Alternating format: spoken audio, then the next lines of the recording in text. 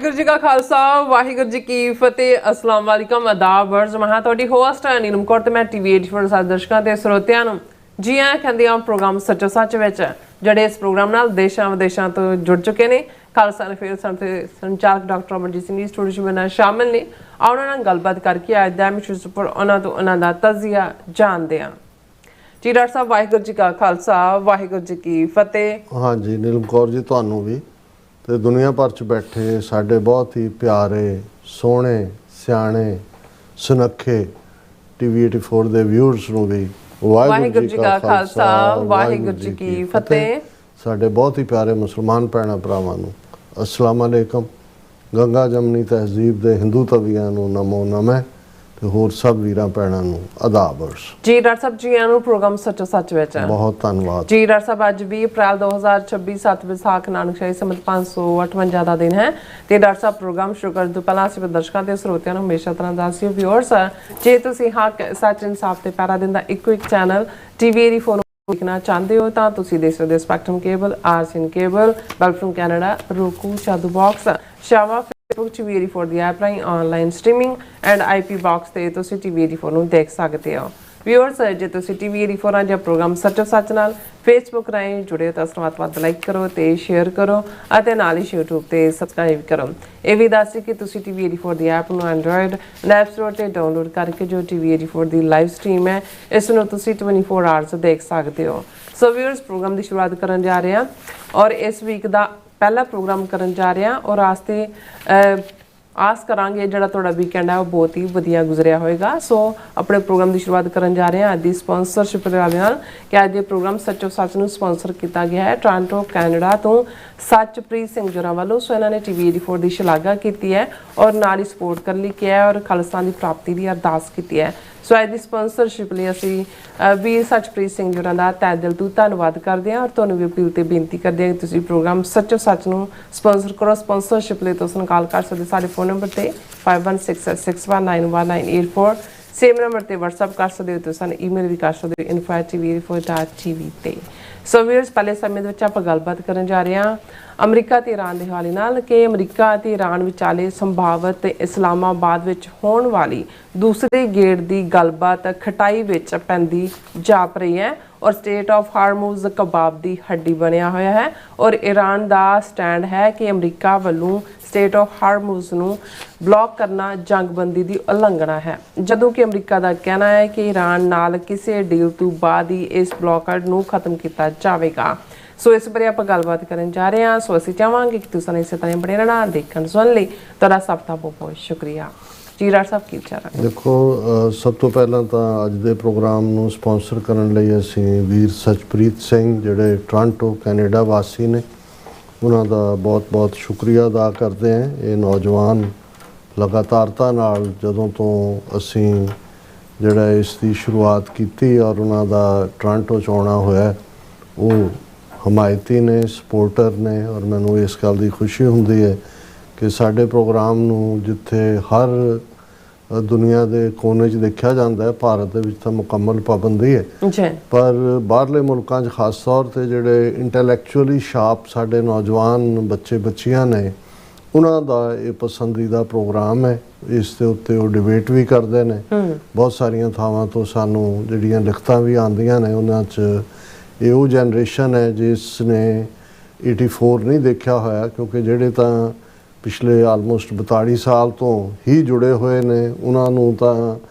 ਇਹ programme recharge ਕਰਦਾ ਕਿ ਉਹਨਾਂ ਨੂੰ ਕਈ ਕਹਿਣਗੇ ਵੀ ਕਿ ਜੀ ਅਸੀਂ ਦੇਖ ਕੇ ਚਾਰਜਿੰਗ ਆਫ ਦਾ ਬੈਟਰੀਜ਼ ਹੋ ਜਾਂਦਾ ਪਰ ਜਿਹੜੀ ਇਹ ਯੰਗਰ ਜਨਰੇਸ਼ਨ ਹੈ ਜਿਹੜੇ ਆਪਣੇ 20s 30s ਦੇ ਵਿੱਚ ਨੇ ਉਹਨਾਂ ਦੇ ਲਈ ਜਿਹੜਾ ਕਿਉਂਕਿ ਉਹਨਾਂ ਦੇ ਸਾਹਮਣੇ ਕੁਝ ਨਹੀਂ ਵਾਪਰਿਆ ਬਹੁਤ ਸਾਰਾ ਸੋਸ਼ਲ ਮੀਡੀਆ ਹੀ ਉਹਨਾਂ ਦੇ ਬਹੁਤ ਸਾਰੇ ਗਿਆਨ ਦਾ ਸਾਧਨ ਵੀ ਹੈ ਤੇ ਸੋਸ਼ਲ ਮੀਡੀਆ ਜਿਵੇਂ ਮੈਂ ਅਕਸਰ ਕਹਿੰਦਾ ਕਿ ਦੋ ਧਾਰੀ ਤਲਵਾਰ ਹੈ ਕਿਉਂਕਿ ਮਿਸ ਇਨਫੋਰਮੇਸ਼ਨ ਵੀ ਇੰਨੀ ਜ਼ਿਆਦਾ ਹੈ ਉਜੜ ਪਾਉਣ ਵਾਲੇ ਵੀ ਇੰਨੇ ਜ਼ਿਆਦਾ ਨੇ।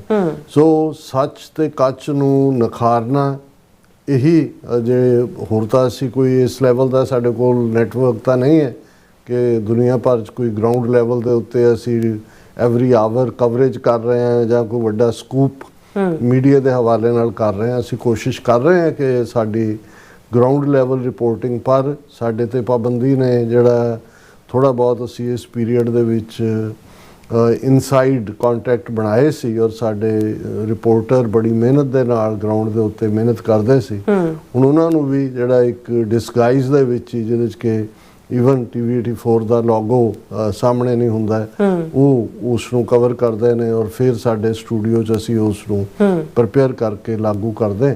ਪਰ ਅਦਰ ਦੈਨ ਦੈਟ ਹੋਰ ਖਿੱਤਿਆਂ ਦੇ ਵਿੱਚ ਜਿਹੜਾ ਦੁਨੀਆ ਦੇ ਇਸ ਨੂੰ ਗਲੋਬਲੀ ਦੇਖਿਆ ਜਾਂਦਾ, ਕਿਉਂਕਿ ਤੁਹਾਡੇ ਕੋਲ YouTube ਰਾਹੀਂ ਜਾਣਕਾਰੀ ਆ ਜਾਂਦੀ ਹੈ ਕਿ ਕਿੱਥੇ ਕਿੱਥੇ ਕਿੰਨੇ % ਤੁਹਾਡੇ ਵਿਊਅਰ ਨੇ। ਸੋ ਅਸੀਂ ਸਾਡਾ ਮਕਸਦ ਵੀ ਹੈ, ਸਾਡੀ ਜਨਰੇਸ਼ਨ ਤਾਂ ਜਿਵੇਂ ਮੈਂ ਕਿਹਾ ਵੀ ਉਹ ਤਾਂ ਜਿਵੇਂ ਉਹਨਾਂ 'ਚੋਂ ਇੱਕ ਵੱਡਾ ਹਿੱਸਾ ਖੁਦ ਹਿੱਸਾ ਰਹੇ ਨੇ ਜਾਂ ਉਹਨਾਂ ਨੇ ਉਹ ਸਾਰਿਆਂ ਨੂੰ ਦੇਖਿਆ, ਹੰਡਾਇਆ, ਮਹਿਸੂਸ ਕੀਤਾ, ਉਹ ਤਾਂ ਉਸ ਪੇਨ ਤੋਂ ਵੀ ਛੁਟਕਾਰਾ ਨਹੀਂ ਪਾ ਸਕਦੇ ਤੇ ਨਿਸ਼ਾਨੇ ਤੋਂ ਵੀ ਨਹੀਂ ਭੱਜ ਸਕਦੇ। ਪਰ ਜਦੋਂ ਜਿਹੜਾ ਬੈਟਨ ਹੈ ਉਹ ਯੰਗਰ ਜਨਰੇਸ਼ਨ ਦੇ ਹੱਥ 'ਚ ਆ ਜਾਂਦਾ ਹੈ ਤੇ ਫਿਰ ਇਹ ਹੋਪ ਹੁੰਦੀ ਹੈ ਕਿ ਭਾਈ ਇਸ ਗੱਲ ਨੂੰ ਅੱਗੇ ਤੋਰਿਆ ਗਿਆ ਔਰ ਉਹ ਆਪਣੀ ਜਨਰੇਸ਼ਨ ਨੂੰ, ਆਪਣੇ ਬੱਚੇ ਬੱਚੀਆਂ ਨੂੰ ਜਿਹੜਾ, ਕਿਉਂਕਿ ਜਦੋਂ ਤੁਸੀਂ ਆਜ਼ਾਦੀ ਦਾ ਸੰਘਰਸ਼ ਲੜਦੇ ਹੋ, ਅਸੀਂ 18ਵੀਂ ਸਦੀ ਦਾ ਸਾਡਾ ਆਪਣਾ ਇਤਿਹਾਸ ਇਸ ਗੱਲ ਦੀ ਗਵਾਹੀ ਹੈ ਕਿ ਉਸ ਪੀਰੀਅਡ ਦੇ ਵਿੱਚ ਵੀ ਕਿਵੇਂ ਕਈ ਮੋੜ ਆਏ। ਕਦੇ ਇੱਕਦਮ ਬਾਬਾ ਬੰਦਾ ਸਿੰਘ ਬਹਾਦਰ ਨੇ ਸਿੱਖ ਰਾਜ ਸਥਾਪਿਤ ਕਰ ਦਿੱਤਾ ਹੈ 10ਵੇਂ ਪਾਤਸ਼ਾਹ ਦੇ ਜੋਤੀ ਜੋਤ ਸਮਾਨ ਦੇ ਨਾਲ ਹੀ, ਲੇਕਿਨ ਫਿਰ ਅਸੀਂ ਦੇਖਦੇ ਹਾਂ ਕਿ ਵੀ ਉਹ 8 ਸਾਲ ਤੋਂ ਜ਼ਿਆਦਾ ਸਰਵਾਈਵ ਨਹੀਂ ਕਰ ਸਕਿਆ ਰਾਜ। ਫਿਰ ਪੂਰਾ ਪਰਸੀਕਿਊਸ਼ਨਸ ਦਾ ਦੌਰ, ਘੱਲੂਘਾਰਿਆਂ ਦਾ ਦੌਰ, ਮਿਸਲਾਂ 'ਚ ਵੀ ਸਿੱਖ ਮਿਸਲਾਂ ਦੇ ਘੱਲੂਘਾਰੇ ਸਿੱਖ ਮਿਸਲਾਂ ਦੇ ਵੇਲੇ ਹੀ ਹੋਏ ਔਰ ਲੇਕਿਨ ਫਿਰ ਜਿਹੜਾ ਰਾਜ ਸਥਾਪਿਤ ਹੋਇਆ ਉਹ ਵੀ ਜਿਹੜਾ ਉਸ ਨੂੰ ਚੈਲੰਜਸ ਸੀ ਔਰ ਆਲਮੋਸਟ ਅੱਧੀ ਸਦੀ ਤੋਂ ਬਾਅਦ ਮਹਾਰਾਜਾ ਰਣਜੀਤ ਸਿੰਘ ਦੇ ਰਾਜ ਦੇ ਜਿਹੜਾ ਉਹ ਅੰਗਰੇਜ਼ਾਂ ਦੇ ਪੇਟੇ ਪਿਆ। ਉਹ 98 ਸਾਲ ਇੱਕ ਆਪਣੀ ਸਟਰਗਲ ਅੱਜ ਵੀ, ਲੇਕਿਨ ਕਿਉਂਕਿ ਇਤਿਹਾਸ ਕਿਸੇ ਵੀ ਕੌਮ ਦੀ ਬੈਕਬੋਨ ਹੁੰਦਾ ਔਰ ਸਾਡੇ ਬਜ਼ੁਰਗਾਂ ਨੇ ਜਿਨ੍ਹਾਂ ਨੇ ਵਕਤ ਦੇ ਨਾਲ ਨਾਲ ਅਰਦਾਸ ਦੇ ਵਿੱਚ ਉਹ ਸਾਰੇ ਇਤਿਹਾਸ ਨੂੰ ਵੀ ਸ਼ਾਮਲ ਕੀਤਾ। ਅਰਦਾਸ ਜਾਂ ਦੁਆ ਰੱਬ ਦੇ ਅੱਗੇ ਹੁੰਦੀ ਹੈ, ਪਰ ਜਦੋਂ ਤੁਸੀਂ ਕਲੈਕਟਿਵ ਐਜ਼ ਏ ਨੇਸ਼ਨ ਆਪਣੀ ਕੁਰਬਾਨੀਆਂ ਨੂੰ ਵੀ ਯਾਦ ਕਰ ਰਹੇ ਹੁੰਦੇ ਹੋ ਤੇ ਆਪਣੇ ਨਿਸ਼ਾਨੇ ਨੂੰ ਵੀ ਦੁਹਰਾ ਰਹੇ ਹੁੰਦੇ ਹੋ, ਖਾਲਸਾ ਜੀ ਕੇ ਬੋਲਬਾਲੇ, ਕਿ ਖਾਲਸੇ ਦਾ ਬੋਲਬਾਲਾ ਹੋਏ ਜਾਂ ਰਾਜ ਕਰੇਗਾ ਖਾਲਸਾ, ਕਿ ਭਾਈ ਅਸੀਂ ਸੋਵਰਨ ਹੈ, ਅਸੀਂ ਕਿਸੇ ਦੀ ਅਧੀਨਗੀ ਨਹੀਂ ਕਬੂਲਦੇ, ਅਸੀਂ ਜਿਹੜਾ ਇੰਡੀਪੈਂਡੈਂਟ ਸੋਵਰਨ ਨੇਸ਼ਨ ਜਿਹੜਾ ਉਸ ਦੇ ਲਈ ਕੰਮ ਕਰਦੇ ਰਵਾਂਗੇ। ਸੋ ਇਹੀ ਲਫ਼ਜ਼ ਸਾਨੂੰ ਫਿਰ ਇਤਿਹਾਸ ਦੇ ਉਹਨਾਂ ਦੋ ਲਫ਼ਜ਼ਾਂ ਦੇ ਨੇੜੇ ਲੈ ਜਾਂਦੇ ਨੇ, ਖਾਲਸਾ ਬਾਦਸ਼ਾਹ ਜਾਂ ਬਾਗੀ। ਪਹਿਲਾ ਬਾਦਸ਼ਾਹ ਹੈ ਕਿਉਂਕਿ ਸੋਵਰਨ ਹੈ, ਹਮ ਪਾਤਸ਼ਾਹੀ ਸਤਗੁਰ ਦੇਈ, ਹੰਨੇ ਹੰਨੇ ਲਾਏ, ਬਹਿ ਜੈ ਜੈ ਬਹਿ ਜ਼ਮੀਨ ਮਲ ਤਹਿ ਤਹਿ ਤਖਤ ਬਣਾਏ। ਹੰਨਾ ਘੋੜੇ ਦੀ ਕਾਠੀ ਨੂੰ ਕਹਿੰਦੇ ਨੇ, ਜ਼ੀਨ ਨੂੰ ਕਹਿੰਦੇ ਨੇ, ਉਸ ਦੇ ਉੱਤੇ ਕਿ ਭਾਈ ਅਸੀਂ ਤਾਂ ਹਰ ਸਿੱਖ ਜਿਹੜਾ ਘੋੜੇ ਦੇ ਹੰਨੇ ਤੇ ਬੈਠਾ ਹੋਇਆ ਵੀ ਜਿਹੜਾ ਉਹ ਮੀਰ ਹੈ, ਉਹ ਸੋਵਰਨ ਹੈ ਔਰ ਜਿੱਥੇ ਉਹ ਬੈਠੇ ਉੱਥੇ ਹੀ ਉਹਦਾ ਤਖਤ ਹੈ, ਯਾਨੀ ਉਹ ਅਕਾਲ ਪੁਰਖ ਤੋਂ ਬਿਨਾਂ, ਰੱਬ ਤੋਂ ਬਿਨਾਂ, ਕਿਉਂਕਿ ਰੱਬ ਸੋਵਰਨ ਹੈ। ਔਰ ਇਹੀ ਜੇ ਅਸੀਂ ਧਿਆਨ ਨਾਲ ਈਵਨ ਅਮਰੀਕਾ ਦੀ ਇੰਡੀਪੈਂਡੈਂਸ ਦੀ ਜਿਹੜੀ ਡੈਕਲੇਰੇਸ਼ਨ ਹੈ, declaration of independence Thomas Jefferson ਦੀ ਲਿਖੀ ਹੋਈ, ਉਸ ਨੂੰ ਦੇਖੀਏ ਤਾਂ ਉਸ ਦੀ ਸ਼ੁਰੂਆਤ ਹੀ ਇਹ ਹੈ ਕਿ all people are born equal, all men are born equal. ਹੁਣ ਇਹੀ ਹੈ ਕਿ ਵੀ ਇਹ ਰੱਬ ਨੇ ਹੀ ਸੋਵਰਨਟੀ, ਰੱਬ ਨੇ ਕਿਸੇ ਨੂੰ ਨਵਾਬ ਨਹੀਂ ਬਣਾਇਆ ਹੋਇਆ ਕਿ ਕੋਈ ਕਿਸੇ ਦੇ ਉੱਤੇ ਜਿਹੜੀ ਆ ਜ਼ਾਰੇਦਾਰੀ ਕਰੇ ਜਾਂ ਆਪਣਾ ਹੁਕਮ ਠੋਸੇ ਜਾਂ ਆਪਣੀ ਵਿਚਾਰਧਾਰਾ ਨੂੰ ਠੋਸੇ। ਸੋ ਸ਼ੁਰੂਆਤ ਹੀ ਇੱਥੋਂ ਹੁੰਦੀ ਹੈ। ਔਰ ਜਦੋਂ ਪ੍ਰੋਫੈਸਰ ਪੂਰਨ ਸਿੰਘ ਨੇ ਸਿੱਖ ਕੌਮ ਨੂੰ ਡਿਸਕ੍ਰਾਈਬ ਕੀਤਾ, ਉਹਨਾਂ ਨੇ ਕਿਹਾ ਤੁਰਥੀ ਆਜ਼ਾਦ, ਇਹ ਸਤਿਗੁਰ ਦੇ ਬੰਦੇ, ਇਹ ਉਸ ਅਕਾਲ ਪੁਰਖ ਦੇ ਸਾਜੇ ਹੋਏ ਬੰਦੇ ਤੁਰ ਤੋਂ ਆਜ਼ਾਦ ਨੇ, ਕਿਸੇ ਦੀ ਗੁਲਾਮੀ ਕਬੂਲਣ ਵਾਲੇ ਨਹੀਂ ਨੇ। ਔਰ ਇਸੇ ਹੀ ਸਪਿਰਿਟ ਨੂੰ ਭਾਈ ਰਤਨ ਸਿੰਘ ਪੰਗੂ ਪ੍ਰਾਚੀਨ ਪੰਥ ਪ੍ਰਕਾਸ਼ ਖਾਲਸਾ ਬਾਦਸ਼ਾਹ ਜਾਂ ਬਾਗੀ, ਜਾਂ ਉਹ ਸੋਵਰਨ ਹੈ ਜਿਹੜਾ ਕਿ ਉਹ ਹੈ ਕਲੈਕਟਿਵ, ਸਾਡੀ ਸਿੱਖ ਨੇਸ਼ਨ ਦੀ ਸੋਵਰਨਟੀ ਕਾਇਮ ਹੈ, ਅਦਰਵਾਈਜ਼ ਉਹ ਬਾਗੀ ਹੈ। ਗੁਲਾਮ ਲਫ਼ਜ਼ ਨਹੀਂ ਉਹਨਾਂ ਨੇ ਇਸਤੇਮਾਲ ਕੀਤਾ ਕਿਉਂਕਿ ਗੁਲਾਮੀ ਸਟੇਟ ਆਫ ਮਾਈਂਡ ਹੈ ਜੀ। ਗੁਲਾਮ ਉਹ ਬਣਦਾ ਹੈ ਜੋ ਗੁਲਾਮ ਰਹਿਣਾ ਚਾਹੁੰਦਾ, ਜਿਹੜਾ ਹੈ ਹੀ ਬਾਦਸ਼ਾਹ ਉਹ ਆਪਣੀ ਬਾਦਸ਼ਾਹ ਦੇ ਲਈ ਲੜੇਗਾ to get back the sovereignty, ਜਿਹੜੀ ਸਾਡੀ ਸੋਵਰਨਿਟੀ ਖੋਈ ਗਈ। ਔਰ ਲਗਭਗ 80 ਸਾਲ ਪਹਿਲਾਂ ਧੋਖੇ ਨਾਲ ਜਿਹੜਾ ਹਿੰਦੂ ਤਵੀਆਂ ਨੇ, ਬ੍ਰਾਹਮਣਵਾਦੀਆਂ ਨੇ, ਗਾਂਧੀ, ਨਹਿਰੂ, ਪਟੇਲ ਦੀਆਂ ਜਿਹੜੀਆਂ ਕੁਚਾਲਾਂ ਸੀ ਉਸ ਨੇ ਸਾਨੂੰ ਫਾਹ ਲਿਆ। ਅਸੀਂ ਉਸ ਸੋਵਰਨਿਟੀ ਨੂੰ ਜਿਹੜਾ ਬੈਕ ਲੈਣ ਦੇ ਲਈ ਜੂਝ ਰਹੇ ਹਾਂ ਔਰ ਸਾਡੇ ਨੌਜਵਾਨ ਜਿਹੜੇ ਇਸ ਕਨਸੈਪਟ ਨੂੰ ਸਮਝਦੇ ਨੇ ਉਹਨਾਂ ਦਾ ਇਹ ਫਰਜ਼ ਵੀ ਬਣਦਾ ਕਿ ਵੀ ਉਹ ਆਪਣੇ ਪਰਿਵਾਰਾਂ ਦੇ ਵਿੱਚ, ਆਪਣੇ ਆਲੇ ਦੁਆਲੇ ਦੇ ਵਿੱਚ, ਆਪਣੇ ਜਿਸ ਵੀ ਸਿਸਟਮ ਸਿਚੁਏਸ਼ਨ 'ਚ ਉਹ ਨੇ, ਉਹ ਇਸ ਝੰਡੇ ਨੂੰ ਬੁਲੰਦ ਰੱਖਣ। ਜੀ ਲਾਸਟ ਪ੍ਰੋਗਰਾਮ ਜਦੋਂ ਅਸੀਂ ਫਰਾਈਡੇ ਕੀਤਾ ਉਦੋਂ ਇੱਕ ਹੋਪ ਵਾਲਾ ਮਾਹੌਲ ਸੀ ਕਿਉਂਕਿ ਪ੍ਰੈਜ਼ੀਡੈਂਟ ਟਰੰਪ ਨੇ ਇਹ ਐਲਾਨ ਕੀਤਾ ਸੀ ਕਿ ਵੀ ਡੀਲ ਬਹੁਤ ਜਲਦੀ ਹੋਣ ਜਾ ਰਹੀ ਹੈ ਔਰ ਉਸ ਦੇ ਲਈ ਜਿਹੜੀ ਅਮਰੀਕਨ ਟੀਮ ਹੈ ਜਿਸ ਦੇ ਵਿੱਚ ਪਹਿਲੀ ਸਟੇਜ ਦੇ ਉੱਤੇ ਤਾਂ ਜਿਹੜਾ ਉਹ ਕੁਸ਼ਨਰ ਔਰ ਦੂਸਰੇ ਵਿਟਕੌਫ ਉਹਨਾਂ ਦੇ ਹੀ ਜਾਣ ਦਾ ਜ਼ਿਕਰ ਸੀ ਕਿ ਜੀ ਵਾਈਸ ਪ੍ਰੈਜ਼ੀਡੈਂਟ ਵੈਂਸ ਜਿਹੜੇ ਨੇ ਉਹ ਬੜੇ ਬਿਜ਼ੀ ਨੇ, ਕੋਈ ਸਿਕਿਉਰਿਟੀ ਜਿਹੜਾ ਕੋਈ ਇੱਧਰ ਉੱਧਰ, ਪਰ ਮੈਸੇਜ ਉੱਥੋਂ ਵੀ ਆ ਗਿਆ ਕਿਉਂਕਿ ਜਿਹੜੀ ਵਿਚੋਲਗੀ ਹੈ ਉਹ ਤਾਂ ਜ਼ਾਹਰ ਹੈ ਪਾਕਿਸਤਾਨ ਕਰ ਰਹੇ ਨੇ, ਪਾਕਿਸਤਾਨ ਕਰ ਰਿਹਾ ਔਰ ख़ास तौर ਤੇ ਫੀਲਡ ਮਾਰਸ਼ਲ ਆਸਮ ਮੁਨੀਰ ਉਹ ਡਾਇਰੈਕਟ ਫੋਨ ਚੁੱਕ ਕੇ ਈਰਾਨ ਦੇ ਪ੍ਰੈਜ਼ੀਡੈਂਟ ਨਾਲ ਵੀ ਗੱਲ ਕਰਦੇ ਨੇ, ਡਾਇਰੈਕਟ ਫੋਨ ਚੁੱਕ ਕੇ ਪ੍ਰੈਜ਼ੀਡੈਂਟ ਟਰੰਪ ਨਾਲ ਵੀ ਗੱਲ ਕਰਦੇ ਨੇ। ਸੋ ਉਹਨਾਂ ਨੇ ਕਨਵੇ ਕਰ ਦਿੱਤਾ ਹੋਣਾ ਈਰਾਨ ਨੇ ਵੀ ਕਿ ਵੀ ਇਹ ਤਾਂ ਜਿਹੜੇ ਯਜੂਜ ਮਜੂਜ ਨੇ ਦੋਨੋਂ ਹੀ ਵਿਟਕੌਫ ਔਰ ਕੁਸ਼ਨਰ, ਇਹਨਾਂ ਨਾਲ ਤਾਂ ਅਸੀਂ ਗੱਲ ਨਹੀਂ ਕਰਨੀ ਹੈ ਕਿਉਂਕਿ ਜਦੋਂ ਤੱਕ ਅਥਾਰੇ ਹਾਲਾਂ ਜਿਹੜੀ ਵੈਂਸ ਵੀ ਲੈ ਦੇ ਕੇ ਅਲਟੀਮੇਟਲੀ ਉਸੇ ਕੈਟਾਗਰੀ 'ਚ ਫਾਲ ਹੋਇਆ ਪਹਿਲੀ ਗੱਲਬਾਤ ਤੋਂ ਬਾਅਦ, ਲੇਕਿਨ ਫਿਰ ਪ੍ਰੈਜ਼ੀਡੈਂਟ ਟਰੰਪ ਨੇ ਆਪਣਾ ਸਟੈਂਡ ਜਿਹੜਾ ਹੈ ਉਹ ਟਰੂਥ ਸੋਸ਼ਲ ਰਾਹੀਂ ਕੀਤਾ ਕਿ ਜਿਹੜੀ ਵੈਂਸ ਲੀਡ ਕਰੇਗਾ ਔਰ ਅੱਜ ਐਕਸਪੈਕਟਡ ਸੀ ਕਿ ਵੀ ਅੱਜ ਜਾਂ ਕੱਲ੍ਹ, ਕਿਉਂਕਿ 22 ਤਰੀਕ ਨੂੰ, ਅੱਜ ਅਸੀਂ 20 ਅਪ੍ਰੈਲ ਨੂੰ ਗੱਲ ਕਰ ਰਹੇ ਹਾਂ, 22 ਅਪ੍ਰੈਲ ਨੂੰ ਜਿਹੜਾ ਸੀਜ਼ਫਾਇਰ 15 ਰੋਜ਼ਾ ਅਮਰੀਕਾ ਔਰ ਈਰਾਨ ਦੇ ਵਿਚਾਲੇ ਸੀ, ਬਾਅਦ ਦੇ ਵਿੱਚ ਪਹਿਲਾਂ ਇਜ਼ਰਾਈਲ ਨੇ ਉਹਨੂੰ ਵਾਇਲੇਟ ਕੀਤਾ, ਉਹਨੇ ਕਿਹਾ ਜੀ ਨਹੀਂ ਉਹ ਲੈਬਨਾਨ ਇਹਦੇ 'ਚ ਸ਼ਾਮਲ ਨਹੀਂ ਹੈ, ਪਰ ਫਿਰ ਈਰਾਨ ਨੇ ਆਪਣਾ again put it's foot down. ਨਤੀਜੇ ਦੇ ਤੌਰ ਤੇ ਪ੍ਰੈਜ਼ੀਡੈਂਟ ਟਰੰਪ ਨੇ ਉਸ ਨੂੰ ਝਾੜਿਆ, ਪ੍ਰੋਹਿਬਿਟਡ ਲਫ਼ਜ਼ ਇਹ ਕਹਿ ਕੇ, ਔਰ ਈਰਾਨ ਇਹਨੂੰ ਨੇਤਨਯਾਹੂ ਨੂੰ ਜਿਹੜਾ ਉਹ ਦਬਾਅ ਥੱਲੇ ਲਿਆਂਦਾ। ਹਾਲਾਂ ਹਕੀਕਤ ਉੱਥੇ ਕੀ ਚੱਲ ਰਹੀ ਹੈ ਉਹਦਾ ਵੀ ਅਸੀਂ ਜ਼ਿਕਰ ਕਰਾਂਗੇ, ਲੇਕਿਨ ਇਸ ਤੋਂ ਇਹ ਗੱਲ ਜ਼ਾਹਰ ਹੋਈ ਕਿ ਜਿਹੜਾ ਹੈ ਅਮਰੀਕਾ ਉਹ ਸੀਰੀਅਸਲੀ ਦੂਸਰੇ ਦੌਰ ਦੇ ਗੱਲਬਾਤ ਵੱਲ ਜਿਹੜਾ ਉਹ ਵੱਧ ਰਿਹਾ ਔਰ ਟੀਮ ਵੀ ਡਿਸਾਈਡ ਹੋਈ ਹੈ ਔਰ ਪ੍ਰੈਜ਼ੀਡੈਂਟ ਟਰੰਪ ਦਾ ਇਹ ਲਫ਼ਜ਼ ਵੀ ਕਿ ਵੀ ਬੜੀ ਰੀਜ਼ਨੇਬਲ ਡੀਲ ਹੋਏਗੀ, ਗੁੱਡ ਨਿਊਜ਼ ਫॉर ਈਰਾਨ ਔਰ ਇਸ ਕਿਸਮ ਦਾ। ਸੋ ਇਸ ਦੇ ਉੱਤੇ ਕਿਉਂਕਿ ਲੈਬਨਾਨ 'ਚ ਜਦੋਂ ਸੀਜ਼ਫਾਇਰ ਹੋ ਜਾਂਦਾ ਹੈ ਤੇ ਈਰਾਨ ਨੇ ਵੀ ਥੈਂਕ ਯੂ ਕੀਤਾ ਅਮਰੀਕਾ ਦਾ ਔਰ ਇਹ ਕਿਹਾ ਕਿ ਭਾਈ ਗੱਲਬਾਤ ਅਸੀਂ ਇੰਟਰਸਟਿਡ ਹਾਂ, ਮਸਲੇ ਜਿਹੜੇ ਨੇ ਉਹ ਗੱਲਬਾਤ ਨਹੀਂ ਹੱਲ ਹੋਣੇ ਚਾਹੀਦੇ ਨੇ। ਔਰ ਇਸ ਦੇ ਜਵਾਬ ਦੇ ਵਿੱਚ ਈਰਾਨ ਨੇ ਕਿਹਾ ਕਿ ਵੀ ਕਿਉਂਕਿ ਹੁਣ ਇਹ ਗੱਲਬਾਤ ਅੱਗੇ ਵੱਧ ਰਹੀ ਹੈ ਔਰ ਅਸੀਂ ਜਿਹੜਾ ਸਟੇਟ ਆਫ ਹਾਰਮਿਊਜ਼ ਹੈ ਜਿਸ ਦੇ ਉੱਤੇ ਉਹਨਾਂ ਨੇ ਪੂਰਾ ਟੋਲ ਲਾਇਆ ਹੋਇਆ ਜਾਂ ਉਸ ਨੂੰ ਦੇ ਉੱਤੇ ਆਪਣਾ ਕਬਜ਼ਾ ਕਰਕੇ ਉਹਨਾਂ ਦੀ ਰਜ਼ਾਮੰਦੀ ਦੇ ਨਾਲ ਹੀ ਕੋਈ ਸ਼ਿਪ ਜਾ ਆ ਸਕਦਾ, ਉਹਨਾਂ ਨੇ ਕਿਹਾ ਜੀ ਅਸੀਂ ਇਸ ਨੂੰ ਖੋਲ ਦਿੱਤਾ। ਸੋ ਇਸ ਦੇ ਉੱਤੇ ਪ੍ਰੈਜ਼ੀਡੈਂਟ ਟਰੰਪ ਨੇ ਥੈਂਕ ਯੂ ਈਰਾਨ ਕਿਹਾ। ਸੋ ਇਹਨਾਂ ਜੈਸਚਰਸ ਦੇ ਵਿੱਚ ਫਿਰ ਜਦੋਂ ਅੱਜ ਅਸੀਂ ਇਹ ਕਹਿ ਰਹੇ ਹਾਂ ਕਿ ਭਾਈ ਇਹ ਮਾਮਲਾ ਜਿਹੜਾ ਦੂਸਰੇ ਗੇੜ ਦੀ ਗੱਲਬਾਤ ਖਟਾਈ 'ਚ ਪੈਂਦੀ ਜਾਪ ਰਹੀ ਹੈ ਜਾਂ ਇੱਕਦਮ ਜਿਹੜਾ ਇਹ ਕੀ ਹੋਇਆ, ਉਹਦੇ 'ਚ ਜਿਹੜੀਆਂ ਦੋ ਘਟਨਾਵਾਂ ਮੁੱਖ ਤੌਰ ਤੇ, ਇੱਕ ਤਾਂ ਇਜ਼ਰਾਈਲ ਬਾਰੇ ਸਾਨੂੰ ਇਹ ਹੈ ਹੀ ਸੀ ਕਿ ਵੀ ਉਹਨੇ ਵਾਇਲੇਟ ਕਰਨਾ ਹੀ ਕਰਨਾ, ਉਹ ਤਾਂ ਉੱਥੇ ਉਹਨਾਂ ਨੇ ਆਪਣਾ ਭਾਵੇਂ ਬੰਬਾਰਡਮੈਂਟ ਨਹੀਂ ਕਰ ਰਹੇ ਲੇਕਿਨ ਉਹ ਲੱਗੇ ਹੋਏ ਨੇ ਉਹਨਾਂ ਦੀ ਗਰਾਊਂਡ ਆਰਮੀ ਜਾਂ ਦੂਜੀ, ਪਰ ਉਹ ਵੀ ਸ਼ਾਇਦ ਈਰਾਨ ਇਗਨੋਰ ਕਰਦਾ ਹੈ। ਅਮਰੀਕਾ ਨੇ ਨਾਲ ਦੀ ਨਾਲ ਐਲਾਨ ਇਹ ਕਰ ਦਿੱਤਾ ਕਿ ਜੀ ਜਿਹੜਾ ਅਸੀਂ ਜਿਹੜਾ ਸਟੇਟ ਆਫ ਹਾਰਮੂਜ਼ ਹੈ ਉਹਦਾ ਜਿਹੜਾ ਬਲੌਕੇਡ ਹੈ ਉਹ ਅਸੀਂ ਉਦੋਂ ਹੀ ਖੋਲਾਂਗੇ ਜਦੋਂ ਈਰਾਨ ਦੇ ਨਾਲ ਡੀਲ ਹੋ ਗਈ। ਔਰ ਇਸੇ ਪੀਰੀਅਡ 'ਚ ਈਰਾਨ ਦੇ ਇੱਕ ਸ਼ਿਪ ਨੂੰ ਜਿਹੜਾ ਕਿ ਜਾ ਰਿਹਾ ਸੀ ਵੱਡਾ ਕੰਟੇਨਰ, ਜਿਸ ਨੂੰ ਪ੍ਰੈਜ਼ੀਡੈਂਟ ਟਰੰਪ ਨੇ ਆਪਣੇ ਖਾਸ ਟਰੂਥ ਸੋਸ਼ਲ ਦੇ ਉੱਤੇ ਕਿਹਾ ਕਿ ਵੱਡਾ ਜਹਾਜ਼ ਔਰ ਇੰਨਾ ਆਕਾਰ ਔਰ ਇੰਨਾ ਫਲਾਣਾ, ਉਸ ਨੂੰ ਜਿਹੜਾ ਉਸ ਜਿਹੜੀ ਉਸ 'ਤੇ ਗਿਰਦ ਘੇਰਾਬੰਦੀ ਕੀਤੀ ਹੋਈ ਹੈ ਅਮਰੀਕਾ ਨੇ। ਹਾਲਾਂਕਿ 600 ਕਿਲੋਮੀਟਰ 600 ਮੀਲ ਦੂਰ ਹੈ, ਮੇਨ ਉਹਨਾਂ ਦੇ ਇੰਟਰਨੈਸ਼ਨਲ ਵਾਟਰਸ ਦੇ ਵਿੱਚ ਹੈ, ਪਰ ਈਰਾਨ ਦੇ ਉਸ ਸ਼ਿਪ ਨੂੰ ਜਿਹੜਾ ਟੈਂਕਰ ਨੂੰ ਰੋਕਿਆ ਅਮਰੀਕਾ ਨੇ, ਉਹ ਰੁਕਣ ਤੋਂ ਉਹਨਾਂ ਨਾ ਕੀਤੀ।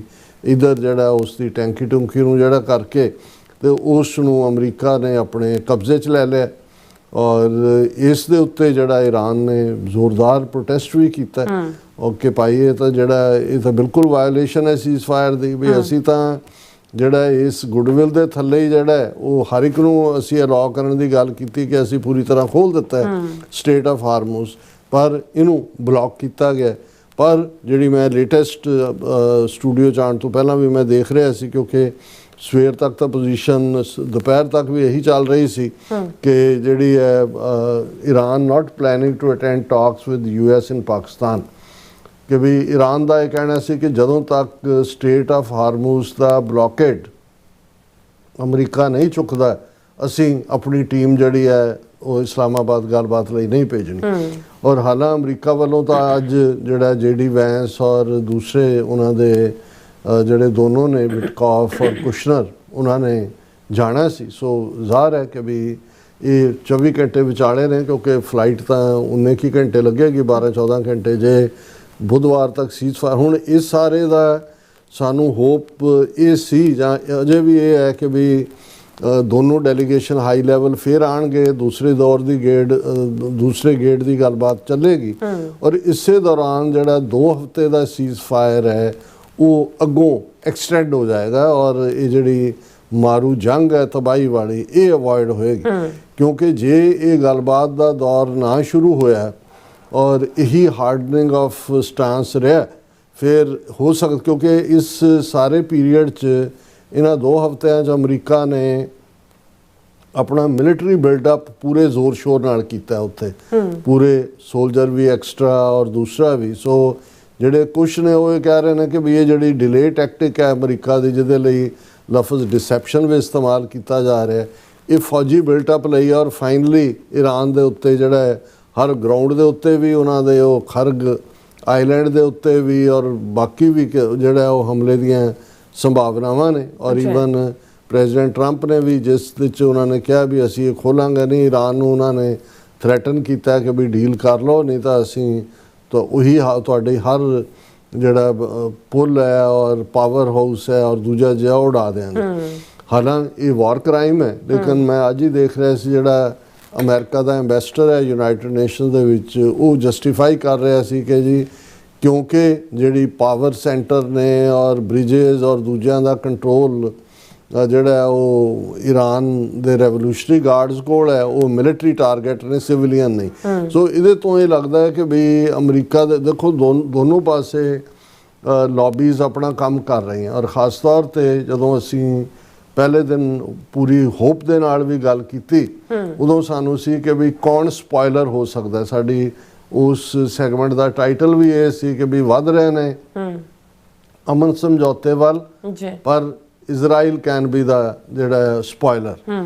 ਔਰ ਹੁਣ ਵੀ ਇਹ ਲੱਗਦਾ ਹੈ ਕਿ ਵੀ ਇੱਕ ਪਾਸੇ ਜਿਹੜੀ ਜ਼ਾਓਨਿਸਟ ਲੌਬੀ ਵਿਦਨ ਅਮਰੀਕਾ ਹੈ ਜਿਨ੍ਹਾਂ ਦਾ ਕਾਫੀ ਜ਼ੋਰ ਸੈਕਟਰੀ ਆਫ ਵਾਰ ਦੇ ਉੱਤੇ ਹੈ ਔਰ ਵਿਦਨ ਹੈ, ਔਰ ਟਰੰਪ ਅਨਡਿਸਾਈਡਡ ਵੀ ਨੇ ਔਰ ਜਿੱਥੇ ਉਹਨਾਂ ਨੂੰ ਆਪਣਾ ਬੇਸ ਵੀ ਲੱਗਦਾ ਕਿ ਬਈ ਇਸ 'ਚ ਕੁਛ ਨਾ ਕੁਛ ਅਸੀਂ ਖੱਟ ਕੇ ਜੇ ਨਾ ਦਿਖਾਇਆ ਤੇ ਜਿਹੜੀਆਂ ਮਿਡ ਟਰਮ ਇਲੈਕਸ਼ਨਸ ਪ੍ਰਭਾਵਿਤ ਹੋਣਗੀਆਂ। ਪਰ ਦੂਸਰੇ ਪਾਸੇ ਇਹ ਵੀ ਹੁੰਦਾ ਹੈ ਕਿ ਵੀ ਜਦੋਂ ਤੁਸੀਂ ਜਿਹੜੇ ਮਿਲਟਰੀ ਜਨਰਲ ਜਾਂ even counter terrorism chief mister Kenny ਵਰਗੇ ਜਿਨ੍ਹਾਂ ਨੇ ਜਾਂ CIA ਦੇ ਵੀ ਟਾਪ ਆਫੀਸ਼ੀਅਲ ਜਿਹੜੇ ਸਮਝਦੇ ਸੀ ਕਿ ਵੀ ਬੇਸ਼ੱਕ ਇਹ ਠੀਕ ਹੈ ਜਦੋਂ ਪ੍ਰੈਜ਼ੀਡੈਂਟ ਟਰੰਪ ਇਹ ਕਹਿੰਦੇ ਨੇ ਕਿ ਜੀ 47 ਸਾਲਾਂ ਤੋਂ ਇਹ ਜਿਹੜਾ ਕਿਉਂਕਿ 1979 'ਚ ਇਰਾਨੀਅਨ ਰੈਵੋਲੂਸ਼ਨ ਹੋਇਆ, ਹਾਲਾਂ ਉਹਨਾਂ ਦੇ ਕੋਲ ਨਿਊਕਲੀਅਰ ਤਾਂ ਦੀ ਗੱਲ ਤਾਂ ਜਾ ਕੇ ਲੇਟ 80s ਦੇ ਵਿੱਚ 90ਵਾਂ ਦੇ ਵਿੱਚ ਸ਼ੁਰੂ ਹੋਈ, ਉਦੋਂ ਤੱਕ ਤਾਂ ਬਿਗਨਿੰਗ ਤਾਂ ਰਜੀਮ ਚੇਂਜ ਹੀ ਸੀ। ਪਰ ਅਮਰੀਕਾ ਨੂੰ ਇਹ ਸੀ ਕਿ ਕਿਉਂਕਿ 1953 ਦੇ ਵਿੱਚ ਅਮਰੀਕਾ ਨੇ ਹਾਲਾਂ ਇਸ ਨੂੰ MI6 ਵਾਲਿਆਂ ਦਾ ਹੀ ਕਿਉਂਕਿ ਈਰਾਨ ਦੇ ਤੇਲ ਦੇ ਉੱਤੇ ਜ਼ਿਆਦਾ ਜਿਹੜਾ ਉਹ ਮੁਨਾਫਾ ਜਾਂ ਕਮਾਈ ਤਾਂ ਬ੍ਰਿਟਿਸ਼ ਕੰਪਨੀਆਂ ਕਰ ਰਹੀਆਂ ਸੀ।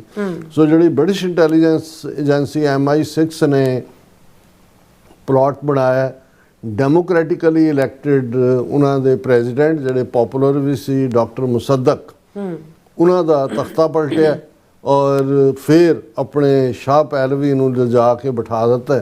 ਸੋ ਹੁਣ ਗੱਲ ਰਜੀਮ ਚੇਂਜ ਜਾਂ ਦੂਜੇ ਦੀ ਤਾਂ ਇਹ ਹੁਣ ਬਾਅਦ 'ਚ ਆਈ, ਗੱਲ ਤਾਂ ਇਹ ਸੀ ਕਿ 1953 ਤੋਂ ਲੈ ਕੇ ਫਿਰ 1979 ਤੱਕ ਆਲਮੋਸਟ 30 ਸਾਲ ਦੇ ਨੇੜੇ ਤੇੜੇ ਜਿਹੜਾ ਹੈ ਉਹ ਅਮਰੀਕਾ ਦੇ ਅੰਪਾਇਰ ਦੇ ਥੱਲੇ ਹੀ ਜਿਹੜਾ ਸ਼ਾਹ ਆਫ ਈਰਾਨ ਹੈ ਉਹ ਮੌਜਾਂ ਮਾਣਦਾ ਰਿਹਾ ਔਰ ਅਮਰੀਕਨ ਜਿਹੜੀ ਹੈ ਡੋਮੀਨੈਂਸ ਰਹੀ। ਉਸ ਆਇਲ ਚੋਂ ਜਿਹੜਾ ਹੈ ਉਹ ਫਾਇਦਾ ਬ੍ਰਿਟਿਸ਼ ਕੰਪਨੀਆਂ ਨੇ ਵੀ ਚੁੱਕਿਆ, ਅਮਰੀਕਨਾਂ ਨੇ ਵੀ ਚੁੱਕਿਆ। ਸੋ 1979 ਚ ਜਦੋਂ ਈਰਾਨ ਦੇ ਵਿੱਚ ਤਬਦੀਲੀ ਹੋਈ, ਸ਼ਾਹ ਆਫ ਈਰਾਨ ਜਿਹੜਾ ਉੱਥੋਂ ਭਗੌੜਾ ਹੋਇਆ, ਇਨ ਐਗਜ਼ਾਈਲ ਆਇਆ, ਬਾਅਦ ਚ ਮਰ ਗਿਆ। ਉਹਦੇ ਤੋਂ ਬਾਅਦ 47 ਸਾਲ ਇਹ ਕੰਟੀਨਿਊਟੀ ਰਹੀ ਹੈ। ਹਾਲਾਂਕਿ ਉਦੋਂ ਤਾਂ ਕੋਈ ਨਿਊਕਲੀਅਰ ਪ੍ਰੋਗਰਾਮ ਵੀ ਨਹੀਂ ਸੀ ਈਰਾਨ ਦਾ। ਸੋ ਇਹ ਕਹਿਣਾ ਕਿ ਜੀ 47 ਸਾਲ ਇਹ ਠੀਕ ਹੈ ਕਿ ਇਹ ਰਿਹਾ ਐਫਰਟ ਕਿ ਜੀ ਈਰਾਨ ਨੂੰ ਕਿਵੇਂ ਸਬਕ ਸਿਖਾਇਆ ਜਾਏ। ਔਰ ਇਹਦੇ 'ਚ ਕੋਈ ਦੋ ਰਾਵਾਂ ਨਹੀਂ ਨੇ ਕਿ ਇਹ ਜਿਹੜੇ ਸਾਬਕਾ ਪ੍ਰੈਜ਼ੀਡੈਂਟ ਵੀ ਰਹੇ ਜਾਂ CIA ਵੀ, ਲੇਕਿਨ ਹੁਣ ਜਦੋਂ ਪ੍ਰੈਜ਼ੀਡੈਂਟ ਟਰੰਪ ਇਹ ਕਹਿੰਦੇ ਨੇ ਕਿ ਜੀ ਇਹ ਜਿਹੜਾ ਇੰਨੇ ਆਏ, ਕਿਸੇ ਦਾ ਹੌਸਲਾ ਨਹੀਂ ਪਿਆ, ਮੈਂ ਕਰ ਰਿਹਾ। ਸੋ ਇਹ ਜਿਹੜਾ ਆਲਾ ਦੁਆਲਾ ਹੁੰਦਾ, ਜਿਹੜੇ ਈਗੋ ਮੈਸਾਜ ਕਰਦੇ ਨੇ ਔਰ ਜਿਹਦੇ 'ਚ ਜ਼ਾਇਨਿਸਟ ਲੌਬੀਜ਼ ਆ ਰਿਹਾ ਇਜ਼ਰਾਈਲ ਦੀ ਮੇਨ ਤੌਰ 'ਤੇ ਉਹਨਾਂ ਦਾ ਰੋਲ ਹੈ, ਉਹ ਹੀ ਇਸ ਗੱਲ ਨੂੰ ਜਿਹੜਾ ਉਹ ਹਵਾ ਦੇ ਰਹੇ ਨੇ। ਮੈਜੋਰਿਟੀ ਅਮਰੀਕਨ ਇਹ ਸਮਝਦੇ ਨੇ ਕਿ ਈਰਾਨ ਕੋਈ ਅਮਰੀਕਾ ਦੇ ਲਈ ਸਿੱਧਾ ਥ੍ਰੈਟ ਨਹੀਂ ਸੀ ਕਿਸੇ ਪਾਸਿਓਂ ਵੀ, ਕੋਈ ਇਸ ਕਿਸਮ ਦਾ ਵੀ ਨਾ 9/11 'ਚ ਉਹਦਾ ਰੋਲ ਹੈ ਨਾ ਕੋਈ ਅਦਰਵਾਈਜ਼ ਹੈ, ਕਿ ਇਹ ਇਜ਼ਰਾਈਲ ਜਿਹਨੂੰ ਇਹ ਲੱਗਦਾ ਹੈ ਕਿ ਵੀ ਉਹਦੇ ਲਈ ਐਗਜ਼ਿਸਟੈਂਸ਼ੀਅਲ ਥ੍ਰੈਟ ਹੈ, ਉਹਨੇ ਡਰੈਗ ਕੀਤਾ। ਹਾਲਾਂਕਿ Iran as a hostile country ਦਾ ਅਮਰੀਕਨ ਸਿਸਟਮ 'ਚ ਹੈ, ਲੇਕਿਨ ਕੋਈ ਡਾਇਰੈਕਟ ਥ੍ਰੈਟ ਨਹੀਂ ਹੈ, ਤਾਂ ਨਾ ਹੀ ਕੋਈ ਇਸ ਕਿਸਮ ਦਾ ਜਿਹੜਾ ਹੈ। ਇਹੀ ਕਾਰਨ ਸੀ ਕਿ ਪਿਛਲਿਆਂ ਨੇ ਸੈਂਕਸ਼ਨਸ ਵਗੈਰਾ ਲਾਈਆਂ। 2015 'ਚ ਓਬਾਮਾ ਨੇ ਡੀਲ ਕੀਤੀ ਜਿਹੜੀ ਪ੍ਰੈਜ਼ੀਡੈਂਟ ਟਰੰਪ ਨੇ ਆਪਣੀ ਪਹਿਲੀ ਟਰਮ ਵੇਲੇ ਉਸ ਨੂੰ ਡਿਸਕਾਰਡ ਕਰਤਾ ਸੀ। ਔਰ ਹੁਣ ਵੀ ਜਿਹੜਾ ਹੈ ਉਹ ਗੱਲ ਜਿਹੜੀ ਹੈ ਉਹ ਤੇਲ ਹੈ। ਈਰਾਨ ਦੁਨੀਆ ਦਾ ਤੀਸਰਾ ਵੱਡਾ ਭੰਡਾਰ ਹੈ ਉਹਦੇ ਕੋਲ ਤੇਲ ਦਾ, ਪਲੱਸ ਉਹਨਾਂ ਦੀ ਜਿਹੜੀ ਹੈ ਆਪਣੀ ਟੈਂ, ਜਿਸ ਟੈਂ ਨੂੰ ਤੋੜਨ ਦੀ ਲਾਈਨ ਹੈ। ਔਰ ਇਜ਼ਰਾਈਲ ਨੂੰ ਇਹ ਲੱਗਦਾ ਕਿ ਭਾਈ ਉਹਨੇ ਸੀਰੀਆ, ਇਰਾਕ, ਲੀਬੀਆ, ਸੁਡਾਨ ਇਹ ਸਾਰੇ ਨਕਾਰੇ ਕਰ ਦਿੱਤੇ ਨੇ, ਸਿਵਲ ਵਾਰ 'ਤੇ ਧੱਕ ਦਿੱਤੇ ਨੇ। ਆਲਰੇਡੀ ਲੈਬਨਾਨ ਦੇ ਵਿੱਚ ਜੋ ਕਰ ਰਿਹਾ 1.5 ਮਿਲੀਅਨ ਦੇ ਲਗਭਗ ਪਹਿਲਾਂ ਹੀ ਲੋਕ ਘਰ ਛੱਡ ਕੇ ਭੱਜੇ ਨੇ। ਔਰ ਉਹ ਇੱਕ ਹਿਸਟੋਰੀਕਲ ਖੂਬਸੂਰਤ ਸ਼ਹਿਰ ਬੈਰੂਤ, ਉਸ ਨੂੰ ਖੰਡਰਾਤ ਬਣਾਇਆ, ਉਹਦੇ ਵੱਡੇ ਹਿੱਸੇ ਨੂੰ। ਇਹੀ ਕੰਮ ਤਹਿਰਾਨ ਦੇ ਇੱਕ ਵੱਡੇ ਹਿੱਸੇ ਨਾਲ ਕਰ ਚੁੱਕੇ ਨੇ, ਬਾਕੀਆਂ ਨੂੰ ਕਰ ਦੇਣਗੇ ਜੇ ਇਹ ਨਾ ਹੋਇਆ। ਸੋ ਇਸ ਸਾਰੇ ਦੇ ਚਲਦੇ ਆ ਜਿਹੜਾ ਟਰੰਪ ਦਾ ਇਹ ਹੁਣ ਲੇਟੈਸਟ ਜਿਹੜੀ ਉਹਨਾਂ ਦੀ ਟਰੂਥ ਸੋਸ਼ਲ ਦੇ ਉੱਤੇ ਹੈ ਕਿ ਵੀ ਅਸੀਂ Trump says US will not lift Hormuz blockade until deal made with Iran। ਹੁਣ ਇਹ ਪੋਸਚਰਿੰਗ ਵੀ ਹੈ, ਲੇਕਿਨ ਸਾਨੂੰ ਇਹ ਲੱਗਦਾ ਵੀ ਟਾਈਮ ਦੇ ਅਗੇਂਸਟ ਇਹ ਸਟਰਗਲ ਚੱਲ ਰਹੀ ਹੈ। ਔਰ ਦੂਸਰੇ ਪਾਸੇ ਇਸ ਸਾਰੇ ਜੰਗ ਦੇ ਉਸ ਟਕਰਾਅ ਵਾਲੇ ਮਾਹੌਲ ਨੂੰ ਹਵਾ ਦੇਣ ਲਈ ਨੇਤਨਯਾਹੂ ਵਾਰ ਕ੍ਰਿਮੀਨਲ ਉਹ ਵੱਡਾ ਰੋਲ ਅਦਾ ਕਰ ਰਿਹਾ। ਉਹਨੇ ਸਟੇਟਮੈਂਟ ਦਿੱਤੀ ਹੈ ਬੈਟਲ ਆਫ ਸਿਵਲਾਈਜੇਸ਼ਨ ਅਗੇਂਸਟ ਬਾਰਬਰਿਜ਼ਮ, ਕਿ ਇਹ ਜਿਹੜੀ ਈਰਾਨ ਦੇ ਖਿਲਾਫ ਲੜਾਈ ਹੈ ਇਹ ਸਾਡੀ ਸੱਭਿਅਤਾਵਾਂ ਜਿਹੜੀ ਅਸੀਂ ਬੜੇ ਸਿਵਲਾਈਜ਼ਡ ਹੈ, ਬੜੇ ਜਿਹੜੇ ਹੈ ਅਸੀਂ ਮੈਚੋਰ ਹੈ। ਔਰ ਦੂਸਰੇ ਪਾਸੇ ਜਿਹੜਾ ਹੈ ਔਰ ਉਹਦੇ ਐਗਜ਼ੈਕਟ ਲਫ਼ਜ਼ ਨੇ ਕਿ ਵੀ ਪ੍ਰੈਸ ਕਾਨਫਰੰਸ 'ਚੋਂ ਕਹਿ ਰਿਹਾ ਜਦੋਂ ਜਿਹਦੇ 'ਚ ਕਿ ਅਰਜਨਟੀਨਾ ਦਾ ਪ੍ਰੈਜ਼ੀਡੈਂਟ ਜੈਵੀਅਰ ਮਿਲਾਈ ਵੀ ਉੱਥੇ ਆਇਆ ਹੋਇਆ। ਉਹਨਾਂ ਨੇ ਕਿਹਾ ਕਿ engaged with the United States in a battle against the great tyranny of Iran, which terrorizes the world, which seeks our destruction and seeks to bring down the United States, seeks to bring down Western civilization as we know it। ਕਿੰਨਾ ਵੱਡਾ ਝੂਠ ਨਹੀਂ ਬਕਵਾਸ ਕਿ ਜੀ ਇਹ ਜਿਹੜੀ ਲੜਾਈ ਹੈ ਅਸੀਂ ਅਮਰੀਕਾ ਦੇ ਨਾਲ ਐਨਗੇਜ ਹੋਏ ਹਾਂ, ਹਾਲਾਂਕਿ ਉਹਨਾਂ ਦੀ ਲੜਾਈ ਹੈ। ਔਰ ਉਹਦੇ 'ਚੋਂ ਕਹਿ ਰਿਹਾ ਕਿ ਵੀ ਇਹ ਟਿਰਨੀ ਈਰਾਨ ਦੇ ਜ਼ੁਲਮ ਜਿਹਨੇ ਦੁਨੀਆ ਨੂੰ ਦਹਿਸ਼ਤ 'ਚ ਪਾਇਆ ਹੋਇਆ ਹੈ, ਜਿਹੜੇ ਸਿਰਫ ਡਿਸਟਰਕਸ਼ਨ ਚਾਹੁੰਦੇ ਨੇ, ਜਿਹੜੇ ਅਮਰੀਕਾ ਨੂੰ ਤਬਾਹ ਕਰਨਾ ਚਾਹੁੰਦੇ ਨੇ ਔਰ ਸਾਰੀਆਂ ਵੈਸਟਰਨ ਸਿਵਲਾਈਜੇਸ਼ਨ ਨੂੰ ਖਤਮ ਕਰਨਾ ਚਾਹੁੰਦੇ। ਇਹ ਹੈ ਹੁਣ ਜਦੋਂ ਤੁਸੀਂ ਇੱਕ ਪਾਸੇ ਇਸ ਕਿਸਮ ਦੇ ਕੂੜ ਦੇ ਉੱਤੇ, ਭੜਕਾਟ ਦੇ ਉੱਤੇ, ਔਰ ਜਿਵੇਂ ਕੋਲੰਬੀਆ ਯੂਨੀਵਰਸਿਟੀ ਦੇ ਇੱਕ ਪ੍ਰੋਫੈਸਰ ਅੱਜ ਆਪਣੇ 'ਚ ਕਹਿ ਰਹੇ ਸੀ ਕਿ ਵੀ ਇਹ ਜਿਹੜੇ ਨੇ ਇੱਥੇ ਨੇਤਨਯਾਹੂ ਜਾਂ ਜਿਹੜੇ ਟਰੰਪ ਦੇ ਇੱਥੇ ਨਾਲ ਬੈਠੇ ਲੋਕ ਨੇ ਜਿਹੜੇ ਉਹਨਾਂ ਦੀ ਜ਼ਾਇਨਿਸਟ ਲੌਬੀ ਲਈ ਕੰਮ ਕਰਦੇ ਨੇ, ਉਹਨਾਂ ਦੇ ਲਈ ਤਾਂ ਇਹ ਵੀਡੀਓ ਗੇਮ ਵਾਂਗ ਹੈ। ਉਹਨਾਂ ਨੂੰ ਨਜ਼ਰ ਨਹੀਂ ਆ ਰਿਹਾ ਵੀ ਬੇਗੁਨਾਹ ਲੋਕ, ਔਰਤਾਂ, ਬੱਚੇ, ਆਮ ਔਰ ਕਿਸ ਤਬਾਹੀ ਦੇ ਨਾਲ ਵੀ ਉਹ ਤਾਂ ਉਹਨਾਂ ਲਈ ਵੀਡੀਓ ਗੇਮ ਹੈ। ਲੋਕਾਂ ਦਾ ਜਿਹੜਾ ਦੁੱਖ ਹੈ ਜਾਂ ਉਹ ਮੈਟਰ ਨਹੀਂ ਕਰਦਾ। ਸੋ ਇਸ ਸਾਰੇ ਦੇ ਉੱਤੇ ਨਾਲ ਦੀ ਨਾਲ ਹੀ ਉਹਨੇ ਇੱਕ ਪਾਸੇ ਇਹਨੂੰ ਸਿਵਲਾਈਜੇਸ਼ਨਲ ਵਾਰ ਕਹਿ ਰਿਹਾ। Israel says to use full force in Lebanon despite truce if soldiers face threat, ਉਹ ਪਹਿਲਾਂ ਵੀ ਕਰ ਰਹੇ ਕਿ ਅਸੀਂ ਪੂਰੀ ਫੋਰਸ ਵਰਤਾਂਗੇ। ਇਹਦਾ ਮਤਲਬ ਹੈ ਵੀ ਅਸੀਂ ਕੋਈ ਪਾਬੰਦ ਨਹੀਂ ਹੈ, ਜਦੋਂ ਕਿ ਪ੍ਰੈਜ਼ੀਡੈਂਟ ਟਰੰਪ ਦੀ ਵੀ ਉਲੰਘਣਾ ਕਰ ਰਿਹਾ ਉਹਨਾਂ ਨੂੰ ਇਹ ਕਹਿ ਕੇ। ਔਰ ਇਹਨਾਂ ਦੇ ਹੌਸਲੇ ਇਸ ਹੱਦ ਤੱਕ ਵਧੇ ਹੋਏ ਨੇ ਕਿ ਲਬਨਾਨ ਦੇ ਵਿੱਚ ਇੱਕ ਇਜ਼ਰਾਈਲੀ ਸੋਲਜਰ ਨੇ ਯੂਨੀਫਾਰਮ ਦੇ ਵਿੱਚ ਜੀਸਸ ਕ੍ਰਾਈਸਟ ਦੇ ਸਟੈਚੂ ਨੂੰ ਹੈਮਰ ਦੇ ਨਾਲ ਤੋੜਿਆ। ਇਹ ਪਿਕਚਰ ਸਾਰੇ ਪਾਸੇ ਗਈ, ਉਹਨੇ ਨੇਤਨਯਾਹੂ ਵੀ ਮਾਫੀ ਮੰਗ ਰਿਹਾ, ਅਸੀਂ ਕਾਰਵਾਈ ਕਰਾਂਗੇ, ਅਸੀਂ ਦੂਸਰੇ। ਮਤਲਬ ਇਹ ਹੈ ਕਿ ਵੀ ਇਹ ਅਮਰੀਕਾ ਦਾ ਭਾਵੇਂ ਇੱਕ ਤਬਕਾ ਬਿਬਲੀਕਲ ਲਾਈਨ ਦੇ ਥੱਲੇ ਕਿ ਜੀ ਗ੍ਰੇਟਰ ਇਜ਼ਰਾਈਲ ਤੇ ਚੋਜ਼ਨ ਪੀਪਲ ਤੇ ਦੂਸਰਾ ਕਰ ਰਹੇ, ਉਹਨਾਂ ਦੇ ਵਿੱਚ 19 ਹੇਟਰਡ ਜਿੰਨੀ ਕਿ ਮੁਸਲਮਾਨਾਂ ਲਈ ਹੈ, ਉਸ ਤੋਂ 19 ਕੀ ਜਿਹੜੀ ਈਸਾਈਆਂ ਲਈ ਵੀ ਆ। ਔਰ ਉਹ ਜੀਸਸ ਨੂੰ ਜਿਹੜੇ ਇਹਨਾਂ ਦਾ ਉਹ ਸਾਰਾ ਕਨਸੈਪਟ ਆ ਉਹ ਤਾਂ ਮੰਨਦੇ। ਔਰ ਜੀਸਸ ਨੂੰ ਕਰੂਸੀਫਾਈ ਵੀ ਕਿਹਨੇ ਕੀਤਾ ਸੀ? ਇਹਨਾਂ ਨੇ ਕੀਤਾ ਸੀ ਕਿ ਆਪਣੇ ਆਪ ਨੂੰ ਸਨ ਆਫ ਗੋਡ ਕਿਵੇਂ ਕਹਿ ਰਿਹਾ। ਔਰ ਅਸੀਂ ਸਮਝਦੇ ਹਾਂ ਵੀ ਇਹ ਸਾਰੇ 'ਚ ਹੋਪਫੁਲੀ ਈਵਨ ਤੁਰਕੀ ਉਹਨੇ ਵੀ ਕਿਹਾ, Turkey says Israel using security as a pretext to acquire more land, ਕਿ ਵੀ ਇਜ਼ਰਾਈਲ ਦਾ ਮਕਸਦ ਇਹ ਸਾਰੀ ਜੰਗ ਨੂੰ ਜਾਰੀ ਰੱਖ ਕੇ ਲਬਨਾਨ ਦੇ ਵਿੱਚ ਵੀ ਉਹਨਾਂ ਨੇ ਕਿਹਾ ਜੀ ਅਸੀਂ ਆ ਇੰਨੇ ਕਿਲੋਮੀਟਰ 10 किलोमीटर के अंदर बढ़ गए, ये रेड लाइन है, ये फलाना जोन है। और ये सारे दे चलते हैं ਜਿਹੜਾ ईरान ने भी सख्त पोजीशन ਲਈ है। ਉਹਨਾਂ ਦਾ जुडिशरी चीफ कहता Tehran has not back down one iota from demands, कि ਜਿਹੜਾ 10 ਨੁਕਾਤੀ ਅਸੀਂ ਆਪਣਾ ਚਾਰਟਰ ਦਿੱਤਾ ਸੀ ਉਹਦੇ ਥੱਲੇ ਹੀ ਗੱਲਬਾਤ ਹੋਏਗੀ, ਅਸੀਂ ਜਿਹੜਾ ਉਹ ਬਿਲਕੁਲ ਝੁਕਣ ਵਾਲੇ ਨਹੀਂ ਹੈ। ਫਿਰ ਉਹਨਾਂ ਦਾ ਜਿਹੜਾ ईरान ਦਾ ਐਂਬੈਸਡਰ ਹੈ ਰਸ਼ੀਆ ਦੇ ਵਿੱਚ, उसने एक इंटरव्यू किया attacks by US and Israel have failed, no success possible at negotiating table Iran envoy to Russia, कि भी जिवें जंग के मैदान जिहड़े इन्हां दे इरादे सी वो फेल होए ने, इसे तरह जिहड़ा वो नैगोशिएशन टेबल के उत्ते भी जिहड़ा असीं बिल्कुल इन्हां नूं कामयाब नहीं होण। मतलब ये है कि भी सानू डरा के अंडर थ्रैट नैगोशिएशन काहदी है, वो एज ए ਈਕੁਅਲ ਪਾਰਟੀ ਦੇ ਤੌਰ 'ਤੇ ਤੁਸੀਂ ਗੱਲਬਾਤ ਕਰੋ। ਔਰ ਇਹ ਸਾਰਾ ਜਿਹੜਾ ਮਾਹੌਲ ਹੈ, ਸੋ ਇਸ ਦੇ ਵਿੱਚ ਕੋਈ ਅਗਲੇ 24 ਘੰਟੇ ਬੜੇ ਕ੍ਰੂਸ਼ਲ ਹੋਣਗੇ, ਕਿਉਂਕਿ ਜੇ ਇਸ ਦੌਰ ਦੀ ਗੱਲਬਾਤ ਹਾਂ ਜੇ ਇਹ ਹੈ ਕਿ ਵੀ ਸੀਜ਼ ਫਾਇਰ ਦਾ ਹੀ ਪਾਕਿਸਤਾਨ ਦੇ ਆਸਮ ਮੁਨੀਰ ਯਤਨ ਕਰ ਰਹੇ ਹੋਣਗੇ ਕਿ ਜੇ 22 ਅਪ੍ਰੈਲ ਨੂੰ ਜਾਂ ਅਮਰੀਕਨ ਟੀਮ ਫੌਰਨ ਨਹੀਂ ਆਉਂਦੀ ਜਾਂ ਈਰਾਨ ਅਜੇ ਹੁੰਦਾ ਹੈ ਤੇ ਸਟ੍ਰੇਟ ਆਫ ਹਾਰਮੂਜ਼ ਨੂੰ ਲੈ ਕੇ, ਸੋ ਐਟਲੀਸਟ ਜੇ ਸੀਜ਼ ਫਾਇਰ ਵੱਧ ਜਾਂਦਾ। ਹਾਲਾਂ ਦੂਸਰੇ ਗੇੜ ਦੀ ਗੱਲਬਾਤ ਵੀ ਕੁਛ ਨਿਬੜਨਾ ਨਹੀਂ ਹੈ। ਹੁਣ 47 ਸਾਲਾਂ ਦਾ ਪਿਆ ਫੱਡਾ ਜਿਹੜਾ ਹੈ ਉਹ 47 ਘੰਟਿਆਂ 'ਚ ਤਾਂ ਨਹੀਂ ਦੂਰ ਹੋਣਾ, 21 ਘੰਟੇ ਤਾਂ ਲਾ ਲਏ ਉਹਨਾਂ ਨੇ ਪਹਿਲੇ 'ਚ। ਔਰ ਦੋਨਾਂ ਧਿਰਾਂ ਨੇ ਕਿਹਾ ਵੀ ਅਸੀਂ ਕਲੋਜ਼ ਆਏ, ਪਰ ਇਹ ਜਿਹੜੇ ਵਾਰ ਮੌਂਗਰ ਨੇ ਜਾਂ ਜਿਹੜੇ ਬਿਲਕੁਲ ਨਫ਼ਰਤ ਨਾਲ ਭਰੇ ਹੋਏ ਨੇ, ਜਿਨ੍ਹਾਂ ਦਾ ਏਜੰਡਾ ਹੋਰ ਹੈ, ਕਿਉਂਕਿ ਇਨ ਦਾ ਐਂਡ ਆਫ ਦਾ ਡੇ ਇਸ ਦੇ ਨਾਲ ਫਿਰ ਇਹੀ ਨਹੀਂ ਵੀ ਅਮਰੀਕਾ ਸਾਡਾ ਮੁਲਕ ਹੈ, ਅਸੀਂ ਇਹਦੀ ਵੈਲ ਬੀਇੰਗ ਔਰ ਇਸ ਨੂੰ ਕਾਮਯਾਬ ਹਰ ਲੈਵਲ 'ਤੇ ਦੇਖਣਾ ਚਾਹੁੰਦੇ। ਇਹ ਫਿਰ ਜਿਹੜੀ ਤਬਾਹੀ ਹੈ ਜਿਸ ਪਾਸਿਓਂ ਦੀ, ਉਹ ਸਾਰੀ ਦੁਨੀਆ ਨੂੰ ਪ੍ਰਭਾਵਿਤ ਕਰੇਗੀ।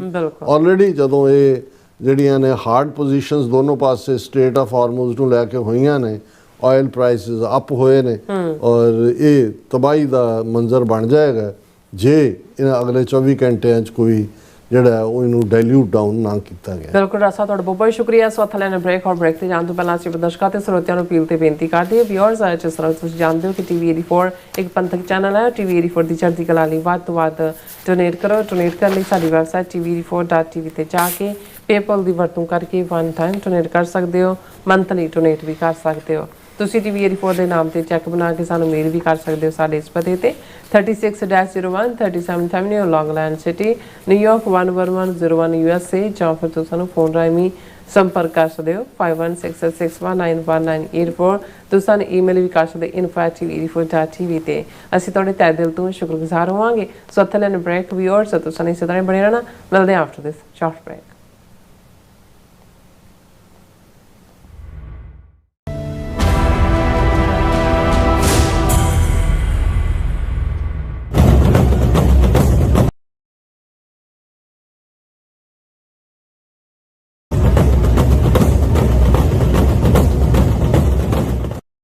ਖਾਲਸੇ ਦੀ ਸ਼ਾਨ, ਸਿੱਖ ਕੌਮ ਦੀ ਪਛਾਣ, ਸਿੱਖ ਡੇ ਪਰੇਡ 25 ਅਪ੍ਰੈਲ 2026 ਨੂੰ ਨਿਊਯਾਰਕ USA ਦੀ ਧਰਤੀ ਉੱਤੇ ਕੱਢੀ ਜਾ ਰਹੀ ਹੈ 38ਵੀਂ ਸਿੱਖ ਡੇ ਪਰੇਡ। ਇੱਕ ਅਜਿਹਾ ਇਤਿਹਾਸਕ ਸਮਾਗਮ ਜੋ ਸਾਡੀ ਰੂਹ, ਸਾਡੀ ਪਛਾਣ ਅਤੇ ਸਾਡੀ ਵਿਰਾਸਤ ਨੂੰ ਦੁਨੀਆ ਭਰ ਵਿੱਚ ਰੋਸ਼ਨ ਕਰਦਾ ਹੈ। ਅਮਰੀਕਾ ਭਰ ਦੀਆਂ ਸਮੂਹ ਸਿੱਖ ਸੰਗਤਾਂ ਨੂੰ ਸੱਦਾ ਦਿੱਤਾ ਜਾਂਦਾ ਹੈ ਇਸ ਮਹਾਨ ਕੌਮੀ ਇਕੱਠ ਦਾ ਹਿੱਸਾ ਬਣਨ ਤੇ ਆਪਣੀ ਹਾਜ਼ਰੀ ਨਾਲ ਇਸ ਮੌਕੇ ਨੂੰ ਹੋਰ ਯਾਦਗਾਰ ਬਣਾਉਣ ਦਾ। ਆਓ 25 ਅਪ੍ਰੈਲ ਨੂੰ ਨਿਊਯਾਰਕ ਵਿਖੇ ਇਕੱਠੇ ਹੋ ਕੇ ਆਪਣੀ ਪਛਾਣ, ਆਪਣੀ ਸ਼ਾਨ ਅਤੇ ਆਪਣੀ ਏਕਤਾ ਨੂੰ ਹੋਰ ਮਜ਼ਬੂਤ ਬਣਾਈਏ ਅਤੇ ਸਿੱਖ ਸੰਘਰਸ਼ ਵਿੱਚ ਆਪਣਾ ਯੋਗਦਾਨ ਪਾਈਏ। ਅੱਜ ਸਮੁੱਚੀਆਂ ਈਸਟ ਕੋਸਟ ਦੀਆਂ ਸੰਗਤਾਂ ਨੂੰ ਅਸੀਂ ਬੇਨਤੀ ਕਰਦੇ ਹਾਂ, ਹਰ ਸਾਲ ਦੀ ਤਰ੍ਹਾਂ Gurdwara Sahib Sikh culture society Richmond Hill New York ਵੱਲੋਂ ਜਿਹੜੀ Sikh day parade New York City ਦੇ ਵਿੱਚ ਸਜਾਈ ਜਾਂਦੀ ਆ, ਸਮੁੱਚੀਆਂ ਈਸਟ ਕੋਸਟ ਦੀਆਂ ਸੰਗਤਾਂ ਨੂੰ ਬੇਨਤੀ ਵੀ ਵੱਧ ਚੜ ਕੇ ਉਸ ਪਰੇਡ ਨੂੰ ਕਾਮਯਾਬ ਕਰਨ ਲਈ ਉਸ ਵਿੱਚ ਆਪ ਜੀ ਸ਼ਾਮਲ ਹੋ। ਇਹ ਬੇਨਤੀਆਂ ਪ੍ਰਵਾਨ ਕਰਿਓ ਜੀ। ਭੁੱਲ ਚੁੱਕ ਲਈ ਖਿਮਾ। ਵਾਹਿਗੁਰੂ ਜੀ ਕਾ ਖਾਲਸਾ, ਵਾਹਿਗੁਰੂ ਜੀ ਕੀ ਫਤਿਹ।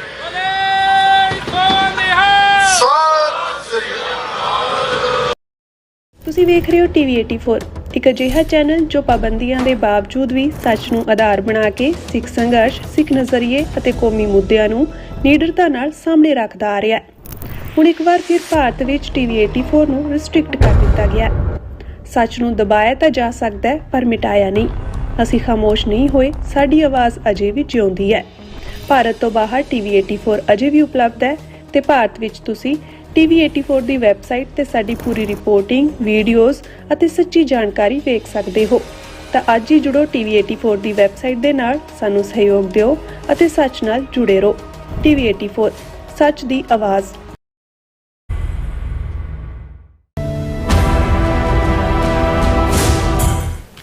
Viewers welcome back on program. So इस गलबात करन जा रहे हैं कि ईरान और भारत विचाले मूंह ਜ਼ਬਾਨੀ ਦੀ ਝੂਠੀ ਜਿਹੀ ਦੋਸਤੀ ਦੀ ਹਾਂਡੀ ਵੀ ਚੁਰਾਹੇ ਵਿੱਚ ਫੁੱਟਦੀ ਜਾਪਦੀ ਹੈ।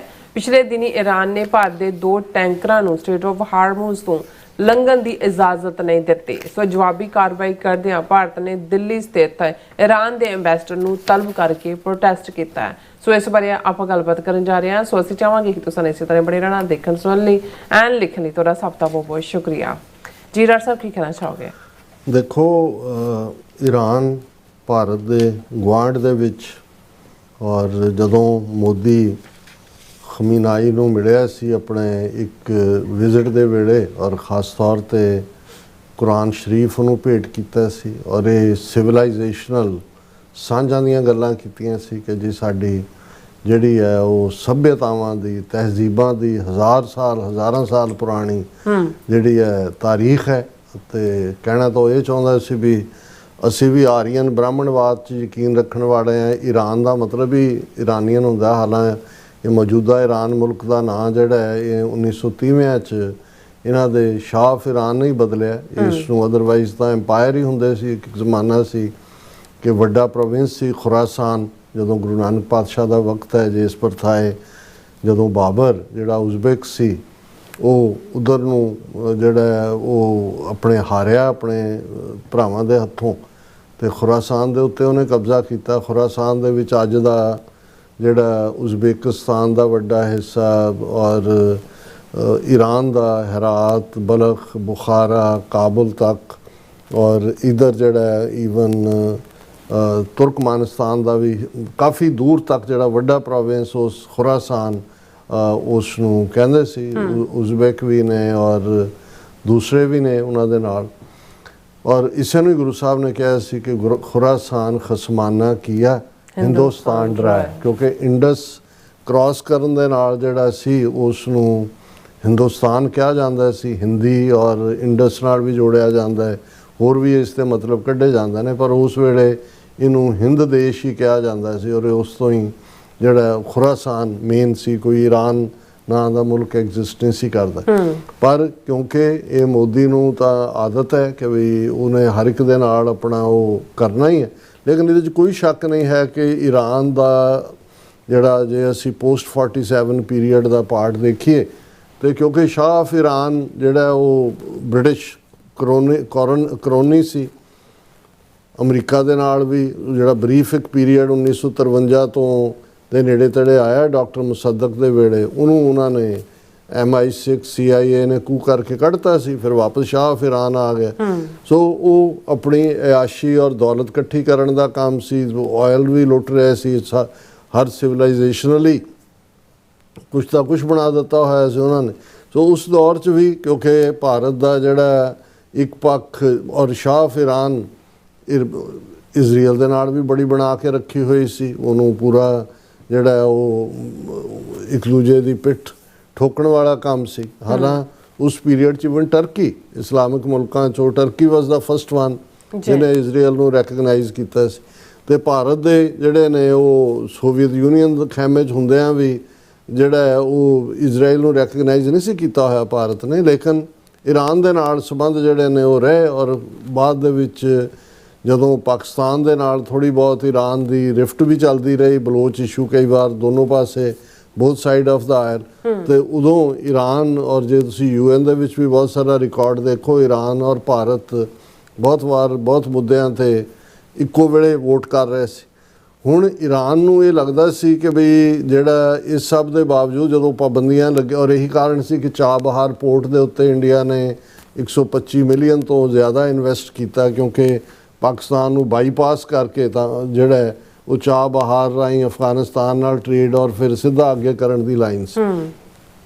ਇਸ ਸਾਰੇ ਦੇ ਵਿੱਚ ਈਰਾਨ ਨੂੰ ਸ਼ਾਇਦ ਕਿਤੇ ਨਾ ਕਿਤੇ ਭੁਲੇਖਾ ਸੀ ਕਿ ਠੀਕ ਹੈ ਇਹ ਡਰਦੇ ਜ਼ਰੂਰ ਨੇ ਇੰਡੀਆ ਵਾਲੇ ਅਮਰੀਕਾ ਦੇ ਉਹ ਸਾਰੇ ਪ੍ਰਭਾਵ ਦੇ ਥੱਲੇ, ਇਸ ਲਈ ਲੇਕਿਨ ਜਿਹੜਾ ਹੈ ਉਹ ਇਸ ਹੱਦ ਤੱਕ ਜਾ ਕੇ ਜਿਹੜਾ ਹੈ ਉਹ ਖੁੱਲ੍ਹਮ ਖੁੱਲ੍ਹਾ ਸਾਡੇ ਵਿਰੋਧ 'ਚ ਨਹੀਂ ਖੜਨਗੇ। ਪਰ ਉਹ ਜਿੱਦਣ 48 ਘੰਟੇ ਪਹਿਲਾਂ 28 ਫਰਵਰੀ ਤੋਂ 26 ਫਰਵਰੀ ਨੂੰ ਮੋਦੀ ਜਿਹੜਾ ਉਹ ਜਿਹੜੀ ਇਜ਼ਰਾਈਲ ਦੀ ਪਾਰਲੀਮੈਂਟ ਨੂੰ ਐਡਰੈਸ ਕਰ ਰਿਹਾ ਔਰ ਇਹ ਕਹਿ ਰਿਹਾ ਵੀ ਇੰਡੀਆ ਮਦਰਲੈਂਡ ਹੈ ਔਰ ਬਹੁਤ ਸਾਰੇ ਯਹੂਦੀਆਂ ਦਾ ਫਾਦਰਲੈਂਡ ਇੰਡੀਆ ਹੈ, ਅਤੇ ਮੇਰਾ ਵੀ ਫਾਦਰਲੈਂਡ ਜੇ ਇੰਡੀਆ ਜੇ ਹੈ, ਅਤੇ ਇਸ ਸਾਰੇ ਦੇ ਥੱਲੇ ਔਰ 48 ਘੰਟੇ ਬਾਅਦ ਫੁੱਲ ਫਲੈਜਡ ਹਮਲਾ, ਖਮੀਨਾਈ ਦਾ ਅਸੈਸੀਨੇਸ਼ਨ ਔਰ ਦੂਸਰਾ ਉਹ ਸਾਰਾ ਉਹਦਾ ਪਾਰਟ ਬਣ ਜਾਂਦਾ। ਲੇਕਿਨ ਇਹਦੇ ਬਾਵਜੂਦ ਇਹ ਤੁਸੀਂ ਇਰਾਨੀਆਂ ਦੀ ਡਿਪਲੋਮੈਟਿਕ ਮੈਚਿਓਰਿਟੀ ਕਹੋ ਵੀ ਹੁਣ ਵੀ, ਹਾਲਾਂ ਗੱਲਬਾਤ ਜਿਹੜੀ ਆ ਉਹ ਸਟ੍ਰੇਟ ਆਫ ਹਾਰਮੂਸ ਦੇ ਵਿੱਚ ਕਬਾਬ ਦੀ ਹੱਡੀ ਬਣ ਗਿਆ, ਉਹ ਅਮਰੀਕਾ ਨੇ ਬਲੌਕੇਡ ਕੀਤਾ ਹੋਇਆ। ਉਹਨਾਂ ਨੇ ਕਿਹਾ ਜੀ ਗੱਲਬਾਤ ਅਸੀਂ ਤਾਂ ਸ਼ੁਰੂ ਕਰਾਂਗੇ, ਪਹਿਲਾਂ ਇਹ ਹੋਏ, ਉਸ ਤੋਂ ਪਹਿਲਾਂ ਲਬਨਾਨ ਦੇ ਮੁੱਦੇ 'ਤੇ ਵੀ ਉਹਨਾਂ ਨੇ ਕਿਹਾ ਵੀ ਇਹ ਸੀਜ਼ਫਾਇਰ ਦਾ ਹਿੱਸਾ ਸੀ। ਪਰ ਮੈਨੂੰ ਇਹ ਲੱਗਦਾ ਹੈ ਕਿ ਵੀ ਜਿੰਨੀ ਮੈਚਿਓਰਿਟੀ ਈਰਾਨ ਦੇ ਡਿਪਲੋਮੈਟ 'ਚ ਹੈ, ਉਹ ਚਾਈਨੀਜ਼ ਦੇ ਨਾਲ ਹੀ ਉਹਨੂੰ ਕੰਪੇਅਰ ਕੀਤਾ ਰਸ਼ੀਅਨਜ਼ ਨਾਲ ਵੀ। ਰਸ਼ੀਅਨਜ਼ ਵੀ over a period of time react ਨਹੀਂ ਕਰਦੇ ਔਰ ਉਹ ਵਾਚ ਐਂਡ ਸੀ, ਔਰ ਫਿਰ ਠੀਕ ਜਿਹੜਾ ਉਹਨਾਂ ਦੇ ਜਿਹੜੇ ਲਫ਼ਜ਼ ਵੀ ਨੇ, ਹਾਲ ਇੰਡੀਆ ਦਾ ਦੇਖ ਲਓ, ਦਲਾਲ ਕਹਿ ਕੇ ਉਹਨੇ ਆਪਣਾ ਜਲੂਸ ਕਢਾਇਆ, ਕਿਉਂਕਿ ਉਹ ਰਿਐਕਟ ਹਰ ਚੀਜ਼ ਉਹ ਜਿਹੜੀ ਹੁੰਦਾ ਨਾ, ਜੋ ਪਾਵੇ ਭਾਂਡੇ ਵਿੱਚ ਵਸਤ ਸਾ ਨਿਕਲੇ, ਕਿਆ ਕੋਈ ਕਰੇ ਵਿਚਾਰਾ, ਜੇ ਤੁਸੀਂ ਛੋਟੇ ਭਾਂਡੇ 'ਚ ਵੱਡੀ ਚੀਜ਼ ਪਾ ਦਿਓ। ਸੋ ਇੰਡੀਆ ਨੇ ਬਿਲਕੁਲ ਜਿਹੜਾ ਇਸ ਸਾਰੇ ਇਸ਼ੂ ਨੂੰ ਜਿਵੇਂ ਉਹਨਾਂ ਨੇ ਮਿਸ ਹੈਂਡਲ ਕੀਤਾ ਹਰ ਲੈਵਲ ਤੋਂ। ਇੱਕ ਪਾਸੇ ਫਲਸਤੀਨੀਆਂ ਦੇ ਨਾਲ ਦਗਾ ਕੀਤਾ, ਹਾਲਾਂ ਆਫੀਸ਼ੀਅਲ ਪਾਲਿਸੀ ਤਾਂ ਇੰਡੀਆ ਹਰ ਪਲੇਟਫਾਰਮ ਤੇ ਕਹਿੰਦਾ ਜੀ 2 ਸਟੇਟ ਥਿਊਰੀ ਜਿਹੜੀ ਹੈ ਉਹੀ ਅਲਟੀਮੇਟ ਹੱਲ ਹੈ, ਤੇ ਜੇ 2 ਸਟੇਟ ਥਿਊਰੀ ਹੱਲ ਹੈ ਤਾਂ ਤੁਸੀਂ ਜਾ ਕੇ ਇਜ਼ਰਾਈਲ ਦੀ ਪਿੱਠ ਠੋਕ ਕੇ ਕਹਿ ਰਹੇ ਹੋ ਕਿ ਅਸੀਂ ਭਾਈ ਜੋ ਤੁਸੀਂ ਕਰੋਗੇ ਅਸੀਂ ਤੁਹਾਡੇ ਨਾਲ, ਤੁਹਾਡਾ ਸਾਥ। ਔਰ ਜਿਹੜੀ ਗੱਲ UN ਦੀ ਸਪੈਸ਼ਲ ਰਿਪੋਰਟਰ ਦੀ ਰਿਪੋਰਟ 'ਚ ਵੀ ਆਈ ਹੈ, ਇਹ ਸਾਰੇ ਗਜ਼ਾ ਦੇ ਵਿੱਚ ਜਿੱਥੇ ਨੈਤਨਯਾਹੂ ਨੇ ਵਰਸਟ ਕਿਸਮ ਦਾ ਜੈਨੋਸਾਈਡ ਕੀਤਾ ਹੈ, 1 ਲੱਖ ਤੋਂ ਜ਼ਿਆਦਾ ਕੋ ਮਾਰ ਦਿੱਤੇ ਨੇ, 2 ਲੱਖ ਜ਼ਖਮੀ ਕਿੰਨੇ ਦੌੜਾ ਦਿੱਤੇ ਨੇ। ਉਸ ਪੀਰੀਅਡ ਜਿਹੜੀ UN ਰਿਪੋਰਟ 'ਚ ਅੱਜ ਹੀ ਜਿਹਦੇ 'ਚ ਆਇਆ ਵੀ ਇੰਡੀਆ ਤਾਂ ਜਿਹੜਾ ਉਹ ਡਰੋਨ ਵੀ ਔਰ ਰਾਕਟ ਵੀ ਔਰ ਵੈਪਨ ਵੀ ਇਜ਼ਰਾਈਲ ਨੂੰ ਸਪਲਾਈ ਕਰਦਾ ਰਿਹਾ। ਸੋ ਮਤਲਬ ਇਹ ਹੈ ਵੀ ਆਲਰੇਡੀ ਜਿਹੜਾ ਇਹ ਵਾਰ ਕ੍ਰਿਮੀਨਲ ਇੰਡੀਆ ਵੀ ਉਸ ਕੈਟਾਗਰੀ 'ਚ ਆ ਗਿਆ ਜਿਹਦੇ 'ਚ ਇਜ਼ਰਾਈਲ ਹੈ, ਕਿਉਂਕਿ ਉਹਦੇ 'ਤੇ ਜਿਹੜਾ ਤੁਸੀਂ ਵੈਪਨ ਦੇ ਰਹੇ ਹੋ ਜਿਹਦੇ 'ਚ ਬੇਗੁਨਾਹ ਨੂੰ ਮਾਰਿਆ ਜਾ ਰਿਹਾ।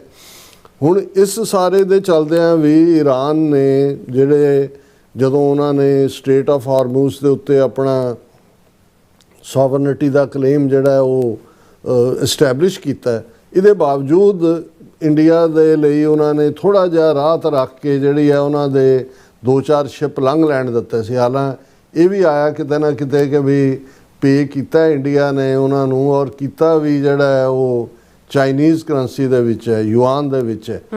ਇਹ ਪਤਾ ਨਹੀਂ ਕਿੰਨੀ ਕੁ ਠੀਕ ਹੈ ਖਬਰ, ਇਹ ਬਾਹਰ ਨਹੀਂ ਆਈ, ਪਰ ਇਹ ਆਂਦਾ ਹੈ ਕਿ ਵੀ ਈਵਨ ਜਿਹੜੀ ਟਰੰਪ ਨੇ ਵੀ ਗੱਲਬਾਤ ਮੋਦੀ ਨਾਲ ਕੀਤੀ ਉਹਦੇ 'ਚ ਉਹਨੂੰ ਝਾੜਿਆ ਵੀ ਤੂੰ ਇਹ ਕੀ ਕਰ ਰਹੇ ਲੇਕਿਨ ਇਹਨਾਂ ਨੇ ਆਪਣੇ ਲੈਵਲ ਦੇ ਉੱਤੇ ਉਹਨਾਂ ਦੇ ਨਾਲ ਡੀਲ ਕਰ ਲਈ।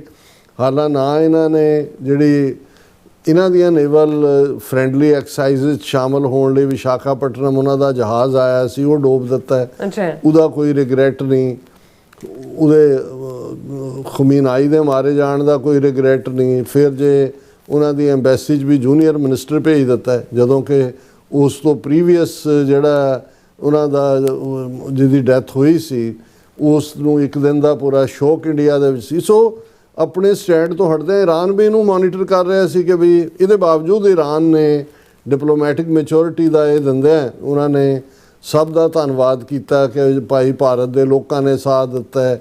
ਹਾਲਾਂਕਿ ਆਮ ਲੋਕਾਂ ਨੇ ਜਿਨ੍ਹਾਂ 'ਚ ਹਿੰਦੂ ਵੀ ਸ਼ਾਮਲ ਨੇ ਜਾਂ ਦੂਜੇ ਮੈਡੀਸਨਸ ਦੂਜੇ ਤੀਜੇ ਉਹ ਵੀ ਜਿਹੜਾ ਪਹੁੰਚਾਉਣ ਦੇ ਵਿੱਚ ਔਰ ਦੂਸਰੇ ਵੱਡੀਆਂ ਰੁਕਾਵਟਾਂ। ਹੁਣ ਜਦੋਂ ਕਿ ਅਮਰੀਕਾ ਨੇ ਟਾਈਟ ਕਰ ਦਿੱਤਾ ਸ਼ਿਕੰਜਾ ਬਲੌਕੇਡ ਦਾ, ਈਰਾਨ ਨੇ ਹੋਰ ਕਰ ਦਿੱਤਾ। ਔਰ ਹੋਇਆ ਇਹ ਵੀਕਐਂਡ ਦੇ ਉੱਤੇ ਕਿ ਜਿਹੜੇ ਭਾਰਤ ਦੇ 8 India bound ships return after attempting to cross strait of Hormuz. 22 ship ਜਿਹੜੇ ਨੇ એનર્ਜੀ ਕਾਰਗੋ ਉਹਨਾਂ ਦੇ ਉਹ ਇਰਾਨੀਅਨ ਜਿਹੜੀਆਂ ਏਜੰਸੀਜ਼ ਔਰ ਉਹਨਾਂ ਦੀ ਨੇਵੀ ਨੇ ਉਹਨਾਂ ਨੂੰ ਉੱਥੋਂ ਭਜਾ ਦਿੱਤਾ। ਔਰ ਇਹ ਜਿਹੜੇ ਨੇ ਉਹ ਫਿਰ ਡੀਟੇਲ ਹੈ shipping corporation of India the crude oil tanker ਦੇਸ਼ ਗਰਿਮਾ ਜਿਹੜਾ ਪਰਸ਼ੀਅਨ ਗਲਫ ਦੇ ਵਿੱਚ ਸੀ, ਜਿਹੜਾ ਡਰਾਈ ਡੈਕ ਰਿਪੇਅਰ ਸੀ, ਉਹ ਜਦੋਂ ਉੱਥੋਂ ਨਿਕਲਿਆ ਤੇ ਉਸ ਦੇ ਉੱਤੇ ਜਿਹੜਾ ਈਰਾਨੀਅਨ ਉਹਨਾਂ ਦੇ ਜਿਹੜੇ ਗਾਰਡ ਨੇ ਉਹਨਾਂ ਨੇ ਗੋਲੀਆਂ ਚਲਾਈਆਂ। ਔਰ ਇਸ ਦੇ ਵਿੱਚ ਲਗਭਗ 2 ਮਿਲੀਅਨ ਬੈਰਲ ਦਾ ਕਰੂਡ ਆਇਲ ਸੀ। ਔਰ ਇਹ ਜਿਹੜਾ ਉੱਥੋਂ ਜਾ ਕੇ ਫਿਰ ਵਾਪਸ ਮੁੜਿਆ। ਔਰ ਇਸੇ ਤਰ੍ਹਾਂ ਇਹ ਜਿਹੜਾ ਸੈਨਰ ਗਰੁੱਪ ਨੇ ਮੀਡੀਆ ਨੂੰ ਦੱਸਿਆ ਕਿ ਵੀ ਡੈਮੇਜ ਨਹੀਂ ਹੋਇਆ ਕੋਈ ਵੀ। ਫਿਰ ਦੂਸਰੀ ਕਰੂਡ ਆਇਲ ਦਾ ਕੈਰੀਅਰ ਸੈਨਮਾਰ ਸੁਪਰਨਾ ਸੀ, ਉਹ ਵੀ ਡਰਾਈ ਡਕਿੰਗ ਦੇ ਲਈ ਗਿਆ ਔਰ ਅਜੇ ਵੀ ਉੱਥੇ ਪਰਸ਼ੀਅਨ ਗਲਫ 'ਚ ਫਸਿਆ ਹੋਇਆ।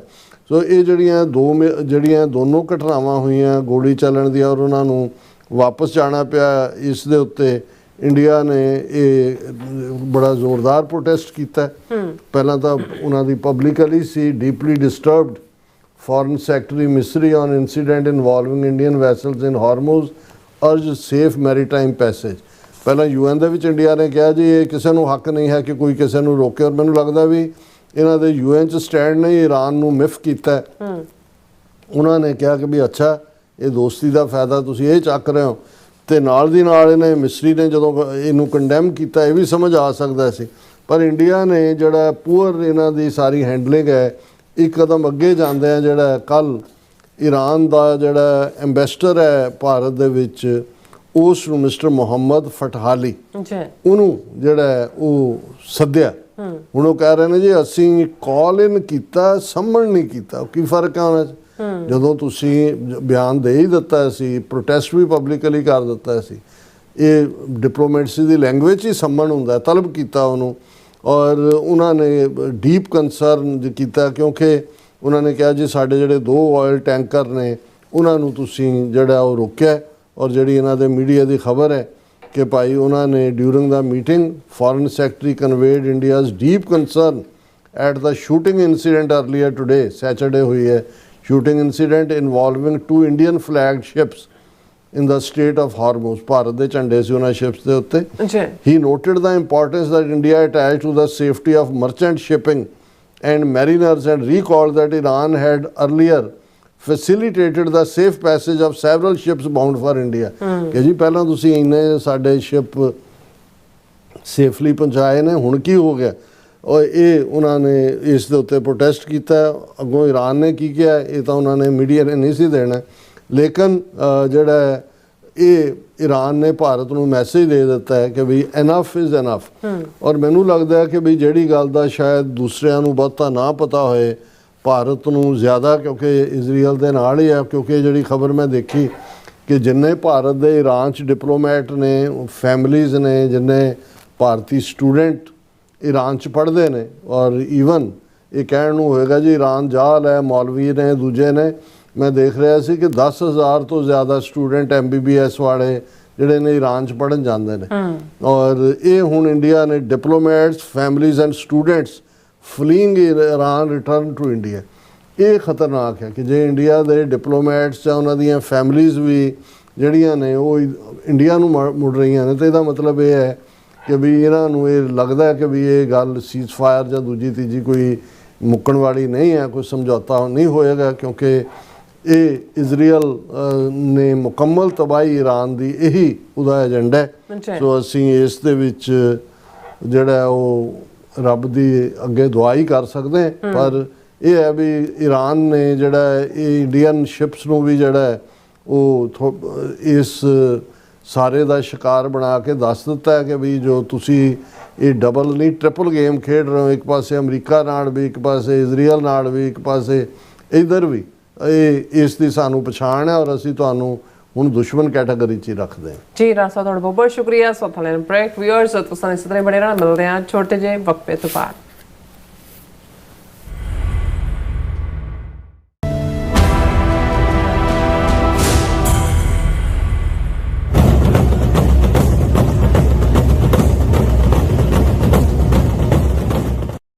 ਖਾਲਸੇ ਦੀ ਸ਼ਾਨ, ਸਿੱਖ ਕੌਮ ਦੀ ਪਛਾਣ, ਸਿੱਖ ਡੇ ਪਰੇਡ 25 ਅਪ੍ਰੈਲ 2026 ਨੂੰ ਨਿਊਯਾਰਕ USA ਦੀ ਧਰਤੀ ਉੱਤੇ ਕੱਢੀ ਜਾ ਰਹੀ ਹੈ 38ਵੀਂ ਸਿੱਖ ਡੇ ਪਰੇਡ। ਇੱਕ ਅਜਿਹਾ ਇਤਿਹਾਸਕ ਸਮਾਗਮ ਜੋ ਸਾਡੀ ਰੂਹ, ਸਾਡੀ ਪਛਾਣ ਅਤੇ ਸਾਡੀ ਵਿਰਾਸਤ ਨੂੰ ਦੁਨੀਆ ਭਰ ਵਿੱਚ ਰੋਸ਼ਨ ਕਰਦਾ ਹੈ। ਅਮਰੀਕਾ ਭਰ ਦੀਆਂ ਸਮੂਹ ਸਿੱਖ ਸੰਗਤਾਂ ਨੂੰ ਸੱਦਾ ਦਿੱਤਾ ਜਾਂਦਾ ਹੈ ਇਸ ਮਹਾਨ ਕੌਮੀ ਇਕੱਠ ਦਾ ਹਿੱਸਾ ਬਣਨ ਤੇ ਆਪਣੀ ਹਾਜ਼ਰੀ ਨਾਲ ਇਸ ਮੌਕੇ ਨੂੰ ਹੋਰ ਯਾਦਗਾਰ ਬਣਾਉਣ ਦਾ। ਆਓ 25 ਅਪ੍ਰੈਲ ਨੂੰ ਨਿਊਯਾਰਕ ਵਿਖੇ ਇਕੱਠੇ ਹੋ ਕੇ ਆਪਣੀ ਪਛਾਣ, ਆਪਣੀ ਸ਼ਾਨ ਅਤੇ ਆਪਣੀ ਏਕਤਾ ਨੂੰ ਹੋਰ ਮਜ਼ਬੂਤ ਬਣਾਈਏ ਅਤੇ ਸਿੱਖ ਸੰਘਰਸ਼ ਵਿੱਚ ਆਪਣਾ ਯੋਗਦਾਨ ਪਾਈਏ। ਅੱਜ ਸਮੁੱਚੀਆਂ ਈਸਟ ਕੋਸਟ ਦੀਆਂ ਸੰਗਤਾਂ ਨੂੰ ਅਸੀਂ ਬੇਨਤੀ ਕਰਦੇ ਹਾਂ, ਹਰ ਸਾਲ ਦੀ ਤਰ੍ਹਾਂ Gurdwara Sahib Sikh culture society Richmond Hill New York ਵੱਲੋਂ ਜਿਹੜੀ Sikh day parade New York City ਦੇ ਵਿੱਚ ਸਜਾਈ ਜਾਂਦੀ ਆ, ਸਮੁੱਚੀਆਂ ਈਸਟ ਕੋਸਟ ਦੀਆਂ ਸੰਗਤਾਂ ਨੂੰ ਬੇਨਤੀ ਵੀ ਵੱਧ ਚੜ ਕੇ ਉਸ ਪਰੇਡ ਨੂੰ ਕਾਮਯਾਬ ਕਰਨ ਲਈ ਉਸ ਵਿੱਚ ਆਪ ਜੀ ਸ਼ਾਮਲ ਹੋ। ਇਹ ਬੇਨਤੀਆਂ ਪ੍ਰਵਾਨ ਕਰਿਓ ਜੀ। ਭੁੱਲ ਚੁੱਕ ਲਈ ਖਿਮਾ। ਵਾਹਿਗੁਰੂ ਜੀ ਕਾ ਖਾਲਸਾ, ਵਾਹਿਗੁਰੂ ਜੀ ਕੀ ਫਤਿਹ। ਸਤਿ ਸ੍ਰੀ ਅਕਾਲ। ਤੁਸੀਂ ਵੇਖ ਰਹੇ ਹੋ TV 84, ਇੱਕ ਅਜਿਹਾ ਚੈਨਲ ਜੋ ਪਾਬੰਦੀਆਂ ਦੇ ਬਾਵਜੂਦ ਵੀ ਸੱਚ ਨੂੰ ਆਧਾਰ ਬਣਾ ਕੇ ਸਿੱਖ ਸੰਘਰਸ਼, ਸਿੱਖ ਨਜ਼ਰੀਏ ਅਤੇ ਕੌਮੀ ਮੁੱਦਿਆਂ ਨੂੰ ਨਿਡਰਤਾ ਨਾਲ ਸਾਹਮਣੇ ਰੱਖਦਾ ਆ ਰਿਹਾ ਹੈ। ਹੁਣ ਇੱਕ ਵਾਰ ਫਿਰ ਭਾਰਤ ਵਿੱਚ TV 84 ਨੂੰ ਰਿਸਟ੍ਰਿਕਟ ਕਰ ਦਿੱਤਾ ਗਿਆ। ਸੱਚ ਨੂੰ ਦਬਾਇਆ ਤਾਂ ਜਾ ਸਕਦਾ ਹੈ ਪਰ ਮਿਟਾਇਆ ਨਹੀਂ। ਅਸੀਂ ਖਾਮੋਸ਼ ਨਹੀਂ ਹੋਏ, ਸਾਡੀ ਆਵਾਜ਼ ਅਜੇ ਵੀ ਜਿਉਂਦੀ ਹੈ। ਭਾਰਤ ਤੋਂ ਬਾਹਰ TV 84 ਅਜੇ ਵੀ ਉਪਲਬਧ ਹੈ ਤੇ ਭਾਰਤ ਵਿੱਚ ਤੁਸੀਂ TV 84 ਦੀ ਵੈਬਸਾਈਟ ਤੇ ਸਾਡੀ ਪੂਰੀ ਰਿਪੋਰਟਿੰਗ, ਵੀਡੀਓਜ਼ ਅਤੇ ਸੱਚੀ ਜਾਣਕਾਰੀ ਵੇਖ ਸਕਦੇ ਹੋ। ਤਾਂ ਅੱਜ ਹੀ ਜੁੜੋ TV 84 ਦੀ ਵੈਬਸਾਈਟ ਦੇ ਨਾਲ, ਸਾਨੂੰ ਸਹਿਯੋਗ ਦਿਓ ਅਤੇ ਸੱਚ ਨਾਲ ਜੁੜੇ ਰਹੋ। TV 84, ਸੱਚ ਦੀ ਆਵਾਜ਼।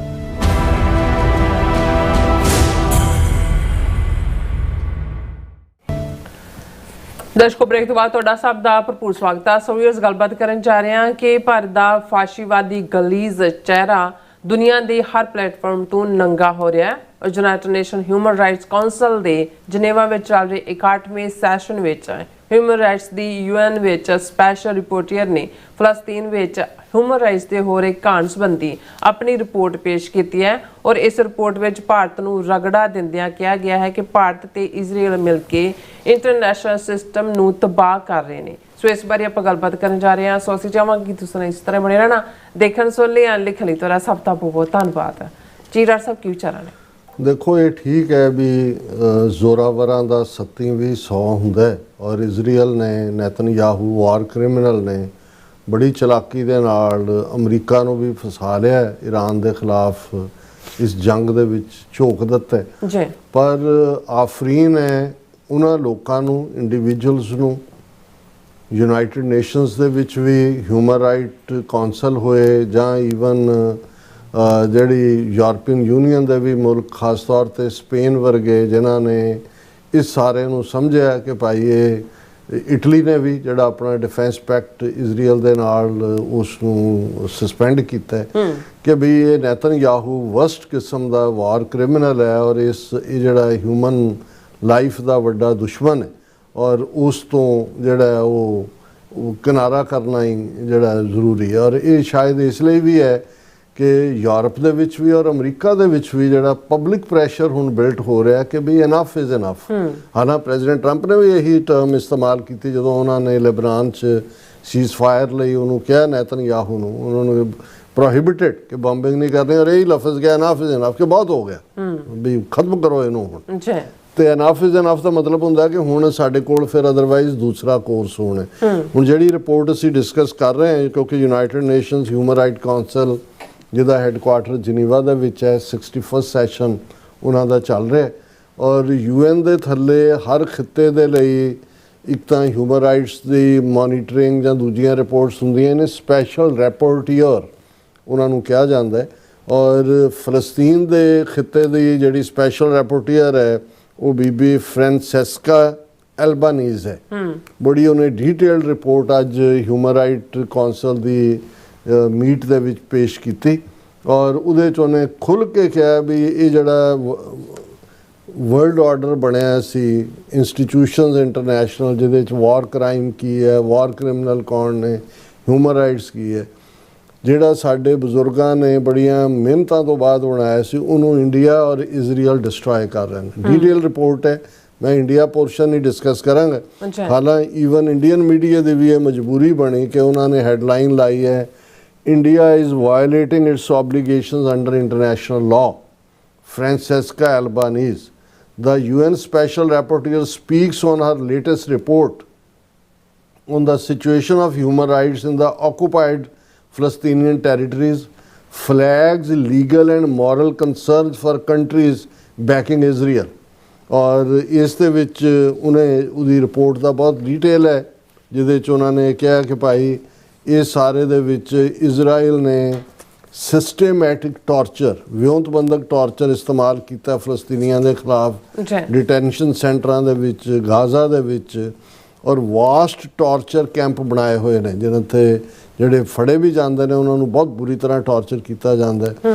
ਔਰ ਇਸ 'ਚ ਜਿਹੜੀ ਰਿਪੋਰਟ ਹੈ ਉਹਦੇ 'ਚ ਉਹਨਾਂ ਨੇ 18,500 ਗ੍ਰਿਫਤਾਰੀਆਂ ਡਾਕੂਮੈਂਟ ਕੀਤੀਆਂ ਵਿਦ ਨੇਮਸ, ਵਿਦ ਡੀਟੇਲਸ, ਔਰ ਉਹਨਾਂ 'ਚ 1500 ਬੱਚੇ ਨੇ ਤੇ 4,000 ਤੋਂ ਜ਼ਿਆਦਾ ਉਹ ਨੇ ਜਿਨ੍ਹਾਂ ਨੂੰ ਜਿਹੜਾ ਉਹ ਅਣਪਛਾਤੀਆਂ ਲਾਸ਼ਾਂ ਬਣਾ ਦਿੱਤਾ ਗਿਆ, ਡਿਸਅਪੀਅਰ ਕਰਤੇ ਗਏ।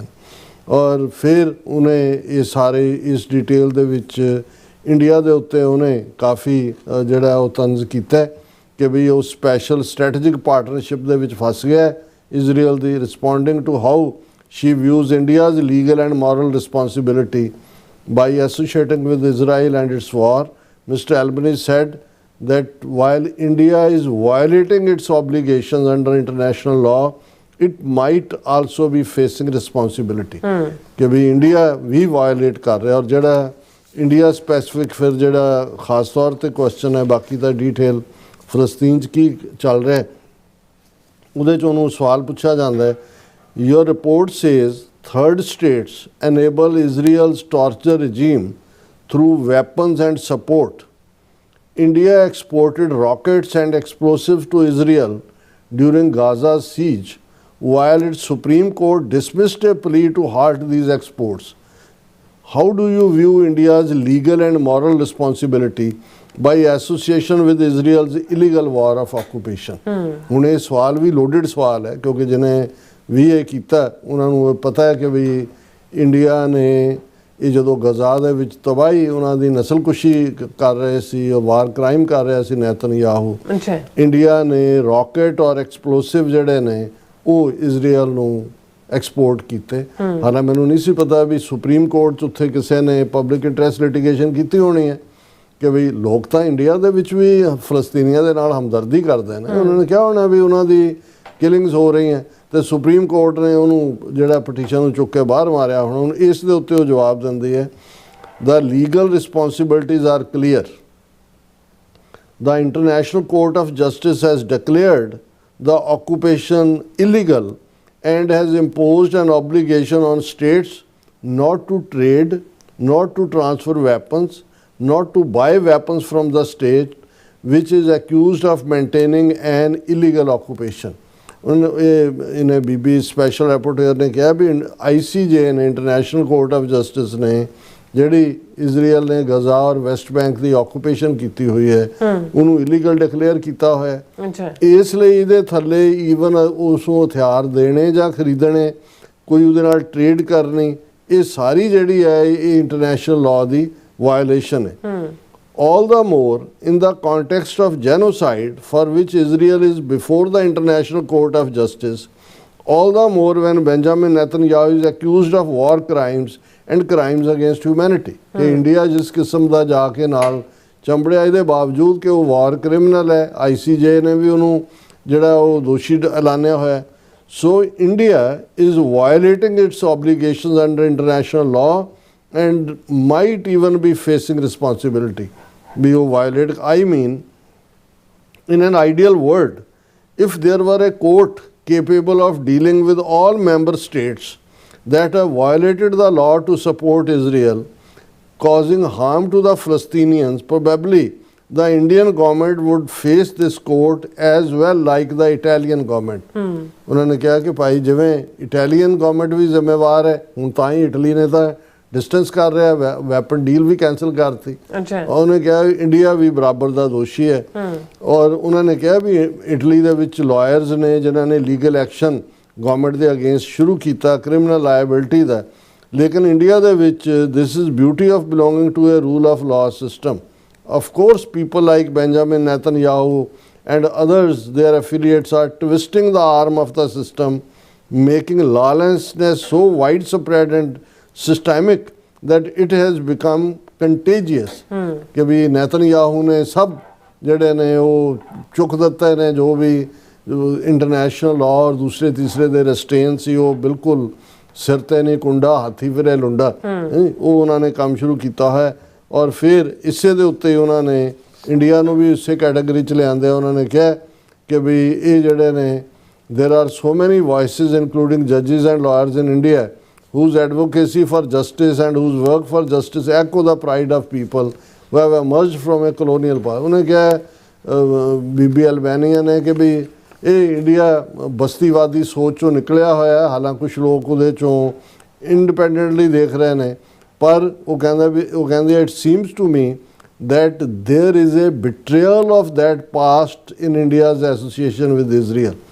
ਕਿ ਵੀ ਇਹ ਜਿਹੜਾ ਪਿਛੋਕੜ ਸੀ ਜਿਨ੍ਹਾਂ ਨੇ ਇੰਟਰਨੈਸ਼ਨਲ ਇੰਸਟੀਟਿਊਸ਼ਨਸ ਬਣਾਈਆਂ ਇੰਡੀਆ ਉਹਨਾਂ ਨਾਲ ਗੱਦਾਰੀ ਕਰ ਰਿਹਾ ਇਜ਼ਰਾਈਲ ਦੇ ਨਾਲ ਖਲੋ ਕੇ because we would not have the legal framework we have had it not been for the great thinkers and leaders of India during decolonization period. It seems India has turned the other side through its leaders.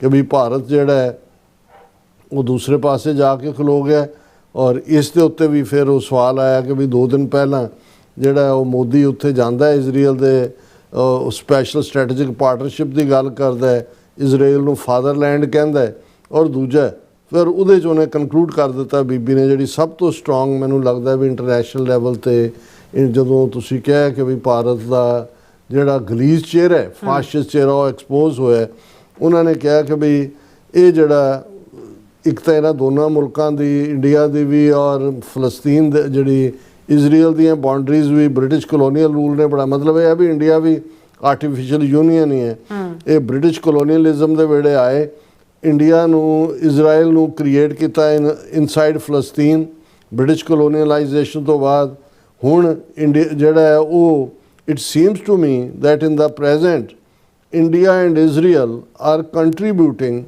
to the decay of international system that our forefathers or foremothers painfully built.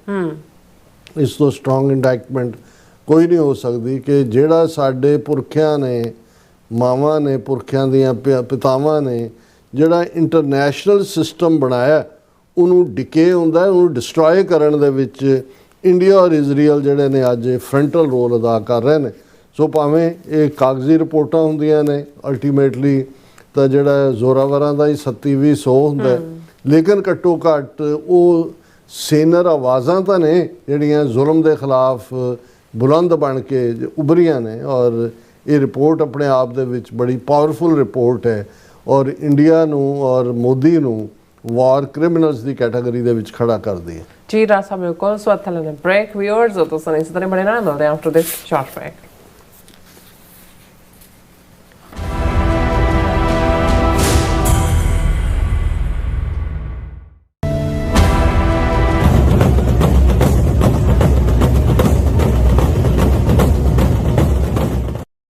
ਖਾਲਸੇ ਦੀ ਸ਼ਾਨ ਸਿੱਖ ਕੌਮ ਦੀ ਪਛਾਣ ਸਿੱਖ day parade 25 ਅਪ੍ਰੈਲ 2026 ਨੂੰ New York USA ਦੀ ਧਰਤੀ ਉੱਤੇ ਕੱਢੀ ਜਾ ਰਹੀ ਹੈ 38ਵੀਂ ਸਿੱਖ ਡੇ ਪਰੇਡ।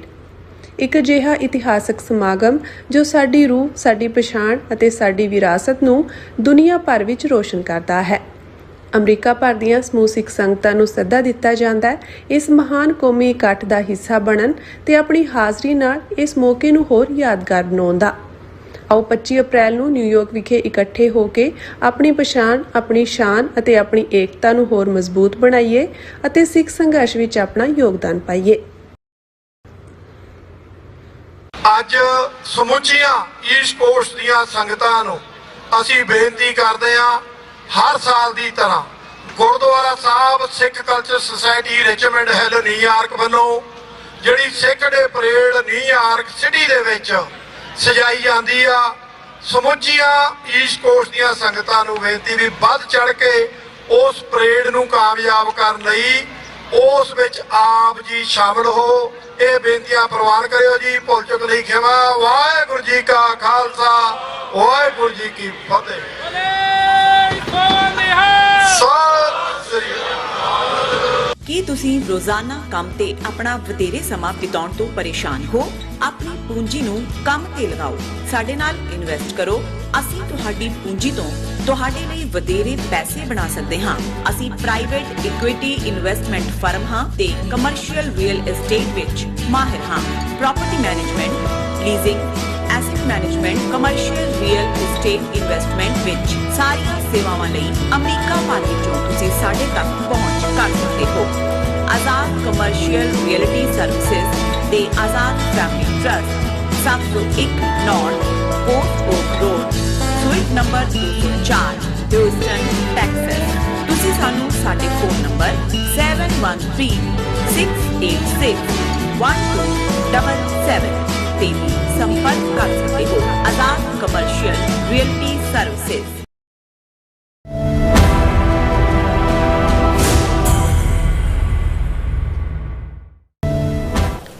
ਦਰਸ਼ਕੋ, ਬ੍ਰੇਕ ਤੋਂ ਬਾਅਦ ਤੁਹਾਡਾ ਸਭ ਦਾ ਭਰਪੂਰ ਸਵਾਗਤ ਹੈ। ਸੋ ਵੀਅਰਸ, ਗੱਲਬਾਤ ਕਰਨ ਜਾ ਰਹੇ ਹਾਂ ਕਿ ਅਮਰੀਕਾ ਤੇ ਈਰਾਨ ਵਿਚਾਲੇ ਦੂਸਰੇ ਗੇੜ ਦੀ ਗੱਲਬਾਤ ਭਾਵੇਂ ਮੁਸ਼ਕਲਾਂ ਦਾ ਸ਼ਿਕਾਰ ਹੈ, ਪਰ ਪਾਕਿਸਤਾਨ ਵੱਲੋਂ ਨਿਭਾਏ ਜਾ ਰਹੇ ਰੋਲ ਦੀ ਹਰ ਪਾਸੇ ਸ਼ਲਾਘਾ ਹੋ ਰਹੀ ਹੈ। ਔਰ ਭਾਰਤ ਦੀ ਮੁੱਖ ਵਿਰੋਧੀ ਧਿਰ ਕਾਂਗਰਸ ਦੇ ਜਨਰਲ ਸੈਕਟਰੀ ਨੇ ਮੋਦੀ ਨੂੰ ਰਗੜਾ ਦਿੰਦਿਆਂ ਕਿਹਾ ਹੈ ਕਿ ਪਾਕਿਸਤਾਨ ਇੰਟਰਨੈਸ਼ਨਲ ਲੈਵਲ ਤੇ ਡਿਪਲੋਮੈਸੀ ਵਿੱਚ ਛਾਇਆ ਹੋਇਆ ਹੈ, ਜਦੋਂ ਕਿ ਨਰਿੰਦਰ ਮੋਦੀ ਪੂਰੀ ਤਰ੍ਹਾਂ ਨਿਕੰਮਾ ਸਾਬਿਤ ਹੋਇਆ ਹੈ। ਸੋ ਇਸ ਸੰਬੰਧੀ ਉਹਨਾਂ ਨੇ ਪਾਕਿਸਤਾਨੀ ਫੌਜੀ ਚੀਫ ਆਸਮ ਮਨੀਰ ਦਾ ਵੀ ਜਿਹੜਾ ਜ਼ਿਕਰ ਕੀਤਾ। ਸੋ ਇਸ ਬਾਰੇ ਆਪਾਂ ਗੱਲਬਾਤ ਕਰਨ ਜਾ ਰਹੇ ਹਾਂ। ਸੋ ਅਸੀਂ ਚਾਹਾਂਗੇ ਕਿ ਤੁਸੀਂ ਇਸੇ ਤਰ੍ਹਾਂ ਬਣੇ ਰਹਿਣਾ। ਦੇਖਣ, ਸੁਣ ਲਿਆ, ਲਿਖਣ ਲਈ ਤੁਹਾਡਾ ਸਭ ਦਾ ਬਹੁਤ ਬਹੁਤ ਧੰਨਵਾਦ। ਜੀ ਰਾਜ ਸਾਹਿਬ, ਕੀ ਕਹਿਣਾ ਚਾਹੋਗੇ? ਦੇਖੋ, ਇਹਦੇ 'ਚ ਕੋਈ ਸ਼ੱਕ ਨਹੀਂ ਹੈ ਕਿ ਸੋ ਕਾਲਡ ਆਪਰੇਸ਼ਨ ਸੰਦੂਰ 7, 8, 9, 10 ਮਈ ਨੂੰ 4 ਰੋਜ਼ਾ ਮਿਸਾਈਲ ਡਰੋਨ ਜੰਗ ਤੋਂ ਬਾਅਦ ਜਿੱਥੇ ਪਾਕਿਸਤਾਨ ਦਾ ਫੌਜੀ ਤਾਕਤ ਦੇ ਤੌਰ ਦੇ ਉੱਤੇ ਉਸ ਖਿੱਤੇ ਦੇ ਵਿੱਚ ਉਭਾਰ ਹੋਇਆ, ਇਕੱਲਾ ਸਾਊਥ ਏਸ਼ੀਆ ਨਹੀਂ, ਸੈਂਟਰਲ ਏਸ਼ੀਆ ਦੇ ਵਿੱਚ ਵੀ ਔਰ ਗਲੋਬਲੀ ਵੀ ਜਿਸ ਦਾ ਨੋਟਿਸ ਪ੍ਰੈਜ਼ੀਡੈਂਟ ਟਰੰਪ ਨੇ ਵੀ ਲਿਆ। ਔਰ ਆਸਮ ਮੁਨੀਰ, ਜਿਨ੍ਹਾਂ ਨੂੰ ਸਿਵਿਲੀਅਨ ਗਵਰਨਮੈਂਟ ਨੇ ਫੀਲਡ ਮਾਰਸ਼ਲ ਬਣਾਇਆ, ਉਹਨਾਂ ਨੂੰ ਸਪੈਸ਼ਲੀ ਲੰਚ ਦੇ ਉੱਤੇ ਵੀ ਇਨਵਾਈਟ ਕੀਤਾ। ਔਰ ਉਸ ਤੋਂ ਬਾਅਦ ਜੇ ਕਹਿਣਾ ਹੋਏ ਕਿ ਮਈ ਤੋਂ ਤੁਰਦੇ ਹਾਂ, ਹੁਣ ਅਸੀਂ ਅਪ੍ਰੈਲ ਮਿਡਲ ਦੇ ਵਿੱਚ ਆ ਗਏ ਹਾਂ, ਆਲਮੋਸਟ ਸਾਲ ਹੋਣ ਵਾਲਾ ਹੈ, ਫਿਰ ਪਾਕਿਸਤਾਨ ਦੀ ਗੁੱਡੀ ਜਿਹੜੀ ਹੈ ਉਹ 7ਵੇਂ ਅਸਮਾਨ 'ਤੇ ਚੜ੍ਹੀ ਰਹੀ। ਉਹ ਫੌਜੀ ਤਾਕਤ ਦੇ ਤੌਰ ਦੇ ਉੱਤੇ ਵੀ ਭਾਰਤ ਜਿਹੜਾ ਉਹ ਬੁਰੀ ਤਰ੍ਹਾਂ ਜਿਹੜਾ ਉਹ ਪਿੱਟਿਆ। ਹਾਲਾਂਕਿ ਉਹਨਾਂ ਨੇ ਆਪਣਾ ਇੱਕ ਵੱਡਾ ਡੈਲੀਗੇਸ਼ਨ 60 ਮੈਂਬਰ ਪਾਰਲੀਮੈਂਟ ਔਰ ਦੂਜੇ ਤੀਜੇ ਸ਼ਸ਼ੀ ਥਰੂਰ ਵਰਗੇ ਨੂੰ ਅੱਗੇ ਕਰਕੇ ਭੇਜਿਆ। ਪਹਿਲਗਾਮ ਦੇ ਉਸ ਨੂੰ ਜਿਹੜਾ ਇਹਨਾਂ ਦਾ ਫਾਲਸ ਫਲੈਗ ਸੀ ਉਸ ਨੂੰ ਟੈਰਰਿਜ਼ਮ ਨਾਲ ਜੋੜਨ ਦਾ, ਪਰ ਕਿਸੇ ਮੁਲਕ ਨੇ ਵੀ ਅਦਰ ਦੈਨ ਇਜ਼ਰਾਈਲ ਇਹਨਾਂ ਦੇ ਨੈਰੇਟਿਵ ਨੂੰ ਨਹੀਂ ਮੰਨਿਆ। ਇਸ ਸਾਰੇ ਪੀਰੀਅਡ ਦੇ ਵਿੱਚ ਫਿਰ ਇਕੱਲਾ ਇਹ ਨਹੀਂ ਹੈ ਕਿ ਵੀ ਪਾਕਿਸਤਾਨ ਦਾ ਉਸ ਖਿੱਤੇ ਦੇ ਵਿੱਚ ਇੱਕ ਪਾਵਰ ਦੇ ਤੌਰ ਤੇ ਉਭਾਰ ਹੋਇਆ। ਇਸਲਾਮਿਕ ਵਰਲਡ, ਸਾਊਦੀ ਅਰੇਬੀਆ ਨੇ ਡਿਫੈਂਸ ਪੈਕਟ ਕੀਤਾ, ਦੂਸਰਿਆਂ ਨੇ ਵੀ ਜਿਹੜਾ ਬੜੀ ਹੋਪ ਨਾਲ ਦੇਖਿਆ। ਇੱਕਦਮ ਜਿਹੜਾ ਹੈ ਉਹ ਬਹੁਤ ਸਾਰਾ ਜਿਹੜੀਆਂ ਨੇ ਉਹ ਡੀਲਸ ਵੀ ਹੋਣ ਲੱਗ ਗਈਆਂ ਪਾਕਿਸਤਾਨ ਦੇ ਨਾਲ। ਜਿਹੜਾ ਉਹ 2-3 ਖਾਸ ਤੌਰ ਦੇ ਉੱਤੇ ਮੇਰਾ ਖਿਆਲ ਹੈ ਕਿ ਵੀ ਸੁਡਾਨ ਦੇ ਨਾਲ ਵੀ ਵੈਪਨਸ ਡੀਲ ਹੋਈ, ਲੀਬੀਆ ਦੇ ਨਾਲ ਵੀ ਹੋਈ, 1.5 ਬਿਲੀਅਨ 3 ਬਿਲੀਅਨ ਇੱਧਰ। ਫਿਰ ਗਜ਼ਾ ਵਾਲੇ ਮਸਲੇ ਦੇ ਉੱਤੇ ਜਦੋਂ ਬੋਰਡ ਆਫ ਗਜ਼ਾ ਬਣਾਉਣ ਦਾ ਜਿਹੜਾ ਬੋਰਡ ਆਫ ਪੀਸ ਦਾ ਐਲਾਨ ਟਰੰਪ ਨੇ ਕੀਤਾ, ਪਾਕਿਸਤਾਨ ਜਿਹੜਾ ਪੇਸ਼ ਸੀ ਔਰ ਉਸ ਦੇ ਉੱਤੇ ਵੀ ਰੈਕਗਨੀਸ਼ਨ ਹੁੰਦੀ ਚਲੀ ਗਈ। ਔਰ ਜਦੋਂ 28 ਫਰਵਰੀ ਨੂੰ ਫਿਰ ਈਰਾਨ ਦੇ ਉੱਤੇ ਜਿਹੜਾ ਤਹਿਰਾਨ 'ਚ ਖਮੀਨਾਈ ਦੇ ਉੱਤੇ ਹਮਲਾ ਹੋਇਆ ਔਰ ਬਹੁਤ ਸਾਰੇ ਜਿਹੜੇ ਨੇ ਉਹ ਜੰਗ ਸ਼ੁਰੂ ਹੋ ਗਈ, ਜਿਹੜੀ ਕਿ ਅਮਰੀਕਾ ਦੀ ਜੰਗ ਨਹੀਂ ਸੀ। ਜਿਉਂ-ਜਿਉਂ ਇਹ ਅੱਗੇ 2 ਹਫ਼ਤੇ ਤੱਕ ਪਹੁੰਚੀ, ਜਿਹੜਾ ਸ਼ਾਇਦ ਝਾਂਸਾ ਦਿੱਤਾ ਗਿਆ ਸੀ ਪ੍ਰੈਜ਼ੀਡੈਂਟ ਟਰੰਪ ਨੂੰ ਨੇਤਨਯਾਹੂ ਵੱਲੋਂ ਕਿ ਇਹ ਵੀ ਵੈਨਜ਼ੂਏਲਾ ਐਕਸ਼ਨ ਵਾਂਗ ਕੁਛ ਦਿਨਾਂ ਦਾ ਹੋਏਗਾ, ਰਜੀਮ ਚੇਂਜ ਹੋ ਜਾਏਗਾ ਔਰ ਫਲਾਣਾ ਟਿਮਕਾ, ਉਹ ਕੁਛ ਨਹੀਂ ਹੋਇਆ। ਔਰ ਜਿਉਂ-ਜਿਉਂ ਪ੍ਰੈਜ਼ੀਡੈਂਟ ਟਰੰਪ ਨੇ ਵੀ ਰਿਅਲਾਈਜ਼ ਕੀਤਾ ਜਿੰਨੇ ਕੁ ਉਹਨਾਂ ਨੇ ਇਸ ਪੀਰੀਅਡ ਦੇ ਵਿੱਚ ਜੋ ਬਰਬਾਦੀ ਕਰ ਸਕਦੇ ਸੀ ਉਹਨਾਂ ਦੀ ਕੀਤੀ, ਲੇਕਿਨ ਨਾ ਬੂਟਸ ਔਨ ਦਾ ਗਰਾਊਂਡ ਦਾ ਕੋਈ ਜਿਹੜੀ ਸੇਫ ਲਾਈਨ ਲੱਗੀ। ਔਰ ਇਹ ਜੰਗ ਪਹਿਲੇ ਦਿਨ ਤੋਂ ਹੀ ਜਿਹੜੀ ਆ ਉਹ ਕੋਈ ਪਪੂਲਰ ਨਹੀਂ ਸੀ ਅਮਰੀਕਾ 'ਚ, ਪਰ ਜਿਉਂ-ਜਿਉਂ ਵਕਤ ਪੈਂਦਾ ਗਿਆ, ਖਰਚਾ $2 ਬਿਲੀਅਨ ਦਾ ਰੋਜ਼ ਹੋ ਰਿਹਾ ਹੈ। US ਕਾਂਗਰਸ ਦੇ ਵਿੱਚ ਵੀ ਭਾਵੇਂ ਰੇਜ਼ਰ ਥਿਨ ਮੈਜੋਰਿਟੀ ਹੈ ਰਿਪਬਲਿਕਨਸ ਦੀ, 3-4 ਵਾਰ ਉਹਨੂੰ ਜੰਗ ਨੂੰ ਰੋਕਣ ਦੇ ਲਈ ਨਾਂ ਥੱਲੇ ਹੋਇਆ, ਲੇਕਿਨ ਰਿਪਬਲਿਕਨ ਆਪਣੀ ਗੱਲ ਮਨਾ ਲੈਂਦੇ ਨੇ। ਪਰ ਅੰਦਰੂਨੀ ਤੌਰ ਦੇ ਉੱਤੇ ਇਹ ਇੱਕ ਵੱਡੀ ਘਬਰਾਹਟ ਵੀ ਹੈ ਔਰ ਕਿ ਭਈ ਇਹ ਜੇ ਇਸ ਕਿਸਮ ਦਾ ਹੀ ਰਿਹਾ ਤਾਂ ਮਿਡ ਟਰਮਸ ਦੇ ਵਿੱਚ ਤਾਂ ਪਾਸਾ ਪਲਟ ਜਾਏਗਾ। ਔਰ ਇਸ ਸਾਰੇ ਦੇ ਚੱਲਦੇ ਆ ਬੇਸ਼ੱਕ party as a party president Trump ਦੇ ਪਿੱਛੇ ਖੜੀ ਹੈ, ਤੇ ਪ੍ਰੈਜ਼ੀਡੈਂਟ ਟਰੰਪ ਨੇ ਵੀ ਇਹ ਦੇਖਿਆ ਕਿ ਵੀ ਇਸ ਚੋਂ ਨਿਕਲਣ ਦਾ ਕੋਈ ਨਾ ਕੋਈ ਰਸਤਾ ਜਿਹੜੀ ਤੁਸੀਂ ਵਿਕਟਰੀ ਵੀ ਕਲੇਮ ਕਰ ਸਕੋ, ਹਿਊਮਿਲੇਸ਼ਨ ਵੀ ਨਾ ਹੋਏ ਔਰ ਇਸ ਚੋਂ ਨਿਕਲਿਆ ਜਾਏ। ਔਰ ਉਸ ਦੇ ਲਈ ਪਾਕਿਸਤਾਨ ਨੇ ਜੇ ਕਿਸੇ ਤੇ ਟਰਸਟ ਕੀਤਾ ਜਾਂ ਕਿਸੇ ਨੇ ਸਭ ਤੋਂ ਜ਼ਿਆਦਾ ਫਰੰਟਲ ਰੋਲ ਦੇ ਉੱਤੇ ਆ ਕੇ ਇੱਕ ਰਿਸਕ ਗਲ 'ਚ ਪਾਇਆ। ਇਹ ਕੋਈ ਸੌਖੀ ਗੱਲ ਨਹੀਂ ਹੈ, ਕਿਉਂਕਿ ਗੱਲ ਜਿਵੇਂ ਅਸੀਂ ਅੱਗੇ ਵੀ ਇੱਕ ਡਿਸਕਸ਼ਨ ਦੇ ਵਿੱਚ ਕਿਹਾ ਸੀ ਕਿ ਪਾਕਿਸਤਾਨ ਦੇ ਲਈ ਇਹ ਸਭ ਤੋਂ ਜ਼ਿਆਦਾ ਟਾਈਟ ਰੋਪ ਵਾਕ। ਈਰਾਨ ਨੇਬਰ ਹੈ, 3000 ਮੀਲ ਦਾ ਬਾਰਡਰ ਵੀ ਲੱਗਦਾ ਹੈ। ਸਾਊਦੀ ਅਰੇਬੀਆ ਉਹ ਹਾਰਟ ਐਂਡ ਸੋਲ ਹੈ, ਪਾਕਿਸਤਾਨ ਦਾ ਤੇਲ ਵੀ 80% ਉੱਥੋਂ ਆਉਂਦਾ ਹੈ, ਉਹ ਔਖੇ ਵੇਲੇ ਮਦਦ ਵੀ ਕਰਦਾ ਹੈ। ਔਰ ਈਰਾਨ ਨੇ ਜਿਹੜਾ ਇਸ ਪੀਰੀਅਡ ਦੇ ਵਿੱਚ ਜਿਹੜੇ ਟਾਰਗੇਟ ਕੀਤੇ ਜਿੱਥੇ ਅਮਰੀਕਨ ਬੇਸ ਸੀ ਉਹਨਾਂ 'ਚ ਸਾਊਦੀ ਅਰੇਬੀਆ ਵੀ ਸੀ ਜੀ, ਔਰ UAE ਤਾਂ ਵੈਸੇ ਹੀ ਨਿਕਲ ਗਿਆ ਹੱਥਾਂ 'ਚੋਂ, ਕਿਉਂਕਿ ਉਹ ਤਾਂ ਇੰਡੀਆ ਦੇ ਕੁਝ ਦੇ ਕੱਛ 'ਚ ਵੜ ਗਿਆ ਜਾ ਕੇ। ਔਰ ਪਾਕਿਸਤਾਨ ਦੇ ਤੋਂ ਤਾਂ ਪੈਸੇ ਮੰਗ ਲਏ ਵੀ ਲਿਆਓ ਜੀ $2-2.5 ਬਿਲੀਅਨ ਜਿਹੜੇ ਤੁਹਾਨੂੰ ਅਸੀਂ ਦਿੱਤਾ ਸੀ, ਰੱਖੇ ਸੀ, ਵਾਪਸ ਕਰੋ, ਜਿਹੜੇ ਕਰਤੇ ਨੇ ਉਹਨਾਂ ਨੇ, ਕਿਉਂਕਿ ਸਾਊਦੀ ਅਰੇਬੀਆ ਐਟ ਰੈਸਕਿਊ ਦੇ ਉੱਤੇ ਆਇਆ। ਹੁਣ ਸਾਊਦੀ ਅਰੇਬੀਆ ਔਰ ਈਰਾਨ ਨੂੰ ਬੈਲੈਂਸ ਰੱਖਣਾ ਔਰ ਸਾਊਦੀ ਅਰੇਬੀਆ ਨੂੰ ਮਨਾਉਣਾ ਕਿ ਵੀ ਉਹ ਕਾਊਂਟਰ ਅਟੈਕ ਈਰਾਨ 'ਤੇ ਨਾ ਕਰੇ, ਜਿਹੜਾ ਨਹੀਂ ਕੀਤਾ ਉਹਨਾਂ ਨੇ। ਔਰ ਉਹੀ ਸਾਊਦੀ ਅਰੇਬੀਆ ਹੀ ਫਿਰ ਅਮਰੀਕਾ ਨੂੰ ਇਸ ਡੀਲ ਲਈ ਵੀ ਕਿ ਭਾਈ ਕੋਈ ਨਾ ਕੋਈ ਗੱਲ ਨਿਬੇੜ ਲਓ। ਉਹਨਾਂ ਨੂੰ ਨਜ਼ਰ ਆਇਆ ਕਿ ਵੀ ਜੇ ਇਹ ਵੀ ਵਿਗੜ ਗਈ, ਐਕਸਪੈਂਡ ਹੋਇਆ, ਰੈੱਡ ਸੀ ਇਨਵੋਲਵ ਹੋ ਗਏ, ਉਹ ਜਿਹੜੇ ਨੇ ਦੂਸਰੇ ਯਹੂਤੀ ਉਹ ਇਨਵੋਲਵ ਹੋ ਗਏ, ਤੇ ਉਹਨਾਂ ਦੀ ਆਪਣੀ ਇਕੋਨਮੀ ਵੀ ਸਫਰ ਕਰੇਗੀ। ਔਰ ਈਵਨ ਇਹ ਵੀ ਮੈਂ ਖਬਰ ਦੇਖ ਰਿਹਾ ਸੀ ਕਿ ਈਵਨ ਜਿਹੜੀਆਂ ਦੋਨੋਂ ਡੀਲਸ ਸੁਡਾਨ ਜਾਂ ਲੀਬੀਆ ਦੇ ਗਰੁੱਪਾਂ ਨਾਲ ਸੀ, ਕਿਉਂਕਿ ਉਹਨੂੰ ਵੀ ਸਾਊਦੀ ਅਰੇਬੀਆ ਦਾ ਹੀ ਇੰਟਰਸਟ ਸੀ ਉਹਦੇ 'ਚ, ਉਹਨਾਂ ਨੂੰ ਵੀ ਉਹਨਾਂ ਨੇ ਰੁਕਵਾ ਦਿੱਤਾ ਪਾਕਿਸਤਾਨ ਨੂੰ, ਕਹਿ ਕੇ ਉਹਨਾਂ ਨੇ ਕਿਹਾ ਜੀ ਹਾਲ ਦੀ ਘੜੀ ਦੇ, ਕਿਉਂਕਿ ਇੰਨੀ ਅਨਸਰਟਨਟੀ ਪੈਦਾ ਹੋਈ। ਪਰ ਅਮਰੀਕਾ ਦੇ ਹਵਾਲੇ ਨਾਲ ਮੈਂ ਸਮਝਦਾ ਵੀ ਪਾਕਿਸਤਾਨ ਦੀ ਸਭ ਤੋਂ ਵੱਡੀ ਸਕਸੈਸ ਸੀ ਕਿ ਜਦੋਂ ਸਿਰਫ 3 ਘੰਟੇ ਦਾ ਪੀਰੀਅਡ ਰਹਿ ਗਿਆ ਸੀ, ਜਿਹੜੀ ਪ੍ਰੈਜ਼ੀਡੈਂਟ ਟਰੰਪ ਦੀ ਫਾਈਨਲ ਥ੍ਰੈਟ ਸੀ ਈਰਾਨ ਨੂੰ ਕਿ ਵੀ ਅਸੀਂ ਤੁਹਾਡੀ ਸਿਵਲਾਈਜੇਸ਼ਨ, ਤੁਹਾਡੀ ਤਹਿਜ਼ੀਬ ਡਿਸਟਰੋਏ ਕਰ ਦਿਆਂਗੇ, ਸਟੋਨ ਏਜ ਤੇ ਪਹੁੰਚਾ ਦਿਆਂਗੇ। ਪਰ ਇਹ ਅਚਾਨਕ ਇਹ ਠੰਡੀ ਹਵਾ ਦੇ ਬੁੱਲੇ ਵਾਂਗ ਆਇਆ।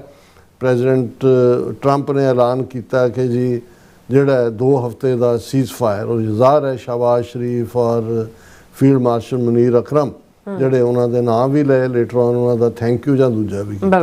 ਹੁਣ ਉਹਦੇ 'ਚ ਵੀ ਬੜਾ ਫਾਈਨ ਇਹ ਜਿਹੜਾ ਉਹ ਬਣਾਇਆ ਗਿਆ ਸੀ ਸੀਜ਼ ਫਾਇਰ ਦਾ ਪਾਰਟ। ਔਰ ਉਹਦੇ 'ਚ ਇਹ ਸੀ ਕਿ ਗੱਲਬਾਤ ਸ਼ੁਰੂ ਹੋਏਗੀ ਦੋਨਾਂ ਦੇ ਵਿੱਚ, ਗੱਲਬਾਤ ਦੀ ਸ਼ੁਰੂਆਤ ਵੀ ਹੋਈ। ਪਰ ਇਜ਼ਰਾਈਲ ਜਿਹੜਾ ਸਪੋਇਲਰ ਹੈ ਉਹਨੇ ਲੈਬਨਾਨ ਦੇ ਉੱਤੇ ਤਾਬੜਤੋੜ ਹਮਲੇ ਪਹਿਲੇ ਦਿਨ ਹੀ ਸੀਜ਼ ਫਾਇਰ ਦੇ, ਜਿਹੜੀ ਪਹਿਲੀ ਰਾਤ 300 ਤੋਂ ਜ਼ਿਆਦਾ ਮਾਰ ਦਿੱਤੇ, 1200 ਤੋਂ ਜ਼ਿਆਦਾ ਜ਼ਖਮੀ ਕਰਤੇ, ਕੁੱਲ ਤਾਂ ਹੁਣ 3000 ਦੀ ਫਿਗਰ। ਫਿਰ कहता जी नहीं ਇਹ ਹਿੱਸਾ ਨਹੀਂ ਹੈ। ਅਗੇਨ ਹਾਲਾਂਕਿ ਸ਼ਾਬਾਜ਼ ਸ਼ਰੀਫ ਨੇ ਟਵੀਟ ਕਰਕੇ ਕਿਹਾ ਵੀ ਹਿੱਸਾ ਹੈ ਵੀ ਸੀ। ਈਰਾਨ ਨੇ ਵੀ ਕਿਹਾ ਕਿ ਵੀ ਇਹ ਅਸੀਂ ਫਿਰ ਰੋਕਣ ਲੱਗੇ ਸਾਰੀ, ਅਸੀਂ ਨਹੀਂ ਅੱਗੇ ਨੈਗੋਸ਼ੀਏਟ ਕਰਾਂਗੇ। ਪਾਕਿਸਤਾਨ ਨੇ ਫਿਰ ਰੋਲ ਪਲੇ ਕੀਤਾ। ਟਰੰਪ ਨੇ ਬਾਂਹ ਮਰੋੜੀ ਨੇਤਨਯਾਹੂ ਦੀ ਕਿ ਵੀ enough is enough, you are prohibited from bombing ਲੈਵ। ਗੱਲ ਰੁਕੀ ਔਰ ਫਿਰ ਇੱਕਦਮ ਆਇਆ ਕਿ ਜੀ ਦੂਸਰੇ ਦੌਰ ਦੀ ਜਿਹੜੀ ਹੈ ਗੱਲਬਾਤ ਉਹ ਸ਼ੁਰੂ ਹੁਣ ਪ੍ਰੈਜ਼ੀਡੈਂਟ ਟਰੰਪ ਨੇ ਇਹ ਐਲਾਨ ਕੀਤਾ ਕਿ ਵੀ ਆਈ ਮੇ ਗੋ ਟੂ ਇਸਲਾਮਾਬਾਦ ਔਰ ਦੂਸਰਾ ਡੀਲ ਇਜ਼ ਨੀਅਰ। ਇਹ ਬਹੁਤ ਵੱਡੀ ਖਬਰ ਸੀ। ਇੱਕਦਮ ਆਇਲ ਪ੍ਰਾਈਸਿਸ ਜਿਹੜੇ ਨੇ ਉਹ $88 ਕਰੂਡ ਆਇਲ ਬੈਰਲ ਦੇ ਉੱਤੇ ਆ ਗਏ। ਲੇਕਿਨ ਇਸ ਪੀਰੀਅਡ ਦੇ ਵਿੱਚ ਕਿਉਂਕਿ ਅਮਰੀਕਾ ਨੇ ਇਹ ਕਹਿ ਕੇ ਕਿ ਜੀ ਅਸੀਂ ਜਿਹੜਾ ਉਹ ਉਸ ਤੋਂ ਪਹਿਲਾਂ ਇਹ ਸੀ ਕਿ ਵੀ ਅਸੀਂ ਬਲੌਕੇਡ ਕਰ ਰਹੇ ਹਾਂ ਸਟ੍ਰੇਟ ਆਫ ਹਾਰਮੂਜ਼ ਦਾ, ਔਰ ਈਰਾਨ ਚੁੱਕੇ ਕਿਉਂਕਿ ਈਰਾਨ ਨੇ ਤਾਂ 28 ਦੇ ਰੋਜ਼ਾ ਜੰਗ 40 ਰੋਜ਼ਾ ਜੰਗ ਦੇ ਦੌਰਾਨ ਹੀ ਉਹਦੇ ਤੇ ਆਪਣਾ ਪੂਰਾ ਫਰਮ ਕੰਟਰੋਲ ਕਰ ਲਿਆ ਸੀ ਕਿ ਜਿਹੜਾ 20% ਆਇਲ ਦੁਨੀਆ ਦਾ ਜਾਂਦਾ ਹੈ ਭਾਈ ਇੱਥੇ ਤੁਸੀਂ ਰੱਖੋ, ਪੈਸੇ ਰੱਖੋ। ਔਰ ਓਮਾਨ ਜਿਹੜਾ ਦੂਸਰੇ ਸਿਰੇ ਤੇ ਆ ਸਟੇਟ ਆਫ ਹਾਰਮੂਜ਼, ਉਹਦੇ ਨਾਲ ਵੀ ਉਹਨੇ ਅੰਡਰਸਟੈਂਡਿੰਗ ਈਰਾਨ ਨੇ ਕਰ ਲਈ। ਔਰ ਕਤਰ ਵੀ ਜਿਹੜਾ ਉਹ ਹੋਸਟਾਈਲ ਨਹੀਂ ਸੀ ਈਰਾਨ ਦੇ। ਸੋ ਕਈ ਕੁਝ ਚੱਲ ਰਿਹਾ ਸੀ ਸਾਈਮਲਟੇਨੀਅਸਲੀ। ਪਰ ਇਹ ਕਿਵੇਂ ਹੋਇਆ ਕਿ ਪ੍ਰੈਜ਼ੀਡੈਂਟ ਟਰੰਪ ਨੇ ਜਦੋਂ ਕਿ ਈਰਾਨ ਨੇ ਐਜ਼ ਏ ਗੁੱਡਵਿਲ ਜਦੋਂ ਦੂਸਰੇ ਦੌਰ ਦੀ ਗੱਲਬਾਤ ਦੀ ਸ਼ੁਰੂਆਤ ਵੱਲ ਵੱਧ ਰਹੇ ਸੀ, ਟਰੰਪ ਨੇ ਕਿਹਾ ਜੀ ਅਸੀਂ ਜਿਹੜਾ ਸਟੇਟ ਆਫ ਹਾਰਮੂਜ਼ ਦਾ ਬਲੌਕੇਡ ਨਹੀਂ ਚੁੱਕਣਾ। ਈਰਾਨ ਨੇ ਕਿਹਾ, ਔਰ ਈਰਾਨ ਦਾ ਇੱਕ ਸ਼ਿਪ ਜਿਹੜਾ ਫੜ ਲਿਆ, ਔਰ ਉਹ ਈਰਾਨ ਨੇ ਕਿਹਾ ਵੀ ਠੀਕ ਹੈ ਵੀ ਜੇ ਤੁਸੀਂ ਨਹੀਂ ਚੁੱਕਦੇ ਤੇ ਫਿਰ ਇਹ ਜਿਹੜੀ ਹੈ ਗੱਲਬਾਤ ਅੱਗੇ ਨਹੀਂ ਤੁਰੇਗੀ। ਹਾਲਾਂ ਅਮਰੀਕਾ ਨੇ ਡਿਕਲੇਅਰ ਕਰਤਾ ਕਿ ਵੀ ਇਹ ਮਿਸਟਰ ਕੁਸ਼ਨਰ ਔਰ ਵਿਟਕੌਫ ਔਰ ਬਾਅਦ ਦੇ ਵਿੱਚ ਜਿਹੜੀ ਬੈਂਸ ਪਹਿਲਾਂ ਤਾਂ ਨਹੀਂ ਸੀ ਉਹਦਾ ਨਾਂ, ਉਹ ਵੀ ਜਾਏਗਾ। ਹੁਣ ਇਹ ਸਕਸੈਸ ਔਰ ਇਸਲਾਮਾਬਾਦ ਜਿਵੇਂ ਜਿਸ ਜੰਗੀ ਪੱਧਰ ਦੇ ਉੱਤੇ ਤਿਆਰੀਆਂ 4 ਚੁਫੇਰੇ ਰਾਵਲਪਿੰਡੀ ਤੋਂ ਵੀ ਉਹਨਾਂ ਨੇ ਸੱਦ ਲਈ, ਉਹ ਜਿਹੜੇ ਸਿਕਿਉਰਿਟੀ ਦਸਤੇ ਨੇ ਇੰਨੇ ਹਜ਼ਾਰ ਦੂਜੇ ਬਾਰਬਡ ਤਾਰਾਂ, ਔਰ ਜਿਵੇਂ ਪੂਰਾ ਇੱਕ ਸਿਕਿਉਰਿਟੀ ਜ਼ੋਨ ਕ੍ਰੀਏਟ ਕੀਤਾ ਜਾਂਦਾ ਹੈ, ਇਹ ਜਿਹੜਾ ਉਹਨਾਂ ਨੇ ਕ੍ਰੀਏਟ ਕੀਤਾ ਸਾਰੇ ਪਾਸਿਓਂ। ਕਿਉਂਕਿ ਇਹ ਬਹੁਤ ਵੱਡੀ ਖਬਰ ਸੀ ਕਿ ਪ੍ਰੈਜ਼ੀਡੈਂਟ ਟਰੰਪ ਜਾ ਰਹੇ ਨੇ, ਔਰ ਇਹ ਵੀ ਅੰਡਰਸਟੈਂਡਿੰਗ ਹੋਈ ਕਿ ਵੀ ਪ੍ਰੈਜ਼ੀਡੈਂਟ ਟਰੰਪ ਤਾਂ ਹੀ ਜਾ ਰਹੇ ਨੇ ਵੀ ਆਲਰੇਡੀ ਡੀਲ ਦੀ ਅੰਡਰਸਟੈਂਡਿੰਗ ਹੋ ਚੁੱਕੀ ਹੈ, ਤਾਂ ਦਸਤਖਤ ਹੀ ਕਰਨੇ ਹੁੰਦੇ ਨੇ ਪ੍ਰੈਜ਼ੀਡੈਂਟ ਨੇ। ਪਰ ਇਹ ਜਿਹੜੇ ਪਿਛਲੇ ਇਹ ਵੀਕਐਂਡ ਦੇ ਉੱਤੇ ਦੋਵੇਂ ਘਟਨਾਵਾਂ, ਈਰਾਨ ਦੇ ਕੰਟੇਨਰ ਨੂੰ ਫੜ ਲੈਣਾ, ਸਟ੍ਰੇਟ ਆਫ ਹਾਰਮੂਜ਼ ਦਾ ਬਲੌਕੇਡ ਚੁੱਕਣ ਤੋਂ ਇਨਕਾਰ ਕਰਨਾ ਟਰੰਪ ਦਾ, ਔਰ ਈਰਾਨ ਨੇ ਵੀ ਫਿਰ ਉਸੇ ਕਿਸਮ ਦੀ ਪੋਜੀਸ਼ਨ ਲਈ ਵੀ ਅਸੀਂ ਨਹੀਂ ਭੇਜਾਂਗੇ ਆਪਣਾ ਡੈਲੀਗੇਸ਼ਨ, ਅਜੇ ਨੈਕਸਟ 24 ਆਵਰਸ ਕਰੂਸ਼ਲ ਨੇ। ਹੁਣ ਇਸ ਸਾਰੇ ਦੇ ਵਿੱਚ ਜਿਹੜਾ ਪਾਕਿਸਤਾਨ ਦਾ ਐਜ਼ ਏ ਡਿਪਲੋਮੈਟ ਰੋਲ ਹੈ, ਔਰ ਖਾਸ ਤੌਰ 'ਤੇ ਆਸਮ ਮੁਨੀਰ ਜਿਨ੍ਹਾਂ ਬਾਰੇ ਜਿਹੜਾ ਇੱਕ ਭਾਰਤੀ ਫੌਜ ਦਾ ਹੀ ਸਾਬਕਾ ਲੈਫਟੀਨੈਂਟ ਜਨਰਲ ਇੱਕ YouTube ਚੈਨਲ ਨੂੰ ਕਹਿ ਰਿਹਾ ਸੀ ਕਿ ਵੀ ਮੈਂ ਇਸ ਲੈਵਲ ਤੱਕ ਗਿਆ, ਮੈਂ ਸਟਾਫ ਕਾਲਜ ਤੋਂ ਨਿਕਲਿਆ, ਮੈਂ ਡਿਪਲੋਮੈਟ ਵੀ UN ਦੇ ਨਾਲ ਵੀ ਕੰਮ ਕੀਤਾ, ਉੱਥੇ ਵੀ ਮੇਰੀ ਯਾਦਾਸ਼ਤ 'ਚ ਕੋਈ ਐਸਾ ਮੌਕਾ ਨਹੀਂ ਹੈ ਕਿ ਕਿਸੇ ਮੁਲਕ ਦਾ ਫੌਜੀ ਚੀਫ ਉਹਦਾ ਇੰਨਾ ਰੁਤਬਾ ਹੋਏ ਕਿ ਉਹ ਪ੍ਰੈਜ਼ੀਡੈਂਟ ਦੇ ਨਾਲ, ਪ੍ਰੈਜ਼ੀਡੈਂਟ ਉਹਦੀ ਸਲਾਹ ਲੈ ਰਿਹਾ ਹੋ, ਔਰ ਉਹ ਇੰਨਾ ਕਾਮਯਾਬ ਡਿਪਲੋਮੈਟ ਬਣ ਕੇ ਸਾਹਮਣੇ ਆਏ। ਸੋ ਜ਼ਾਹਰ ਹੈ ਕਿ ਵੀ ਇਹ ਗੱਲ ਹੁਣ ਇੰਡੀਆ ਦੇ ਕੰਟੈਕਟ ਜਿਹੜਾ ਆਪਣੇ ਆਪ ਨੂੰ ਵਿਸ਼ਵ ਗੁਰੂ ਬਣਾਇਆ ਹੋਇਆ ਸੀ, ਉਹ ਤਾਂ ਕੌਡੀਆਂ ਖੋਟਾ ਸਾਬਤ ਹੋਇਆ ਕਿ ਵੀ ਇੱਕ ਪਾਸੇ ਜਾ ਕੇ ਇਜ਼ਰਾਈਲ ਦੇ ਨਾਲ ਖਲੋਤਾ ਹੈ, ਦੂਜੇ ਪਾਸੇ ਜਿਹੜਾ ਉਸ ਦਾ ਜੋ ਸਾਰਾ ਜਲੂਸ ਨਿਕਲਿਆ ਕਿ ਭਾਈ ਤੁਸੀਂ ਤਾਂ ਆਪਣੇ ਵੀ ਜਹਾਜ਼ ਉੱਥੋਂ ਜਿਹੜੇ ਨੇ ਕੀ ਕੱਢਣੇ ਨੇ, ਉੱਥੇ ਜਿਹੜਾ ਈਰਾਨ ਦਾ ਜਹਾਜ਼ ਤੁਹਾਡੇ ਸੱਦੇ ਦੇ ਉੱਤੇ ਵਿਸ਼ਾਖਾਪਟਨਮ ਆਇਆ ਹੋਇਆ ਸੀ ਵਾਟਰ ਐਕਸਾਈਜ਼ਸ ਲਈ, ਉਹ ਵੀ ਡੋਬ ਦਿੱਤਾ, ਉਹਦਾ ਤੁਸੀਂ ਪ੍ਰੋਟੈਸਟ ਤੱਕ ਨਹੀਂ ਕੀਤਾ। ਸੋ ਇਸ ਸਾਰੇ ਦੇ ਚੱਲਦੇ ਆ ਜ਼ਾਹਰ ਹੈ ਕਿ ਵੀ ਹੁਣ ਇਹ ਬੜੀ ਜਿਹਨੂੰ ਕਹੋ ਕਿ ਟਰਾਈਂਗ ਟਾਈਮ ਹੈ, ਕਿਉਂਕਿ ਸ਼ੌਹਰਤ ਵੀ ਆਪਣੀ ਥਾਂ ਹੁੰਦੀ ਹੈ ਜਦੋਂ ਤੁਸੀਂ ਕੁਝ ਕਰਦੇ ਹੋ, ਤਾਂ ਜਿਹੜੀ ਫਿਰ ਨੈਗੇਟਿਵਿਟੀ ਹੈ ਉਹ ਵੀ ਤੁਹਾਡੀ ਝੋਲੀ 'ਚ ਹੀ ਪੈਂਦੀ ਹੈ। ਹੁਣ ਜਿਹੜੀਆਂ ਦੋ ਖਬਰਾਂ ਹਾਲਾਂ ਮੈਨੂੰ ਉਹ ਜ਼ਿਆਦਾ ਪਲਾਂਟਡ ਲੱਗੀਆਂ, ਉਹ ਇੱਕ ਸ਼ਾਇਦ ਗਾਰਡੀਅਨ ਦੇ ਹਵਾਲੇ ਨਾਲ ਸੀ, ਇੱਕ ਫਾਈਨੈਂਸ਼ੀਅਲ ਟਾਈਮਜ਼ ਦੇ ਹਵਾਲੇ ਨਾਲ, ਕਿ ਜੀ ਇਨਸਾਈਡ ਜਿਹੜਾ CIA ਔਰ ਦੂਸਰੇ ਇੰਟੈਲੀਜੈਂਟ ਸੋਰਸਿਸ ਨੇ ਟਰੰਪ ਜਾਂ ਦੂਜਿਆਂ ਨੂੰ ਕਿਹਾ ਕਿ ਜੀ ਤੁਸੀਂ ਆਸਮ ਮੁਨੀਰ 'ਤੇ ਜ਼ਿਆਦਾ ਇਤਬਾਰ ਕਰ ਰਹੇ ਹੋ, ਇਹ ਅਲਟੀਮੇਟਲੀ ਜਿਹੜਾ ਉਹ ਹੋਰ ਪਾਸੇ ਵੀ ਪਲੇ ਹੋ ਸਕਦਾ ਹੈ, ਤੇ ਇਹ ਉਹ ਯਾਨੀ ਉਹ ਸ਼ੱਕ ਪਾਉਣ ਦੀ ਗੱਲ ਹੈ ਇਸ ਦੇ ਉੱਤੇ। ਤੇ ਦੂਸਰਾ ਤਾਂ ਉਸ ਤੋਂ ਇੱਕ ਕਦਮ ਅੱਗੇ ਚਲਾ ਗਿਆ ਇਹ ਕਹਿ ਕੇ ਕਿ ਜੀ ਇਹ ਤਾਂ ਇਵੇਂ ਹੀ ਹੈ ਜਿਵੇਂ ਕੋਈ ਚਾਈਲਡ ਮੋਲੈਸਟਰ ਜਿਹੜਾ ਉਹ ਕਿੰਡਰਗਾਰਟਨ ਦੇ ਬੱਚਿਆਂ ਨੂੰ ਜਿਹੜਾ ਉਹ ਤਹਿਜ਼ੀਬ ਸਿਖਾ ਰਿਹਾ। ਇਹ ਬਹੁਤ ਗੰਦਾ ਜਿਹੜਾ ਉਹ ਇਸ ਨੂੰ ਜਿਹੜੀ ਹੈ ਉਹ ਸਿਮਰੀ ਦਿੱਤੀ ਹੈ।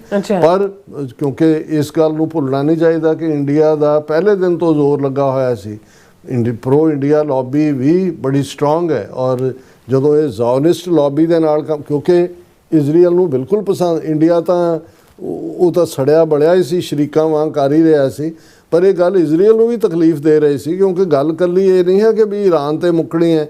ਜੇ ਈਰਾਨ ਦੀ ਤਬਾਹੀ ਹੋ ਜਾਂਦੀ ਹੈ, ਈਰਾਨ ਦੇ ਗੋਡੇ ਲੱਗ ਜਾਂਦੇ ਨੇ ਜਾਂ ਉਹਦੇ ਤੇ ਇਹ ਆਪਣਾ ਉਹਨੂੰ ਫਰੈਗਮੈਂਟ ਕਰ ਦਿੰਦੇ ਨੇ, ਨੈਕਸਟ ਇਜ਼ ਤੁਰਕੀ ਹੈ ਔਰ ਅਸਲੀ ਅੱਖ ਤਾਂ ਪਾਕਿਸਤਾਨ ਦੇ ਉੱਤੇ ਹੈ। ਔਰ ਇਹ ਨੇਤਨਯਾਹੂ ਨੂੰ ਵੀ ਗੱਲ ਖਟਕ ਰਹੀ ਹੈ ਕਿ ਵੀ ਇਹ ਆਸਮ ਮੁਨੀਰ ਕਿਵੇਂ ਜਿਹੜਾ ਉਹ ਅੱਖ ਦਾ ਤਾਰਾ ਬਣਿਆ ਹੋਇਆ ਟਰੰਪ ਦਾ, ਵੀ ਉਹ ਫੋਨ ਚੁੱਕਦਾ ਟਰੰਪ ਨਾਲ, ਟਰੰਪ ਵੀ ਬਾਰ-ਬਾਰ ਫੈਂਟਾਸਟਿਕ ਮੈਨ, ਗ੍ਰੇਟ ਮੈਨ, ਔਰ ਕਿੰਨੇ ਉਹਨੇ ਆਸਮ ਮੁਨੀਰ ਦੇ ਨਾਲ ਸ਼ਾਬਾਜ਼ ਸ਼ਰੀਫ ਦੀ ਜਿਵੇਂ ਉਹ ਕੀ ਕਹਿੰਦੇ ਨੇ ਲੱਕੜ ਦੇ ਨਾਲ ਲੋਹਾ ਵੀ ਤਰ ਜਾਂਦਾ ਕੀ ਉਸਨੂੰ ਕਹਿੰਦੇ ਨੇ ਕਿ ਵੀ ਲੱਗਾ ਹੁੰਦਾ, ਉਹ ਵੀ ਨਾਲ ਉਹਨੂੰ ਵੀ ਕੰਮ ਤਾਂ ਆਸਮ ਮੁਨੀਰ ਦਾ ਹੀ ਹੈ ਸਾਰਾ, ਜਿਹਨੂੰ ਲੈ ਕੇ ਹੁਣ ਇਹ ਗੱਲ ਜਿਹੜੀ ਹੈ ਮੋਦੀ ਦੇ ਔਰ ਦੂਸਰੇ ਉਹਨਾਂ ਦੇ ਵੀ ਸੰਗ ਚੋਂ ਤਾਂ ਉਤਰਦੀ ਨਹੀਂ। ਹੁਣ ਕਾਂਗਰਸ ਵੀ ਜਿਹੜੀ ਆਪੋਜੀਸ਼ਨ 'ਚ ਹੈ ਉਹ ਵੀ ਇਹ ਰਿਅਲਾਈਜ਼ ਕਰ ਰਹੀ ਹੈ ਕਿ ਵੀ ਇਨ ਦਾ ਐਂਡ ਆਫ ਦਾ ਡੇ ਅਸੀਂ ਫੌਜੀ ਵਰਲਡ 'ਚੋਂ ਵੀ ਨਿਕਲ ਗਏ। ਉਹ ਸੋ ਕਾਲਡ ਆਪਰੇਸ਼ਨ ਸੰਦੂਰ ਨੇ ਦੱਸਤਾ ਵੀ ਸਾਡੇ ਪੱਲੇ ਕੁਛ ਨਹੀਂ। ਅੱਛਾ, ਗਲਵਾਨ ਵੈਲੀ ਦੇ ਵਿੱਚ ਜਿਹੜਾ ਟਕਰਾਅ ਹੋਇਆ ਸੀ ਉਹ ਸਾਹਮਣੇ ਆ ਗਿਆ ਵੀ ਚੀਨ ਦੇ ਸਾਹਮਣੇ ਤਾਂ ਅਸੀਂ ਕੀ ਖਲੋਣਾ ਸੀ, ਆਪਣੇ ਬੰਦੇ ਵੀ ਮਰਵਾਏ ਔਰ 4000 ਸਕੁਅਰ ਕਿਲੋਮੀਟਰ ਟੈਰੀਟਰੀ ਜਿਹੜੀ ਹੈ ਉਹ ਵੀ ਗਵਾਈ। ਹੁਣ ਉਸ ਸਾਰੇ ਦੇ ਥੱਲੇ ਪਿਛਲੇ ਹਫਤੇ ਅਸੀਂ ਦੇਖਿਆ ਕਿ ਵੀ ਚੀਨ ਨੇ ਅਰੁਣਾਚਲ ਪ੍ਰਦੇਸ਼, ਅਕਸਾਈ ਚਿਨ ਔਰ ਦੂਸਰੇ ਜਿਹੜਾ ਉਹਦੇ 'ਚ ਅਗੇਨ ਉਹਨਾਂ ਨੇ ਆਪਣੇ ਨਾਮਕਰਨ ਕੀਤਾ ਚਾਈਨੀਜ਼ ਜ਼ਬਾਨ ਦੇ ਉੱਤੇ। ਔਰ ਭਾਰਤ ਨੇ ਜਦੋਂ ਪ੍ਰੋਟੈਸਟ ਕੀਤਾ ਉਹਨਾਂ ਨੇ ਕਿਹਾ ਵੀ ਇਹ ਸਾਡਾ ਸਾਊਥ ਤਿੱਬਤ ਹੈ, ਤੁਹਾਡਾ ਇਹਦੇ ਤੇ ਕੀ ਹੈ ਵਿਰੋਧ ਕਰਨ ਦਾ ਹੱਕ ਜੀ, ਨਹੀਂ ਬਣ।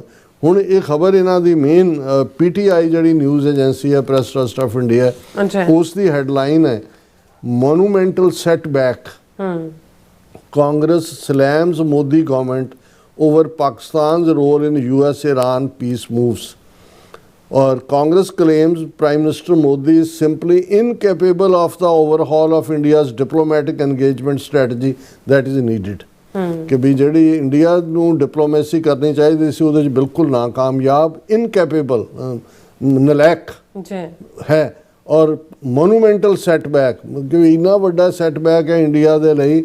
ਔਰ ਉਧਰ ਪਾਕਿਸਤਾਨ ਜਿਹੜਾ ਉਹ ਬਿਲਕੁਲ ਉਚਾਈਆਂ ਦੇ ਉੱਤੇ ਹੈ। ਔਰ ਉਹਦੇ 'ਚ ਦੀ ਬਿਗਨਿੰਗ ਹੀ ਇਹ ਹੈ, Congress on Monday took a swipe at the Modi government over Pakistan's role in US-Iran peace talks, saying Pakistan Army Chief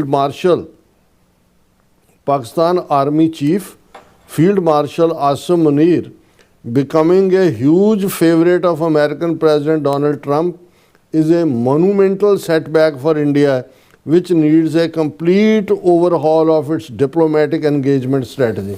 ਕਿ ਭਾਈ ਇਹ ਬਿਲਕੁਲ ਫੇਲਿਅਰ ਹੈ ਮੁਕੰਮਲ ਤੌਰ ਦੇ ਉੱਤੇ ਇੰਡੀਆ ਦੀ ਡਿਪਲੋਮੈਟਿਕ ਸਟ੍ਰੈਟਜੀ ਦੀ। ਮੋਦੀ ਨੂੰ ਪਾਸੇ ਹੋ ਜਾਣਾ ਚਾਹੀਦਾ ਕਿ ਭਾਈ ਜਿਹਨੂੰ ਇਹਨੇ ਜੈ ਸ਼ੰਕਰ ਨੇ ਦਲਾਲ ਕੰਟਰੀ ਕਿਹਾ ਸੀ, ਉਹ ਤਾਂ ਪੂਰੀ ਵਿਦਵਤਾ ਔਰ ਪੂਰੇ ਜ਼ਿੰਮੇਵਾਰੀ ਦੇ ਨਾਲ ਆਪਣੇ ਰੋਲ ਨੂੰ ਨਿਭਾ ਰਹੇ ਨੇ। ਔਰ ਸੈਕੰਡ ਰਾਊਂਡ ਸ਼ੁਰੂ ਹੋਣ ਜਾ ਰਿਹਾ US Iran ਪੀਸ ਟਾਕਸ ਦਾ। ਔਰ ਇਹ ਸਾਰੇ ਦੇ ਵਿੱਚ ਇਹਦੇ ਬਾਵਜੂਦ ਕਿ ਪਾਕਿਸਤਾਨ ਇਕਨੋਮਿਕਲੀ ਕੋਈ ਤਾਕਤ ਨਹੀਂ ਹੈ, ਰਾਦਰ ਉਹ ਕਰਜ਼ਾਈ ਰਹਿੰਦੇ ਨੇ, ਲੇਕਿਨ ਡਿਪਲੋਮੇਸੀ ਦੇ ਵਿੱਚ ਉਹਨਾਂ ਨੇ ਬਿਲਕੁਲ but it is for now playing a pivotal diplomatic role. ਔਰ ਇਹਦੇ ਬਾਵਜੂਦ ਕਿ ਉਹਨਾਂ ਨੇ ਉਸਾਮਾ ਨੂੰ ਸੈਂਕਚੁਰੀ ਦਿੱਤੀ, ਫਲਾਣਾ ਢਿਮਕਾ, ਜੋ ਸਾਰੇ ਉੱਥੇ ਕਾਂਗਰਸੀ ਹੋਣ ਦੂਜੇ ਹੋਣ, ਜਿਹੜੀ ਉਹਨਾਂ ਨੇ ਉਹ ਪੂਰਾ ਟਿਪੜਾ ਪੜ੍ਹਨਾ ਹੁੰਦਾ। ਔਰ ਫਿਰ ਉਹਨਾਂ ਨੇ ਕਿਹਾ ਦੇਖੋ ਆਸਮ ਮੁਨੀਰ ਜਿਹਦੀ ਪ੍ਰੋਵੋਕੇਟਿਵ ਤੇ ਇਨਫਲਾਮੇਟਰੀ ਰਿਮਾਰਕਸ ਜਿਹੜੇ ਸੀ ਉਹਨਾਂ ਨੇ ਪਹਿਲਗਾਮ ਟੈਰਰ ਅਟੈਕ ਨੂੰ ਜਨਮ ਦਿੱਤਾ ਹੈ, has become such a huge favourite of president Trump is a particularly severe setback for India. So ਇਹ ਆਪਣੇ ਆਪ ਦੇ ਵਿੱਚ ਜਦੋਂ ਦੁਸ਼ਮਣ ਨੂੰ ਤਕਲੀਫ ਹੋ ਰਹੀ ਹੋਏ, ਢਿੱਡੀ ਪੀੜ ਪੈ ਰਹੀ ਹੋਏ, ਤੇ ਇਹ ਸਮਝ ਲਓ ਕਿ ਭਾਈ ਕੀ ਹੈ। ਹਾਲਾਂ ਮੈਨੂੰ ਅਫਸੋਸ ਵੀ ਹੁੰਦਾ ਹੈ ਕਿ ਜਿਹੜੇ ਥੋੜ੍ਹੇ ਡਾਈਸੈਂਟਿੰਗ ਪਾਕਿਸਤਾਨ ਦੇ ਜਰਨਲਿਸਟ ਆ ਕੇ ਬਾਹਰ ਬੈਠੇ ਹੋਏ ਨੇ, ਉਹਨਾਂ ਨੇ ਇਸ ਸਾਰੇ ਪੀਰੀਅਡ 'ਚ ਵੀ ਜਿਹੜਾ ਉਹ ਨੈਗੇਟਿਵ ਹੀ ਰੱਖਿਆ ਹੈ। ਉਹ ਭਾਈ ਤੁਹਾਡਾ ਮੁਲਕ ਹੈ, ਇਹ ਤੁਹਾਡੀ ਹੋਂਦ ਦੀ ਲੜਾਈ ਠੀਕ ਹੈ, ਅੰਦਰੂਨੀ ਪ੍ਰੋਬਲਮਸ ਨੇ। ਬਹੁਤ ਵਾਰ ਜਦੋਂ ਦੁਸ਼ਮਣ ਬਾਹਰੋਂ ਅਟੈਕ ਕਰਦਾ ਤੁਸੀਂ ਇੱਕ ਵਾਰ ਜਿਹੜਾ ਘੱਟੋ ਘੱਟ ਉਹਨਾਂ ਸਾਰਿਆਂ ਨੂੰ ਮਸਲਿਆਂ ਨੂੰ ਬੈਕ ਬਰਨਰ ਤੇ ਰੱਖ ਦਿੰਦੇ ਹੋ।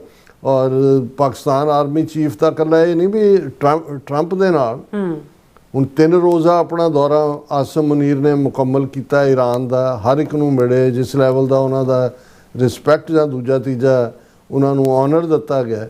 ਹੁਣ ਇਹ ਆਪਣੇ ਆਪ ਦੇ ਵਿੱਚ ਇਹ ਮੁਲਕ ਦਾ ਆਨਰ ਹੈ। ਆਸਮ ਮੁਨੀਰ ਪਾਕਿਸਤਾਨ ਦੀ ਫੌਜ ਨੂੰ ਰਿਪਰੈਜ਼ੈਂਟ ਕਰਦਾ ਹੈ, ਪਰ ਐਜ਼ ਏ ਡਿਪਲੋਮੈਟ ਵੀ ਉਹਨੇ ਇੱਕ ਬ੍ਰੇਕ ਕੱਲ ਨੂੰ ਹੁੰਦੀ ਹੈ ਗੱਲਬਾਤ ਦੂਸਰੇ ਦੌਰ ਦੀ, ਨਹੀਂ ਕੋਈ ਨਤੀਜਾ ਨਿਕਲਦਾ ਨਹੀਂ, ਲੇਕਿਨ ਇਹਦੇ 'ਚ ਕੋਈ ਸ਼ੱਕ ਨਹੀਂ ਹੈ ਕਿ ਪਾਕਿਸਤਾਨ ਨੇ ਆਪਣਾ ਜਿਹੜਾ ਰੁਤਬਾ ਉਸ ਨੂੰ ਬੁਲੰਦੀਆਂ ਤੇ ਪਹੁੰਚਾਇਆ ਔਰ ਇਹ ਇੰਡੀਆ ਨੂੰ ਵੀ ਤਕਲੀਫ ਦੇ ਰਿਹਾ ਔਰ ਹੁਣ ਇਜ਼ਰਾਈਲ ਨੂੰ ਜ਼ਿਆਦਾ ਤਕਲੀਫ ਦੇ ਰਿਹਾ ਹੈ, ਜਿਹੜੇ ਕਿ ਖਬਰਾਂ ਪਲਾਂਟ ਕਰਵਾ ਰਹੇ ਨੇ। ਔਰ ਈਵਨ ਮੈਂ ਦੇਖਦਾ ਕਿ ਵੀ ਇਸ ਲੈਵਲ ਦੀਆਂ ਖਬਰਾਂ ਕਿ ਜੀ ਜਿਹੜਾ ਹੁਣ ਬਾਹਰ ਲੀਕ ਕੌਣ ਕਰਾਉਂਦਾ ਹੈ, ਜਦੋਂ ਕਿਉਂਕਿ ਬੜੀ ਪਾਵਰਫੁਲ ਜ਼ਾਇਨਿਸਟ ਔਰ ਹਿੰਦੂਤਵੀ ਲੌਬੀ ਅਮਰੀਕਾ ਦੇ ਵਿੱਚ ਵੀ ਰਲ ਕੇ ਕੰਮ ਕਰਦੇ ਨੇ। ਔਰ ਤੁਸੀਂ ਦੇਖੋਗੇ ਕਿ ਜਿਹੜੇ ਕਾਂਗਰਸਮੈਨ ਜਾਂ ਸੈਨੇਟਰ ਇਜ਼ਰਾਈਲ ਦੇ ਅੱਖਾਂ ਬੰਦ ਕਰਕੇ ਹਮਾਇਤ ਕਰਦੇ ਨੇ, ਉਹ ਹੀ ਇੰਡੀਆ ਨੂੰ ਲਾਰਜੈਸਟ ਡੈਮੋਕ੍ਰੇਸੀ, ਗ੍ਰੇਟ ਡੈਮੋਕ੍ਰੇਸੀ, ਉਹ ਕੁਛ ਕਰ ਰਹੇ ਨੇ। ਸੋ ਇਹ ਵੀ ਖੇਡ ਜਿਹੜੀ ਹੈ ਹੁਣ ਖੁੱਲ੍ਹ ਕੇ ਇਹਨਾਂ ਨੇ ਪਾਕਿਸਤਾਨ ਦੀ ਖਿਲਾਫਤ ਵੀ ਸ਼ੁਰੂ ਕਰ ਦਿੱਤੀ ਹੈ।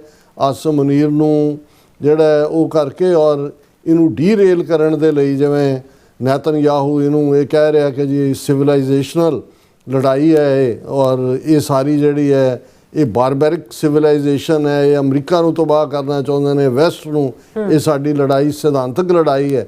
ਸੋ ਇਸ ਨੈਰੇਟਿਵ ਨੂੰ ਅਮਰੀਕਾ ਦੇ ਵਿੱਚ ਪ੍ਰਮੋਟ ਕਰਨ ਦੀ ਕੋਸ਼ਿਸ਼ ਹੈ ਔਰ ਉਹਦੇ 'ਚ ਅਲਟੀਮੇਟਲੀ ਕਿਉਂਕਿ ਪਾਕਿਸਤਾਨ ਇਹਨਾਂ ਦੀਆਂ ਅੱਖਾਂ 'ਚ ਰੜਕਦਾ ਹੈ, ਇਜ਼ਰਾਈਲ ਦੀ ਖਾਸ ਤੌਰ 'ਤੇ ਇੱਕੋ ਇੱਕ ਨਿਊਕਲੀਅਰ ਪਾਵਰ ਵਾਲਾ ਮੁਲਕ ਹੈ ਇਸਲਾਮਿਕ ਵਰਲਡ ਦੇ ਵਿੱਚ, ਔਰ ਇਹਨਾਂ ਨੂੰ ਇਹ ਨਜ਼ਰ ਆਉਂਦਾ ਕਿ ਵੀ ਜੇ ਇਹ ਜਿਹੜਾ ਹੋ ਜਾਂਦੀ ਹੈ ਡੀਲ ਕੋਈ ਜਾਂ ਦੂਸਰਾ, ਫਿਰ ਈਰਾਨ ਨਾ ਸਿਰਫ ਸੈਂਟਰਲ ਏਸ਼ੀਆ ਦੀ ਇੱਕ ਪਾਵਰ ਦੇ ਤੌਰ 'ਤੇ ਉਭਰੇਗਾ, ਈਵਨ ਜਿਹੜੇ ਨਿਰਪੱਖ ਐਨਾਲਿਸਟ ਨੇ ਉਹ ਕਹਿੰਦੇ ਨੇ ਕਿ ਭਾਈ ਫਿਰ ਅਮਰੀਕਾ, ਚੀਨ, ਰੂਸ ਤੋਂ ਬਾਅਦ Iran being without having no nuclear even, ਉਸ ਦਾ ਜਿਹੜਾ ਸਟ੍ਰੈਟੇਜਿਕ ਵੀ ਔਰ ਉਸ ਦਾ ਖਿੱਤੇ ਵਾਈਜ਼ ਵੀ ਉਹ ਇੱਕ ਪਾਵਰ ਦੇ ਤੌਰ 'ਤੇ ਉਭਰੇਗਾ। ਔਰ ਜੇ ਈਰਾਨ, ਪਾਕਿਸਤਾਨ ਇਹਨਾਂ ਦੀ ਗੁੱਡਵਿਲ ਜਿਹੜੀ ਆ ਉਹ ਅੱਗੇ ਤੁਰਦੀ ਹੈ ਤੇ ਫਿਰ ਜਿਹੜੀ ਇਹਨਾਂ ਦੇ ਇਜ਼ਰਾਈਲ ਦੇ ਗੰਦੇ ਇਰਾਦੇ ਨੇ ਕਿ ਭਾਈ ਉਸ ਨੇ ਗ੍ਰੇਟਰ ਇਜ਼ਰਾਈਲ ਬਣਾਉਣਾ ਹੈ, ਨੀਲ ਦਰਿਆ ਤੋਂ ਲੈ ਕੇ ਜਾਰਡਨ ਦਰਿਆ ਤੱਕ,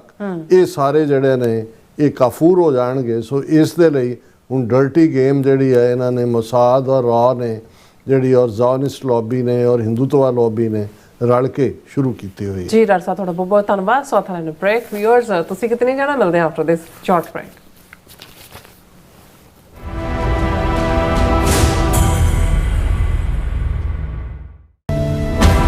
ਤੁਸੀਂ ਵੇਖ ਰਹੇ ਹੋ ਟੀਵੀ 84, ਇੱਕ ਅਜਿਹਾ ਚੈਨਲ ਜੋ ਪਾਬੰਦੀਆਂ ਦੇ ਬਾਵਜੂਦ ਵੀ ਸੱਚ ਨੂੰ ਆਧਾਰ ਬਣਾ ਕੇ ਸਿੱਖ ਸੰਘਰਸ਼, ਸਿੱਖ ਨਜ਼ਰੀਏ ਅਤੇ ਕੌਮੀ ਮੁੱਦਿਆਂ ਨੂੰ ਨਿਡਰਤਾ ਨਾਲ ਸਾਹਮਣੇ ਰੱਖਦਾ ਆ ਰਿਹਾ ਹੈ। ਹੁਣ ਇੱਕ ਵਾਰ ਫਿਰ ਭਾਰਤ ਵਿੱਚ ਟੀਵੀ 84 ਨੂੰ ਰਿਸਟ੍ਰਿਕਟ ਕਰ ਦਿੱਤਾ ਗਿਆ। ਸੱਚ ਨੂੰ ਦਬਾਇਆ ਤਾਂ ਜਾ ਸਕਦਾ ਹੈ ਪਰ ਮਿਟਾਇਆ ਨਹੀਂ। ਅਸੀਂ ਖਾਮੋਸ਼ ਨਹੀਂ ਹੋਏ, ਸਾਡੀ ਆਵਾਜ਼ ਅਜੇ ਵੀ ਜਿਉਂਦੀ ਹੈ। ਭਾਰਤ ਤੋਂ ਬਾਹਰ ਟੀਵੀ 84 ਅਜੇ ਵੀ ਉਪਲਬਧ ਹੈ ਤੇ ਭਾਰਤ ਵਿੱਚ ਤੁਸੀਂ ਟੀਵੀ 84 ਦੀ ਵੈਬਸਾਈਟ ਤੇ ਸਾਡੀ ਪੂਰੀ ਰਿਪੋਰਟਿੰਗ, ਵੀਡੀਓਜ਼ ਅਤੇ ਸੱਚੀ ਜਾਣਕਾਰੀ ਵੇਖ ਸਕਦੇ ਹੋ। ਤਾਂ ਅੱਜ ਹੀ ਜੁੜੋ ਟੀਵੀ 84 ਦੀ ਵੈਬਸਾਈਟ ਦੇ ਨਾਲ, ਸਾਨੂੰ ਸਹਿਯੋਗ ਦਿਓ ਅਤੇ ਸੱਚ ਨਾਲ ਜੁੜੇ ਰਹੋ। ਟੀਵੀ 84 ਸੱਚ ਦੀ ਆਵਾਜ਼। ਅਮਰੀਕਾ ਵਿੱਚ ਰਹਿ ਰਹੇ ਹੋ ਅਤੇ ਡਰਾਈਵਿੰਗ ਲਾਇਸੈਂਸ ਲੈਣਾ ਚਾਹੁੰਦੇ ਹੋ ਤੇ ਲੱਭ ਰਹੇ ਹੋ ਇੱਕ ਤਜਰਬੇਕਾਰ ਡਰਾਈਵਿੰਗ ਸਕੂਲ, ਤਾਂ ਤੁਹਾਡੇ ਲਈ ਹੈ ਵੱਡੀ ਖੁਸ਼ਖਬਰੀ। ਕੈਲੀਫੋਰਨੀਆ ਦਾ ਸਟਾਕਟਨ ਟਰੱਕ ਡਰਾਈਵਿੰਗ ਸਕੂਲ ਤੁਹਾਨੂੰ ਦੇਵੇਗਾ ਡਰਾਈਵਿੰਗ ਸਿਖਲਾਈ ਅਤੇ ਡਰਾਈਵਿੰਗ ਦੌਰਾਨ ਪੇਸ਼ ਆਉਂਦੀਆਂ ਮੁਸ਼ਕਲਾਂ ਨਾਲ ਨਜਿੱਠਣ ਦੀ ਸਿਖਲਾਈ। 25 ਸਾਲ ਤੋਂ ਵੀ ਵੱਧ ਦੇ ਤਜਰਬੇ ਨਾਲ ਤੁਹਾਨੂੰ ਮਿਲੇਗੀ ਡਰਾਈਵਿੰਗ ਨਾਲ ਸੰਬੰਧਿਤ ਹਰ ਤਰ੍ਹਾਂ ਦੀ ਸਿਖਲਾਈ, ਉਹ ਵੀ ਵਾਜਿਬ ਕੀਮਤ ਵਿੱਚ। ਫਿਰ ਦੇਰ ਕਿਸ ਗੱਲ ਦੀ, ਅੱਜ ਹੀ ਸੰਪਰਕ ਕਰੋ 2097883308 ਜਾਂ ਫਿਰ 2093139919 ਨੰਬਰਾਂ ਤੇ ਅਤੇ ਪਾਓ ਆਪਣਾ ਡਰਾਈਵਿੰਗ ਲਾਇਸੈਂਸ।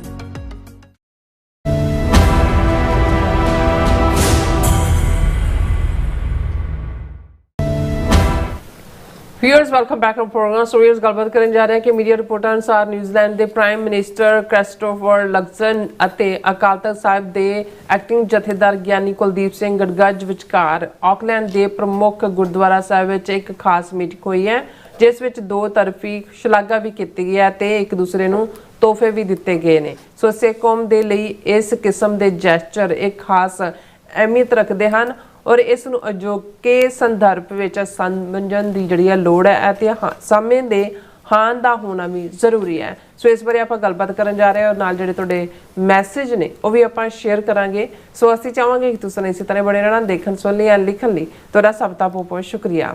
ਜੀ ਡਾਕਟਰ ਸਾਹਿਬ ਕੀ ਕਹਿਣਾ ਚਾਹੋਗੇ? ਦੇਖੋ, ਇਸ ਵੇਲੇ ਅਪ੍ਰੈਲ ਦਾ ਮਹੀਨਾ ਚੱਲ ਰਿਹਾ ਹੈ, ਵਿਸਾਖ ਦਾ। ਖਾਲਸਾ ਸਾਜਨਾ ਦਿਵਸ ਨੂੰ ਲੈ ਕੇ ਦੁਨੀਆ ਭਰ ਦੇ ਵਿੱਚ ਸਿੱਖਾਂ ਵੱਲੋਂ ਚੜ੍ਹਦੀ ਕਲਾ ਦਾ ਵਿਖਾਵਾ ਕੀਤਾ ਜਾ ਰਿਹਾ ਹੈ। ਜ਼ਾਹਰ ਹੈ ਡਾਇਸਪੋਰਾ ਦੇ ਵਿੱਚ ਵੱਡੇ ਪੈਮਾਨੇ ਦੇ ਉੱਤੇ ਇਹਨਾਂ ਨਗਰ ਕੀਰਤਨਾਂ 'ਚ, ਜਿਨ੍ਹਾਂ ਨੂੰ ਅਸੀਂ ਸਿੱਖ ਡੇ ਪੈਰੇਡਸ ਵੀ ਕਹਿ ਸਕਦੇ ਹਾਂ, ਖਾਲਿਸਤਾਨ ਦਾ ਮੁੱਦਾ ਜਿਹੜਾ ਹੈ ਉਹ ਪੂਰਾ ਖੁੱਲ੍ਹ ਕੇ ਛਾਇਆ ਹੋਇਆ ਹੈ। ਦੁਨੀਆ ਦਾ ਸਭ ਤੋਂ ਵੱਡਾ ਜਿਹੜਾ ਨਗਰ ਕੀਰਤਨ ਡਾਇਸਪੋਰਾ 'ਚ ਖਾਸ ਤੌਰ 'ਤੇ ਸਰੀ 'ਚ ਪਰਸੋਂ ਹੋਇਆ ਸੈਚਰਡੇ, ਜਿਹਦੇ 'ਚ ਈਵਨ ਕੰਜ਼ਰਵੇਟਿਵ ਅਕਾਊਂਟ ਮੁਤਾਬਕ ਵੀ 6 ਲੱਖ ਤੋਂ ਜ਼ਿਆਦਾ ਸਿੱਖ ਸੰਗਤਾਂ ਨੇ ਸ਼ਮੂਲੀਅਤ ਕੀਤੀ, ਜਿਹੜਾ ਆਪਣੇ ਆਪ ਦੇ ਵਿੱਚ ਔਰ ਤੁਹਾਨੂੰ ਸ਼ੁਰੂ ਤੋਂ ਅਖੀਰ ਤੱਕ ਜਿਹੜਾ ਖਾਲਿਸਤਾਨ ਦੇ ਝੰਡੇ, ਉਹਨਾਂ ਦੇ ਦੂਸਰੇ ਸਾਰੇ ਸਟੇਜ ਔਰ ਇੰਟਰਵਿਊਜ਼ ਔਰ ਦੂਸਰੇ ਜਿਹੜੇ ਨੇ ਸਾਰੇ, ਇਹ ਆਪਣੇ ਆਪ ਦੇ ਵਿੱਚ ਹੀ ਬਹੁਤ ਵੱਡਾ ਮੈਸੇਜ ਹੈ ਡਾਇਸਪੋਰਾ ਵੱਲੋਂ, ਕਿਉਂਕਿ ਇਹੀ ਸਰੀ ਸ਼ਹਿਰ ਹੈ ਜਿੱਥੇ ਕਿ ਇੰਡੀਆ ਨੇ 18 ਜੂਨ 2023 ਨੂੰ ਭਾਈ ਹਰਦੀਪ ਸਿੰਘ ਨਿੱਜਰ ਨੂੰ ਸ਼ਹੀਦ ਕੀਤਾ, ਕਿਉਂਕਿ ਉਹ ਖਾਲਿਸਤਾਨ ਦੇ ਝੰਡਾ ਬਰਦਾਰ ਸਨ, ਖਾਲਿਸਤਾਨ ਰੈਫਰੈਂਡਮ ਦੇ ਜਿਹੜਾ ਉਹ ਕਨਵੀਨਰ ਸਨ। ਔਰ ਇਹਦੇ ਬਾਵਜੂਦ ਜਿੱਥੇ ਉਹਨਾਂ ਦੀ ਸ਼ਹਾਦਤ ਨੇ ਇੰਡੀਆ ਦਾ ਗੰਦਾ ਚਿਹਰਾ, ਫਾਸ਼ਿਸਟ ਚਿਹਰਾ ਔਰ ਟਰਾਂਸਨੈਸ਼ਨਲ ਰਿਪਰੈਸ਼ਨ ਲਈ ਜ਼ਿੰਮੇਵਾਰ ਹੋਣਾ ਇਹਨੂੰ ਐਕਸਪੋਜ਼ ਕੀਤਾ, ਉੱਥੇ ਖਾਲਿਸਤਾਨ ਦੇ ਇਸ਼ੂ ਨੂੰ ਇੰਟਰਨੈਸ਼ਨਲੀ ਸਮਝਿਆ ਜਾਣ ਲੱਗਾ। ਬਹੁਤ ਸਾਰਾ ਵਰਲਡ ਮੀਡੀਆ ਜਿਹੜਾ ਅੱਗੋਂ ਇੰਡੀਅਨ ਪ੍ਰਭਾਵ ਥੱਲੇ ਖਾਲਿਸਤਾਨੀ ਟੈਰਰਿਸਟ ਲਫ਼ਜ਼ ਲਿਖਦਾ ਸੀ, ਉਸਨੇ ਖਾਲਿਸਤਾਨੀ ਐਕਟਿਵਿਸਟ ਕਹਿਣਾ ਸ਼ੁਰੂ ਕੀਤਾ। ਔਰ ਜਿਹੜੀਆਂ 5 eyes countries America, Canada, Australia, New Zealand ਔਰ UK, ਉਹਨਾਂ ਦੀਆਂ ਇੰਟੈਲੀਜੈਂਸ ਏਜੰਸੀਆਂ ਨੇ ਵੀ, ਉਹਨਾਂ ਦੇ ਵੀ ਕੰਨ ਖੜੇ ਹੋਏ, ਇਨਫੋਰਮੇਸ਼ਨ ਸ਼ੇਅਰ ਹੋਈ, ਹਰ ਥਾਂ ਦੇ ਉੱਤੇ ਜਿਹੜੇ ਨੇ ਪ੍ਰੀਵੈਂਟਿਵ ਮੈਸ਼ਰਸ ਵੀ ਲਏ ਜਾ ਰਹੇ ਨੇ। ਔਰ ਇਸ ਦੇ ਨਾਲ ਨਾਲ ਜਿਹੜਾ ਈਵਨ ਬਹੁਤ ਸਾਰੇ ਫੈਕਟ ਵੀ, ਜਿਵੇਂ CIA ਦਾ ਸਾਬਕਾ ਜੌਨ ਕਰਿਆਕੂ ਜਿਹੜਾ ਹਾਈ ਲੈਵਲ ਐਨਾਲਿਸਟ ਸੀ ਪਾਕਿਸਤਾਨ ਦੇ ਵਿੱਚ ਵੀ ਔਰ ਲੰਬਾ ਵਕਤ ਸਰਵ ਕੀਤਾ, ਉਹਨੇ ਇਹ ਇਨਕਸ਼ਾਫ ਵੀ ਕੀਤਾ ਕਿ ਏਅਰ ਇੰਡੀਆ ਵੀ ਜਿਹੜਾ ਹੈ ਉਹਨਾਂ ਨੇ ਇੰਡੀਅਨ ਏਜੰਸੀਆਂ ਨੇ ਬਲੌਕ ਕੀਤਾ ਸੀ, ਉਹਨੂੰ ਟੈਰਰਿਸਟ ਡਿਕਲੇਅਰ ਕੀਤਾ ਜਾਏ। ਹੁਣ ਦੂਸਰੇ ਪਾਸੇ ਅਸੀਂ ਇਹ ਦੇਖਦੇ ਹਾਂ ਵੀ ਈਰਾਨ ਦੇ ਨਾਲ ਵੀ ਜਿਹੜਾ 40 ਰੋਜ਼ਾ ਜੰਗ ਤੋਂ ਬਾਅਦ ਇਰਾਨੀਅਨ ਜੈਸਚਰ ਜਿਹੜਾ ਸੀ, ਭਾਵੇਂ ਉਹਨੂੰ ਇਰਾਨ ਨਾਲ ਵੀ ਜੋੜ ਕੇ ਦੇਖਿਆ ਜਾਂਦਾ ਹੈ ਪਰ ਅਦਰਵਾਈਜ਼ ਵੀ, ਪਰ ਮੈਂ ਇਸ ਨੂੰ ਦੇਖਦਾ ਹਾਂ ਕਿ ਵੀ ਜਦੋਂ ਇੱਕ ਕੌਮ ਜਾਂ ਸਿੱਖ ਕੌਮ ਪ੍ਰਤੀ ਜਾਂ ਜੇ ਪਿਛਲੇ ਗੁਰੂ ਨਾਨਕ ਪਾਤਸ਼ਾਹ ਦੇ ਪ੍ਰਕਾਸ਼ ਪੁਰਬ ਮੌਕੇ ਚਾਈਨਾ ਦਾ ਜਿਹੜਾ ਲਾਹੌਰ ਸਥਿਤ ਉਹਨਾਂ ਦਾ ਕੌਂਸੂਲੇਟ ਹੈ, ਉਹਨਾਂ ਦੇ ਸਾਰਾ ਸਟਾਫ ਜਾ ਕੇ 2 ਘੰਟੇ ਨਨਕਾਣਾ ਸਾਹਿਬ ਬੈਠ ਕੇ ਕੀਰਤਨ ਸੁਣਦਾ, ਉਹਨਾਂ ਨੂੰ ਵਿਚਾਰਿਆਂ ਨੂੰ ਸਮਝ ਕਿੰਨੀ ਕੁ ਆ ਰਹੀ ਹੋਣੀ। ਪਰ ਇਹ ਜੈਸਚਰ ਨੇ ਕਿ ਚੀਨ ਨੇ ਆਪਣੀ ਦਿਲਚਸਪੀ ਦਿਖਾਈ, ਈਰਾਨ ਦਾ ਜੋ ਵੀ ਚੱਲ ਰਿਹਾ ਹੈ ਉਸ ਬਾਰੇ ਕਿਸੇ ਦੀ ਕੋਈ ਵੀ ਰਾਏ ਹੋ ਸਕਦੀ ਹੈ, ਉਹਨਾਂ ਦਾ ਆਣਾ ਉਸ ਦੇ ਉੱਤੇ ਈਵਨ ਇਸ ਵਾਰ ਦੀ ਵਿਸਾਖੀ 'ਤੇ ਭਾਵੇਂ ਬਿਲਕੁਲ ਇੰਡੀਆ ਨੂੰ ਵਿੱਚ ਰਲਾ ਕੇ ਸਿੱਖ ਕੌਮ ਨੂੰ ਸਪੈਸ਼ਲੀ ਜਿਹੜਾ ਉਹ ਉਹਨਾਂ ਵੈਲਿਊ ਸਿਸਟਮ ਨੂੰ ਰੈਕਗਨਾਈਜ਼ ਕਰਨਾ, ਇਹ ਆਪਣੇ ਆਪ ਦੇ ਵਿੱਚ ਹੈ ਕਿ ਵੀ ਸਿੱਖ ਪਾਵਰ ਉਸ ਖਿੱਤੇ ਦੇ ਵਿੱਚ ਉਸ ਨੂੰ ਸਮਝਿਆ ਜਾ ਰਿਹਾ। ਪਾਕਿਸਤਾਨ ਦੇ ਹਵਾਲੇ ਨਾਲ ਮੈਂ ਸਮਝਦਾ ਵੀ ਅਸੀਂ ਸ਼ੁਕਰਗੁਜ਼ਾਰ ਹਾਂ ਪਾਕਿਸਤਾਨ ਦੇ ਕਿ ਵੀ ਉਹਨਾਂ ਨੇ ਇੰਨੀ ਹੌਸਟਿਲਿਟੀ ਦੇ ਬਾਵਜੂਦ ਜੋ ਇੰਡੀਆ ਜਾਂ ਮੋਦੀ ਸਰਕਾਰ ਦਿਖਾ ਰਹੀ ਸੀ ਕਰਤਾਰਪੁਰ ਸਾਹਿਬ ਕੋਰੀਡੋਰ ਖੋਲ੍ਹਿਆ। ਹਾਲਾਂਕਿ ਵੱਖਰੀ ਕਹਾਣੀ ਹੈ ਕਿ ਪਿਛਲੀ ਫਰਵਰੀ ਤੋਂ ਬਾਅਦ ਇਹਨਾਂ ਨੇ ਉਸ ਕਰਤਾਰਪੁਰ ਕੋਰੀਡੋਰ ਨੂੰ ਬੰਦ ਕੀਤਾ ਹੋਇਆ ਬਿਲਕੁਲ ਵਾਇਓਲੇਟ, ਕਿਉਂਕਿ ਇਹਨਾਂ ਨੂੰ ਪਸੰਦ ਹੀ ਨਹੀਂ ਹੈ ਕਿ ਸਿੱਖਾਂ ਮੁਸਲਮਾਨਾਂ ਦੀ ਸਾਂਝ। ਹੁਣ ਮੈਂ ਦੇਖ ਰਿਹਾ ਕਿਉਂਕਿ ਵਿਸਾਖੀ ਦੇ ਲਈ 3000 ਦੇ ਕਰੀਬ ਸਿੱਖਾਂ ਦਾ ਜਥਾ, ਜਿਹਦੇ Shiromani committee, Delhi committee, Jammu Kashmir, UP ਪ੍ਰਤੀਨਿਧ ਬੋਰਡ, ਇਹ ਉਹ ਜਿਹੜਾ ਉਹਨਾਂ ਦਾ ਸ਼ਾਨਦਾਰ ਉੱਥੇ ਫੁੱਲਾਂ ਦੀ ਵਰਖਾ ਹੁੰਦਿਆਂ ਉਹ ਜਾਂਦੇ ਨੇ, ਤਾਂ ਉਵੇਂ ਹੀ ਆਨਰ ਦੇ ਨਾਲ ਔਰ ਈਵਨ ਉਹਨਾਂ ਦਾ ਮਾਈਨੋਰਟੀ ਮਿਨਿਸਟਰ ਰਮੇਸ਼ ਸਿੰਘ ਔਰ ਜਿਹੜੀ ਉਹਨੇ ਕੀਤਾ, ਹਾਲਾਂ ਉਸੇ ਹੀ ਸ਼ਾਮ ਉਹ ਮੈਂ ਫੰਕਸ਼ਨ ਨਹੀਂ ਦੇਖ ਸਕਿਆ, ਉਹਨਾਂ ਸਾਰੇ ਜਥੇ ਨੂੰ ਹਜ਼ੂਰੀ ਬਾਗ ਜਿਹੜਾ ਸਾਹਮਣੇ ਹੈ ਕਿਲੇ ਦੇ, ਉਸ 'ਚ ਬੜਾ ਵੱਡਾ ਫੰਕਸ਼ਨ ਜਿਹਦੇ 'ਚ ਪਾਕਿਸਤਾਨ ਦੀ ਜਿਹੜੀ ਪੰਜਾਬ ਦੀ ਚੀਫ ਮਿਨਿਸਟਰ ਮਰੀਮ ਨਵਾਜ਼ ਸ਼ਾਇਦ ਉਹਨਾਂ ਦਾ ਨਾਂ ਹੈ, ਜਿਹੜੀ ਹੈ ਉਹਨਾਂ ਦੀ ਜਿਹੜੀ ਚੀਫ ਮਿਨਿਸਟਰ ਹੈ, ਪਹਿਲਾਂ ਵੀ ਉਹ ਆਏ। ਸੋ ਕਹਿਣ ਦਾ ਮਤਲਬ ਇਹ ਹੈ ਕਿ ਵੀ ਇਹ ਜਿਹੜਾ ਔਰ ਉਹਦੇ 'ਚ ਵੀ ਕਿਉਂਕਿ ਆਪਰੇਸ਼ਨ ਸੰਦੂਰ ਦੇ ਦੌਰਾਨ ਜਿਵੇਂ ਸਿੱਖ ਕੌਮ ਨੇ ਸਟੈਂਡ ਲਿਆ ਵੀ ਅਸੀਂ ਪਾਕਿਸਤਾਨ ਦੇ ਨਾਲ ਖੜੇ ਹਾਂ, ਅਸੀਂ ਜਿਹੜਾ ਉਹ ਭਾਰਤ ਦੇ ਨਾਲ ਨਹੀਂ, ਔਰ ਇਹ ਸਾਰੇ ਨੇ ਜਿਹੜਾ ਪਾਕਿਸਤਾਨੀ ਲੋਕਾਂ ਦੇ ਵਿੱਚ ਤਾਂ ਪਹਿਲਾਂ ਤੋਂ ਹੀ ਆਵਾਮ ਸਿੱਖਾਂ ਨੂੰ ਮੁਹੱਬਤ ਕਰਦਾ, ਪਰ ਜਿਹੜੀ ਗਵਰਨਮੈਂਟ ਪਾਲਿਸੀਜ਼ ਵੀ ਬਦਲੀਆਂ ਨੇ, ਜਾਂ ਹੁਣ ਇਸ ਵੇਲੇ 20 ਤੋਂ ਜ਼ਿਆਦਾ ਗੁਰਦੁਆਰੇ ਐਸੇ ਨੇ ਜਿਨ੍ਹਾਂ ਦੀ ਕਾਰ ਸੇਵਾ ਹੋ ਰਹੀ ਹੈ, ਜਿਨ੍ਹਾਂ ਨੂੰ ਰੀਸਟੋਰ ਕੀਤਾ ਜਾ ਰਿਹਾ। ਸੋ ਇਹ ਆਪਣੇ ਆਪ 'ਚ ਹਕੂਮਤਾਂ ਦੀ ਦਿਲਚਸਪੀ। ਅਮਰੀਕਾ ਦੇ ਹਵਾਲੇ ਨਾਲ ਅਸੀਂ ਦੇਖਿਆ ਕਿ ਵੀ ਜੂਨ ਦੇ ਮਹੀਨੇ US ਕਾਂਗਰੈਸ਼ਨਲ ਸਿੱਖ ਕਾਕਸ ਦੇ ਵਿੱਚ ਵੱਲੋਂ ਅਰਦਾਸ ਸਮਾਗਮ ਹੋਇਆ। ਉਸ ਸਾਰੇ ਤੋਂ ਬਾਅਦ ਜਿਹੜਾ 18 ਤੋਂ 20 ਕਾਂਗਰਸਮੈਨ ਔਰ ਦੂਜੇ ਜਿਹੜਾ ਫੰਕਸ਼ਨ ਸੀ ਉਹਦੇ 'ਚ ਹੋਏ। ਸੋ 6 ਜੂਨ ਨੂੰ ਅਰਦਾਸ ਹੋਣੀ US ਹਾਊਸ 'ਚ ਛੋਟੀ ਗੱਲ ਨਹੀਂ। ਪਰ ਜਿਹੜੀ ਖਬਰ ਮੈਂ ਇਹ ਦੇਖ ਰਿਹਾ ਕਿ ਵੀ ਨਿਊਜ਼ੀਲੈਂਡ, ਬਹੁਤਿਆਂ ਨੂੰ ਯਾਦ ਹੋਏਗਾ ਕਿ ਜਦੋਂ ਰਾਇਸੀਨਾ ਡਾਇਲੌਗ ਦੇ ਵੇਲੇ ਨਿਊਜ਼ੀਲੈਂਡ ਦਾ ਪ੍ਰਾਈਮ ਮਿਨਿਸਟਰ ਜਿਹੜੇ ਹੈ ਉਹ ਉੱਥੇ ਇੰਡੀਆ ਗਿਆ ਤਾਂ ਉਦੋਂ ਇੱਕ ਰੈਫਰੈਂਡਮ ਹੋਣਾ ਸੀ ਖਾਲਿਸਤਾਨ ਦਾ, ਔਰ ਉਹਨੂੰ ਬਹੁਤ ਗ੍ਰਿਲ ਕੀਤਾ ਉਹਨੇ। ਪਾਲਕੀ ਸ਼ਰਮਾ ਜਿਹੜੀ ਵੈਂਟੇਜ ਪ੍ਰੋਗਰਾਮ ਕਰਦੀ ਹੈ ਕਿ ਜੀ ਇਹ ਜਿਹੜਾ ਤੁਹਾਡੇ ਵੱਖਵਾਦੀ ਤਾਕਤਾਂ ਉਹਨੇ ਜਿਹੜਾ ਪ੍ਰਾਈਮ ਮਿਨਿਸਟਰ ਨੇ ਬੜਾ ਪੋਲਾਈਟਲੀ ਕਿਹਾ ਕਿ ਜੀ ਅਸੀਂ ਸੰਵਿਧਾਨ ਦੇ ਮੁਤਾਬਕ ਸਾਡੇ ਕਨਸਟੀਟਿਊਸ਼ਨ ਜੋ ਸਾਨੂੰ ਅਲਾਉ ਕਰਦਾ ਅਸੀਂ ਉਹਨਾਂ ਨੂੰ ਹੱਕ ਦਿੱਤੇ ਹੋਏ ਨੇ, ਹਾਂ ਅਸੀਂ ਕੋਈ ਵਾਇਲੈਂਸ ਹੈ ਦੂਜੀ ਨਹੀਂ ਹੋਣ ਦਿਆਂਗੇ। ਹੁਣ ਜਿਹੜੀ ਖਬਰ ਜਿਹੜੀ ਇੰਡੀਅਨ ਮੀਡੀਆ ਨੇ ਵੀ ਉਹਨਾਂ ਦੇ ਤੁਸੀਂ ਦੇਖੋ ਕਿ ਵੀ ਈਵਨ ਕਿਵੇਂ ANI ਇਹ ਰਾਹ ਦੀ ਆਊਟਫਿਟ ਹੈ ਮੀਡੀਆ, ਉਹਨੇ ਇਸ ਨੂੰ ਹੈਡਲਾਈਨ ਬਣਾਇਆ ਖਬਰ ਨੂੰ, New Zealand prime minister Christopher Luxon meets Akal Takht Jathedar discusses Sikh community contributions. Or during the meeting, New Zealand Prime Minister Christopher Luxon and Gyani Kuldeep Singh Gadgaj discussed ways to promote mutual harmony, understanding and inclusivity among the Sikh community and other communities residing in New Zealand.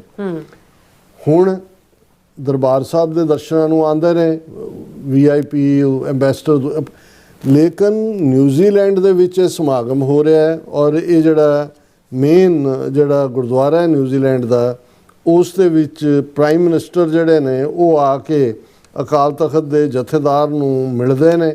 ਔਰ ਇਹ main Gurdwara ਸਿੱਖ ਸੰਗਤ Gurdwara ਓਟਾਹੂ Auckland ਦੇ ਵਿੱਚ ਹੈ। ਇਹ ਇਹਨਾਂ ਦੀ ANI ਕਹਿ ਰਹੇ where prime minister Christopher held a special meeting with Giani Kuldeep Singh Jathedar of Akal Takht. ਇਹ ਬਹੁਤ ਵੱਡੀ ਗੱਲ ਹੈ। ਹੁਣ ਉੱਥੇ ਕੌਣ ਅਸਲੀ ਜਥੇਦਾਰ ਹੈ ਕੌਣ ਜਾਲੀ ਹੈ ਇਹਨੂੰ ਛੱਡ ਦਿਓ, ਉਹ ਜਦੋਂ ਜਥੇਦਾਰ ਨੂੰ ਮਿਲ ਰਹੇ ਨੇ ਉਹ ਸਿੱਖ ਕੌਮ ਦੀ ਟੈਂਪਰਲ ਸੀਟ ਦੇ ਹੈੱਡ ਦੇ ਨਾਲ ਗੱਲ ਕਰ ਰਹੇ ਨੇ।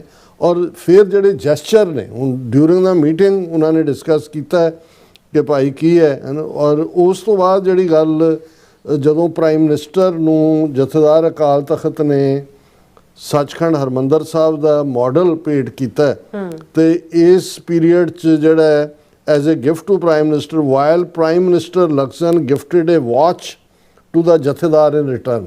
ਹੁਣ ਇਹ ਹੈ ਇਹ ਜਿਹੜੀਆਂ ਦੋ ਹੈਡ ਆਫ ਦਾ ਸਟੇਟਸ ਦੇ ਵਿੱਚ ਜਦੋਂ ਰਾਬਤੇ ਹੁੰਦੇ ਸੀ ਜਾਂ ਹੁੰਦੇ ਨੇ ਤੇ ਗਿਫਟਸ ਦਾ ਆਦਾਨ ਪ੍ਰਦਾਨ ਹੁੰਦਾ ਸੀ ਜੀ। ਉਹਨਾਂ ਨੇ ਘੋੜੇ ਭੇਟ ਕੀਤੇ, ਉਹਨਾਂ ਨੇ ਦੁਸ਼ਾਲੇ ਦਿੱਤੇ, ਉਹਨਾਂ ਨੇ ਹੁਣ ਮੈਂ ਇਹਨੂੰ ਮਾਮੂਲੀ ਨਹੀਂ ਸਮਝਦਾ। ਔਰ ਇਸ 'ਚ ਜਿਹੜਾ ਜ਼ਾਹਰ ਹੈ ਕਿ ਬਈ ਲੋਕਲ ਜਿਹੜੇ ਗੁਰਦੁਆਰਾ ਸਾਹਿਬ ਨਾਲ ਔਰ ਇਸ ਪੀਰੀਅਡ ਦੇ ਵਿੱਚ ਦੂਸਰੇ ਡਿਗਨੇਟਰੀਜ਼ ਵੀ ਮੌਜੂਦ ਸੀ ਇਨਕਲੂਡਿੰਗ ਟਾਕਾਨਿਨੀ MP ਰਿਮਾ ਨਾਖਲੇ, ਸੈਂਟਰਲ ਸਿੱਖ ਐਸੋਸੀਏਸ਼ਨ ਪ੍ਰੈਜ਼ੀਡੈਂਟ, ਸੁਪਰੀਮ ਸਿੱਖ ਸੁਸਾਇਟੀ ਨਿਊਜ਼ੀਲੈਂਡ ਦੇ ਸਪੋਕਸਪਰਸਨ ਸਰਦਾਰ ਦਲਜੀਤ ਸਿੰਘ, ਯੂਥ ਅਕਾਲੀ ਦਲ ਦੇ ਪ੍ਰੈਜ਼ੀਡੈਂਟ ਸਰਬਜੀਤ ਸਿੰਘ ਝਿੰਜਰ ਤੇ ਮੀਡੀਆ ਐਡਵਾਈਜ਼ਰ ਸਰਦਾਰ ਜਸਕਰਨ ਸਿੰਘ। ਇਹ ਹੁਣ ANI ਨੂੰ ਕਵਰ ਕਰ ਰਿਹਾ। ਸੋ ਇਹ ਆਪਣੇ ਆਪ 'ਚ ਇੱਕ ਰੈਕਗਨੀਸ਼ਨ ਹੈ। ਔਰ ਹਾਲਾਂ ਅਸੀਂ prime minister Mark Carney Canada ਦਾ ਜਿਹਨੇ ਬਿਲਕੁਲ ਗੋਡੇ ਟੇਕੇ ਹੋਏ ਨੇ ਇੰਡੀਆ ਦੇ ਸਾਹਮਣੇ ਜਾ ਕੇ ਔਰ ਜਿਹੜਾ ਉਹ ਸਿੱਖ ਬਲੱਡ ਨੂੰ ਕੈਨੇਡੀਅਨ ਸਿਟੀਜ਼ਨ ਦੇ ਬਲੱਡ ਦੀ ਟ੍ਰੇਡ ਕੀਤੀ ਹੈ।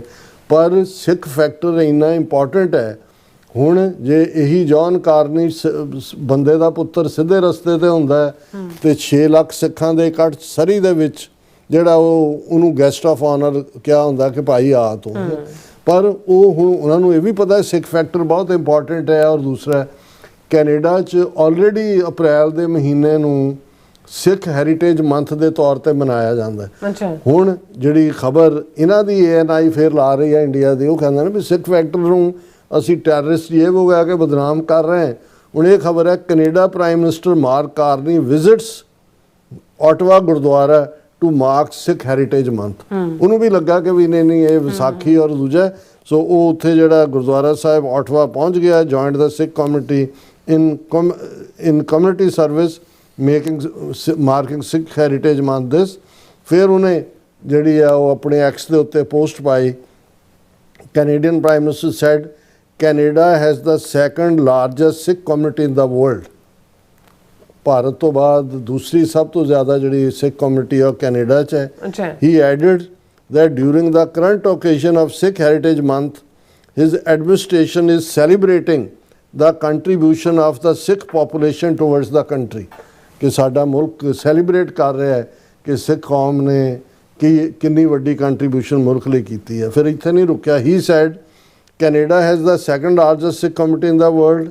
During this Sikh Heritage Month, we celebrate the generations of Canadian Sikh women and men who have contributed to our shared prosperity, strengthened our communities and helped build a strongest Canada। ਔਰ ਥੱਲੇ ਫਿਰ ਪੂਰਾ ਉਹਨੇ French ਦੇ ਵਿੱਚ, ਕਿਉਂਕਿ ਦੋਨੋਂ languages ਨੇ। ਸੋ ਮੈਂ ਸਮਝਦਾ ਵੀ ਇਹਦੇ ਬਾਵਜੂਦ ਕਿ ਇਹ ਭਗੌੜ ਹੈ ਇੰਡੀਅਨ ਟਰੈਪ ਦੇ ਵਿੱਚ, ਜਾਂ ਇਹ ਕਹਿ ਲਓ ਵੀ ਪ੍ਰੈਜ਼ੀਡੈਂਟ ਟਰੰਪ ਦਾ ਭਜਾਇਆ ਹੋਇਆ ਵਪਾਰਕ ਤੌਰ 'ਤੇ ਕਮਜ਼ੋਰ, ਉਹਨੇ ਆਪਣੀਆਂ ਵੈਲਿਊਜ਼ ਨਾਲ ਸਮਝੌਤਾ ਕੀਤਾ।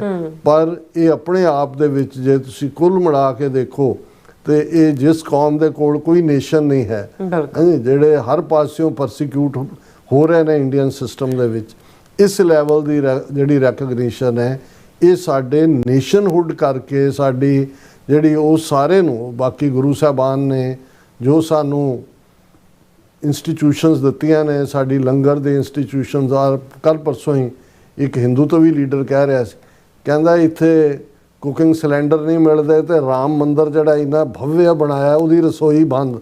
ਕਹਿੰਦਾ ਸਿੱਖਾਂ ਦਾ ਕੋਈ ਗੁਰਦੁਆਰਾ ਜਿਹੜਾ ਹੈ ਉਹ ਕਹਿੰਦਾ ਉਹਨਾਂ ਨੂੰ ਆਪਣਾ, ਇੱਕ ਨੇ ਕਿਹਾ ਕਹਿੰਦਾ ਜੇ ਉਹਨਾਂ ਨੂੰ ਆਪਣਾ ਤਨ ਸਾੜ ਕੇ ਵੀ ਲੰਗਰ ਜਾਰੀ ਰੱਖਣਾ ਪਏ ਤੇ ਉਹ ਕਰਨਗੇ। ਉਹਨੇ ਕਿਹਾ ਵੀ ਲੱਖ ਬੰਦਾ ਰੋਜ਼ ਦਰਬਾਰ ਸਾਹਿਬ ਜਾ ਲਖਨਊ, ਪੂਨੇ ਦਾ ਮੈਂ ਦੇਖ ਰਿਹਾ ਸੀ। ਹੁਣ ਇੰਨੀ ਚੀਜ਼ਾਂ ਮਹਿੰਗੀਆਂ ਹੋ ਗਈਆਂ ਕਿ ਪੂਨੇ 'ਚ ਬਹੁਤ ਸਾਰੀਆਂ ਇੰਸਟੀਚਿਊਟ ਨੇ, ਸਟੂਡੈਂਟਸ ਅਫੋਰਡ ਨਹੀਂ ਸੀ ਕਰ ਸਕਦੇ ਬਾਹਰ ਵੀ, ਔਰ ਬਹੁਤ ਸਾਰੇ ਰੈਸਟੋਰੈਂਟ ਵੀ ਨਹੀਂ ਸੀ ਜਿਹੜੇ ਉਹ ਚੀਪਰ ਹੋ ਰਹੇ। ਤੇ ਉਹਨਾਂ ਨੇ ਸਿੱਖ ਗੁਰਦੁਆਰਿਆਂ ਨੇ ਕਿਹਾ ਕੋਈ ਨਹੀਂ, ਜਿੰਨੀ ਦੇਰ ਤੱਕ ਅਸੀਂ ਤੁਹਾਡੇ 'ਚ ਬੈਠੇ ਹਾਂ। ਔਰ ਹਜ਼ਾਰਾਂ ਦੀ ਗਿਣਤੀ 'ਚ ਜਿਹੜੇ ਪੂਨੇ ਦੇ ਔਰ ਦੂਸਰੇ ਸਟੂਡੈਂਟ ਨੇ ਆ ਕੇ ਗੁਰਦੁਆਰਿਆਂ 'ਚ ਲੰਗਰ ਛਕ। ਇਹ ਛੋਟੀ ਗੱਲ ਨਹੀਂ ਹੈ, ਬਹੁਤ ਵਾਰੀ ਠੀਕ ਹੈ। ਹੁਣ ਆ ਇੱਕ ਦੁਖਦ ਘਟਨਾ ਵੀ ਹੋਈ ਇਟਲੀ ਦੇ ਵਿੱਚ, ਗੁਰਦੁਆਰਾ ਸਾਹਿਬ ਨਗਰ ਕੀਰਤਨ ਤੋਂ ਇੱਕ ਦਿਨ ਪਹਿਲਾਂ ਸ਼ੂਟਿੰਗ ਦੇ ਵਿੱਚ 2 ਮਾਰੇ ਗਏ, ਇੱਕ ਸਾਬਕਾ ਪ੍ਰੈਜ਼ੀਡੈਂਟ, ਦੂਜਾ। ਹਾਲਾਂ ਮੈਨੂੰ ਸੀ ਵੀ ਸ਼ਾਇਦ ਹੇਟ ਕ੍ਰਾਈਮ ਨਾ ਹੋਏ, ਪਰ ਇਹ ਨਜ਼ਰ ਆਇਆ ਕਿ ਕੋਈ ਰਾਈਵਲਰੀ ਹੈ ਪਰਸਨਲ ਜਾਂ ਕੋਈ ਮੈਨੇਜਮੈਂਟਲ ਪੁਰਾਣੀ ਨੂੰ ਲੈ ਕੇ। ਇਸ ਕਿਸਮ ਦੀਆਂ ਘਟਨਾਵਾਂ ਥੋੜਾ ਜਿਹਾ ਨੈਗੇਟ ਕਰਦੀਆਂ, ਲੇਕਿਨ ਕੁੱਲ ਮਿਲਾ ਕੇ ਖਾਲਸੇ ਦੀ ਚੜ੍ਹਦੀ ਕਲਾ ਹੈ ਤੇ ਖਾਲਿਸਤਾਨ ਜ਼ਿੰਦਾਬਾਦ ਹੈ। ਜੀ ਰਾਜ ਸਾਹਿਬ ਤੁਹਾਡਾ ਬਹੁਤ ਬਹੁਤ ਸ਼ੁਕਰੀਆ। ਹੁਣ ਆਪਾਂ ਜਿਹੜੇ ਆਪਣੇ ਵਿਊਅਰਸ ਮੈਸੇਜ ਨੇ ਉਹ ਲੈਣ ਜਾ ਰਹੇ ਹਾਂ। ਸਾਡੇ ਕੋਲ ਪਹਿਲੇ ਵਿਊਅਰ ਆਏ ਨੇ, ਇਹ ਨੇ ਸਾਡੇ ਖਾਲਸਾ ਦੇਸ਼ ਪੰਜਾਬ ਜੀ। ਇਹ ਸਾਨੂੰ ਫਤਿਹ ਬੁਲਾਉਂਦੇ ਨੇ ਔਰ ਕਹਿੰਦੇ ਨੇ ਕਿ ਦੇਸ਼ ਪੰਜਾਬ ਤੇ ਸਿੱਖ ਕੌਮ ਦੇ ਉੱਤੇ ਵਾਹਿਗੁਰੂ ਮਿਹਰ ਕਰਨ। ਔਰ ਸੋਨਮਲ ਜੀ ਫਤਿਹ ਬੁਲਾਉਂਦੇ ਨੇ ਔਰ ਵਾਹਿਗੁਰੂ ਜੀ ਕਾ ਖਾਲਸਾ ਵਾਹਿਗੁਰੂ ਜੀ। ਔਰ ਮੁਹੰਮਦ ਯੂਨਸ ਜੀ ਜਿਹੜੇ ਨੇ ਉਹ ਵੀ ਸਾਨੂੰ ਸਤਿ ਸ਼੍ਰੀ ਅਕਾਲ ਤੇ ਸਲਾਮ ਵਾਲੇਕਮ ਕਹਿੰਦੇ ਨੇ ਔਰ ਖਾਲਸਾ ਜ਼ਿੰਦਾਬਾਦ ਕਹਿੰਦੇ ਨੇ। ਜ਼ਿੰਦਾਬਾਦ ਜ਼ਿੰਦਾਬਾਦ। ਔਰ ਨਾਸਰ ਚੌਧਰੀ ਜੀ ਵੀ ਖਾਲਸਾ ਜ਼ਿੰਦਾਬਾਦ ਕਹਿੰਦੇ ਨੇ ਔਰ ਦਵਿੰਦਰ ਸੰਧੂ ਜੀ ਵੀ ਸਤਿ ਸ਼੍ਰੀ ਅਕਾਲ ਕਹਿੰਦੇ ਨੇ ਔਰ ਨਾਸਰ ਚੌਧਰੀ ਜੀ ਕਹਿੰਦੇ ਨੇ ਕਿ ਗੱਲਬਾਤ ਅਤੇ ਸਮਝੌਤੇ ਦੇ 2 ਦਿਨਾਂ ਦੇ ਅੰਦਰ ਅੰਦਰ ਕਹਿੰਦੇ ਨੇ ਯਕੀਨੀ ਤੌਰ ਤੇ ਪੂਰਾ ਹੋ ਜਾਵੇਗਾ इंशाअल्लाह जी। और बसरा जी भी फतेह बुलाते हैं, खालसा जिंदाबाद कहते हैं। और फिर इस तरह साढ़े को नासर चौधरी अगैन ने वो भी खालसा जिंदाबाद अगैन कहते हैं। और कौर जी कहते हैं कि डॉक्टर साहब जी ईरान इन्नी जुरत दा मालिक हुंदा तां अमेरिका नूं पहला ही ठोक दिंदा, क्यों खुमियानी च कहते अमेरिका प्रति नफरत 2 फरवरी 2025 की जिहड़ी वीडियो विच भी पता लगदा। देखो भैन जी, ये है भी ये काफ़ी कंपलैक्स इशू है, दो तरफा ये कोई शक नहीं है कि डेथ टू अमेरिका उन्हों भी पार्ट रहा है, लेकिन ये भी कोई शक नहीं है कि उत्थे डेमोक्रेसी नूं डीरेल करन च MI6 ब्रिटिश इंटैलीजेंस का रोल सी डॉक्टर मुसद्दक नूं कड्ढण तो बाद।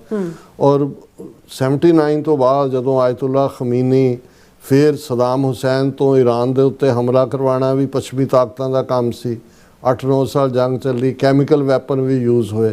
सो अल्टीमेटली गल गोडे लवाण दी, कोई शक नहीं है कि भी साडे लई कोई ईरान का सिस्टम पोलिटिकल कोई आइडियल सिस्टम नहीं है, लेकिन बहुत वार असी क्योंकि जदों एनालाइज करते हैं किसी सिचुएशन नूं, फिर साडा ये हुंदा है कि भाई तुसीं ਜਿਹੜੀ ਹਕੀਕਤ ਹੈ ਜੋ ਨਜ਼ਰ ਆਉਂਦੀ ਹੈ। ਹਾਲਾਂ ਦੋਨੋਂ ਪਾਸਿਓਂ ਹੀ ਬਹੁਤ ਸਾਰੀਆਂ ਜਾਣਕਾਰੀਆਂ ਜਿਹੜੀਆਂ ਨੇ ਉਹ ਨੈਰੇਟਿਵ ਹੀ ਹੈ, ਪਰ ਅਸੀਂ ਕੋਸ਼ਿਸ਼ ਕਰਦੇ ਹਾਂ ਵੀ ਉਹਦੇ 'ਚ ਇੱਕ ਬੈਲੈਂਸ ਰੱਖੀਏ। ਔਰ ਫਿਰ ਨਾਸਰ ਚੌਧਰੀ ਜੀ ਕਹਿੰਦੇ ਨੇ ਕਿ ਡਾਕਟਰ ਸਾਹਿਬ ਇਰਾਨ ਦੇ ਝੰਡੇ ਨਿਸ਼ਾਨ ਸਾਹਿਬ ਤੇ ਅੱਲਾ ਸ਼ਬਦ ਲਿਖਿਆ ਹੋਇਆ ਹੈ ਤੇ ਖਾਲਿਸਤਾਨ ਦੇ ਝੰਡੇ ਦੇ ਉੱਤੇ ਹਥਿਆਰ ਦੀ ਕੈਲੀਗ੍ਰਾਫੀ ਜਿਹੜੀ ਹੈ ਵਿੱਚ ਅੱਲਾ ਸ਼ਬਦ ਲਿਖਿਆ ਹੋਇਆ ਹੈ। ਇਹ ਵੈਸੇ ਤੁਸੀਂ ਦਿਲਚਸਪ ਗੱਲ ਕੀਤੀ। ਜਦੋਂ ਆਇਤੁੱਲਾ ਖਮੀਨੀ 79 'ਚ ਉਹਨਾਂ ਨੇ ਟੇਕ ਓਵਰ ਕੀਤਾ ਸੋ ਕਾਲਡ ਇਰਾਨ ਰੈਵੋਲੂਸ਼ਨ, ਉਦੋਂ ਕੀ ਖਬਰ ਇੰਡੀਅਨ ਮੀਡੀਆ ਦੇ ਵਿੱਚ ਬੜੀ ਚੱਲੀ, ਕਿਉਂਕਿ ਜਿਹੜਾ ਨਿਸ਼ਾਨ ਹੈ ਇਰਾਨ ਦਾ, ਜਿਹੜਾ ਐਂਬਲਮ ਹੈ, ਉਹ ਇਸ ਤਰ੍ਹਾਂ ਲੱਗਦਾ ਜਿਵੇਂ ਖੰਡਾ ਹੋਏ, ਤੇ ਉਹਦੇ 'ਚ ਇਹ ਖਬਰ ਘੁਮਾ ਦਿੱਤੀ ਗਈ ਕਿ ਵੀ ਆਇਤੁੱਲਾ ਖਮੀਨੀ ਜਿਹੜਾ ਹੈ ਉਹ ਬਹੁਤ ਪਹਿਲਾਂ ਉਹਦੇ ਬਜ਼ੁਰਗ ਪੰਜਾਬ ਨਾਲ ਸੰਬੰਧਿਤ ਸੀ, ਉਹ ਸਿੱਖ ਹੈ। ਹਾਲਾਂ ਬਾਅਦ ਦੇ ਵਿੱਚ ਇਰਾਨੀਅਨ ਇੰਨਾ ਕਿ ਗੱਲ ਫੈਲੀ ਕਿ ਜੀ ਦੇਖੋ ਇਹ ਖੰਡੇ ਦਾ ਨਿਸ਼ਾਨ ਹੀ ਉਹਨਾਂ ਦਾ। ਹਾਲਾਂ ਇਹਨਾਂ ਨੇ ਠੀਕ ਕਿਹਾ ਕਿ ਇਹ ਕੈਲੀਗ੍ਰਾਫਿਕ ਜਿਹੜਾ ਹੈ ਉਹ ਲਿਖਿਆ ਹੋਇਆ ਅਰੈਬਿਕ, ਜਿਹਦਾ ਮਤਲਬ ਰੱਬ ਹੈ, ਅੱਲਾ ਹੈ। ਔਰ ਫਿਰ ਇਰਾਨੀਅਨ ਐਮਬੈਸੀ ਜਿਹੜੀ ਦਿੱਲੀ 'ਚ ਸੀ ਉਹਨਾਂ ਨੇ ਡਿਨਾਈ ਕੀਤਾ, ਉਹਨਾਂ ਨੇ ਕਿਹਾ ਵੀ ਨਹੀਂ ਇਹ ਪੰਜਾਬ ਨਾਲ ਨਹੀਂ ਸੰਬੰਧ ਹੈ, ਬਹੁਤ ਪਹਿਲਾਂ ਬਾਰਾਬੰਕੀ ਹੈ ਯੂਪੀ 'ਚ, ਉੱਥੋਂ ਇਹਨਾਂ ਦੇ ਗ੍ਰੇਟ ਗ੍ਰੈਂਡਫਾਦਰ ਜਾਂ ਕੋਈ ਗਏ ਸੀ ਉੱਠ ਕੇ। ਸੋ ਉਹਦੇ 'ਚ ਕੋਈ ਸ਼ੱਕ ਨਹੀਂ ਹੈ ਕਿ ਵੀ ਜਿਹੜਾ ਓਵਰਆਲ ਹਾਲਾਂ ਸਿੱਖਇਜ਼ਮ ਆਰਡੇਨਡ ਪ੍ਰੀਸਟਲੀ ਕਲਾਸ ਨਹੀਂ ਮੰਨਦਾ। ਸਾਡੇ ਕੋਈ ਇਹ ਨਹੀਂ ਹੈ ਵੀ ਕਿਸੇ ਕੋਲ ਕੋਈ ਖਾਸ ਮਜ਼ਹਬੀ ਰਹਿਨੁਮਾ ਦੇ ਤੌਰ 'ਤੇ ਤਾਕਤ ਹੈ। ਠੀਕ ਹੈ ਜਥੇਦਾਰ ਜਾਂ ਅਸੀਂ, ਪਰ ਪਾਵਰ ਡੀਸੈਂਟਰਲਾਈਜ਼ਡ ਹੈ। ਹਰ ਸਿੱਖ ਜਿਹੜਾ ਹੈ ਉਹ ਗੁਰੂ ਦੇ ਹਜ਼ੂਰ 'ਚ ਪੰਜ ਪਿਆਰਿਆਂ ਦੇ ਰੂਪ 'ਚ ਅਸਰਟ ਕਰਦਾ ਹੈ।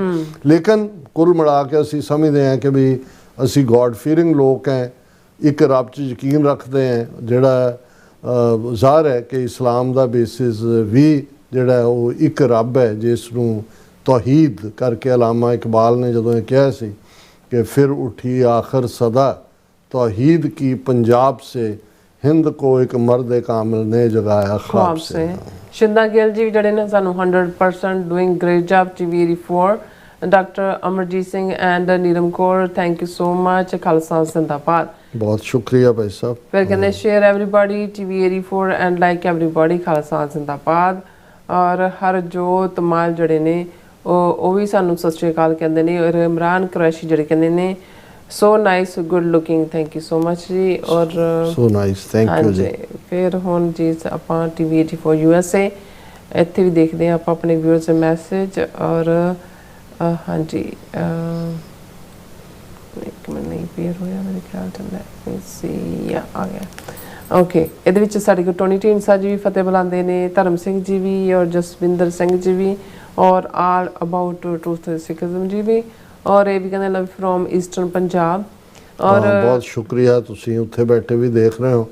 ਔਰ ਕੋਸ਼ਿਸ਼ ਕਰੋ ਇਹਨਾਂ ਨੂੰ ਆਪਣੇ ਗਰੁੱਪਾਂ ਦੇ ਵਿੱਚ ਵੀ ਪਾਓ ਤਾਂ ਕਿ ਜਿਹੜੇ ਮਿਸ ਕਰਦੇ ਨੇ ਮੇਨ ਸਾਡਾ ਬਲੌਕ ਹੋਣ ਕਰਕੇ ਉਹ ਇਸ ਤਰ੍ਹਾਂ ਹੀ ਸਾਡੇ ਨਾਲ ਜੁੜੇ ਰਹਿਣ। ਇੰਦਰਜੀਤ ਸਿੰਘ ਸੰਧੂ ਜੀ ਵੀ ਜਿਹੜੇ ਫਤਿਹ ਬੁਲਾਉਂਦੇ ਨੇ ਔਰ ਖਾਲਸਾ ਜ਼ਿੰਦਾਬਾਦ ਕਹਿੰਦੇ ਨੇ। ਔਰ ਜਸਵੀਰ ਬਰਾਜ ਵੀ ਫਤਿਹ ਬੁਲਾਉਂਦੇ ਨੇ, ਕਹਿੰਦੇ ਬਹੁਤ ਬਹੁਤ ਧੰਨਵਾਦ ਖਾਲਸਾ ਜ਼ਿੰਦਾਬਾਦ। मिश्रा सिंह जी भी और फिर इसी तरह ब्रह्मलीन पिंदर जी भी और घुसके जी भी फतेह बुलाते ने। और बहुत शुक्रिया तुसी पंजाब तो देख रहे हो। गुरविंदर मान जी भी और कुलदीप कौर जी भी और बलजीत वरैत जी भी और फिर तरह तुसी आज फिर ਨੂਪਾ जी ਨੂੰ ਛੱਡਤਾ ਕੀ ਗੱਲ ਹੈ? ਮੇਰੇ ਕੋਲ ਨਹੀਂ ਪੀਰ ਹੈ ਡਾਕਟਰ ਸਾਹਿਬ। ਹਾਂ ਉੱਪਰ ਹੈ ਨੂਪਾ ਜੀ ਦਾ। ਪਤਾ ਨਹੀਂ ਮੇਰੇ ਕੋਲ ਨਹੀਂ। ਉਹਨਾਂ ਨੇ ਲਿਖਿਆ ਕਿ ਮੁੱਕਦੀ ਗੱਲ ਇਹ ਹੈ ਘਟੀਆ ਤੇ ਨੀਚ ਲੋਕ ਕਮਜ਼ੋਰ ਤੇ ਭੋਲੇ ਭਾਲੇ ਲੋਕਾਂ ਦੀਆਂ ਜ਼ਮੀਨਾਂ ਖੋਹ ਲੈਂਦੇ ਨੇ। ਇਹ ਜੰਗ ਦਾ ਡਰਾਮਾ ਸਿਰਫ ਜ਼ਮੀਨ ਖੋਹਣ ਵਾਸਤੇ ਕੀਤਾ ਹੈ ਤੇ ਈਰਾਨ ਨੂੰ ਕਮਜ਼ੋਰ ਕਰਨ ਵਾਸਤੇ। ਤੁਸੀਂ ਬਿਲਕੁਲ ਠੀਕ ਕਿਹਾ। ਗ੍ਰੇਟਰ ਇਜ਼ਰਾਈਲ ਸੋ ਕਾਲਡ ਇਹਨਾਂ ਦਾ ਉਹਦੇ ਥੱਲੇ ਹੁਣ ਲਿਬਨਾਨ 'ਚ ਜਿੱਥੇ ਵੜ ਗਏ ਨੇ ਉਹ ਉਹਨਾਂ ਨੇ ਜਿਹੜਾ ਉਹ ਛੱਡਣਾ ਨਹੀਂ ਹੈ। ਔਰ ਬਾਕੀ ਹੌਲੀ ਹੌਲੀ ਹੌਲੀ ਵੈਸਟ ਬੈਂਕ ਦੇ ਵਿੱਚ ਹੋਰ ਸੈਟਲਮੈਂਟਸ ਬਣਾ ਰਹੇ ਨੇ।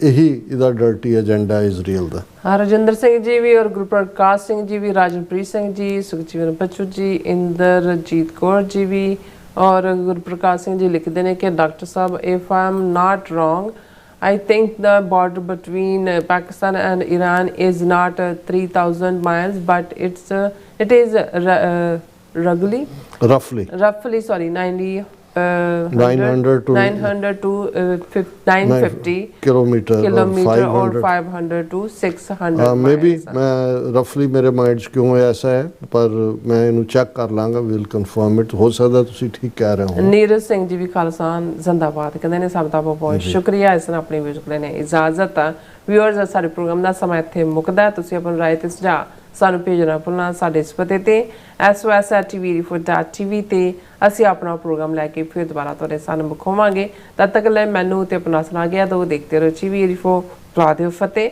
ਵਾਹਿਗੁਰੂ ਜੀ ਕਾ ਖਾਲਸਾ ਵਾਹਿਗੁਰੂ ਜੀ ਕੀ ਫਤਿਹ ਰੱਬ ਰਾਖਾ।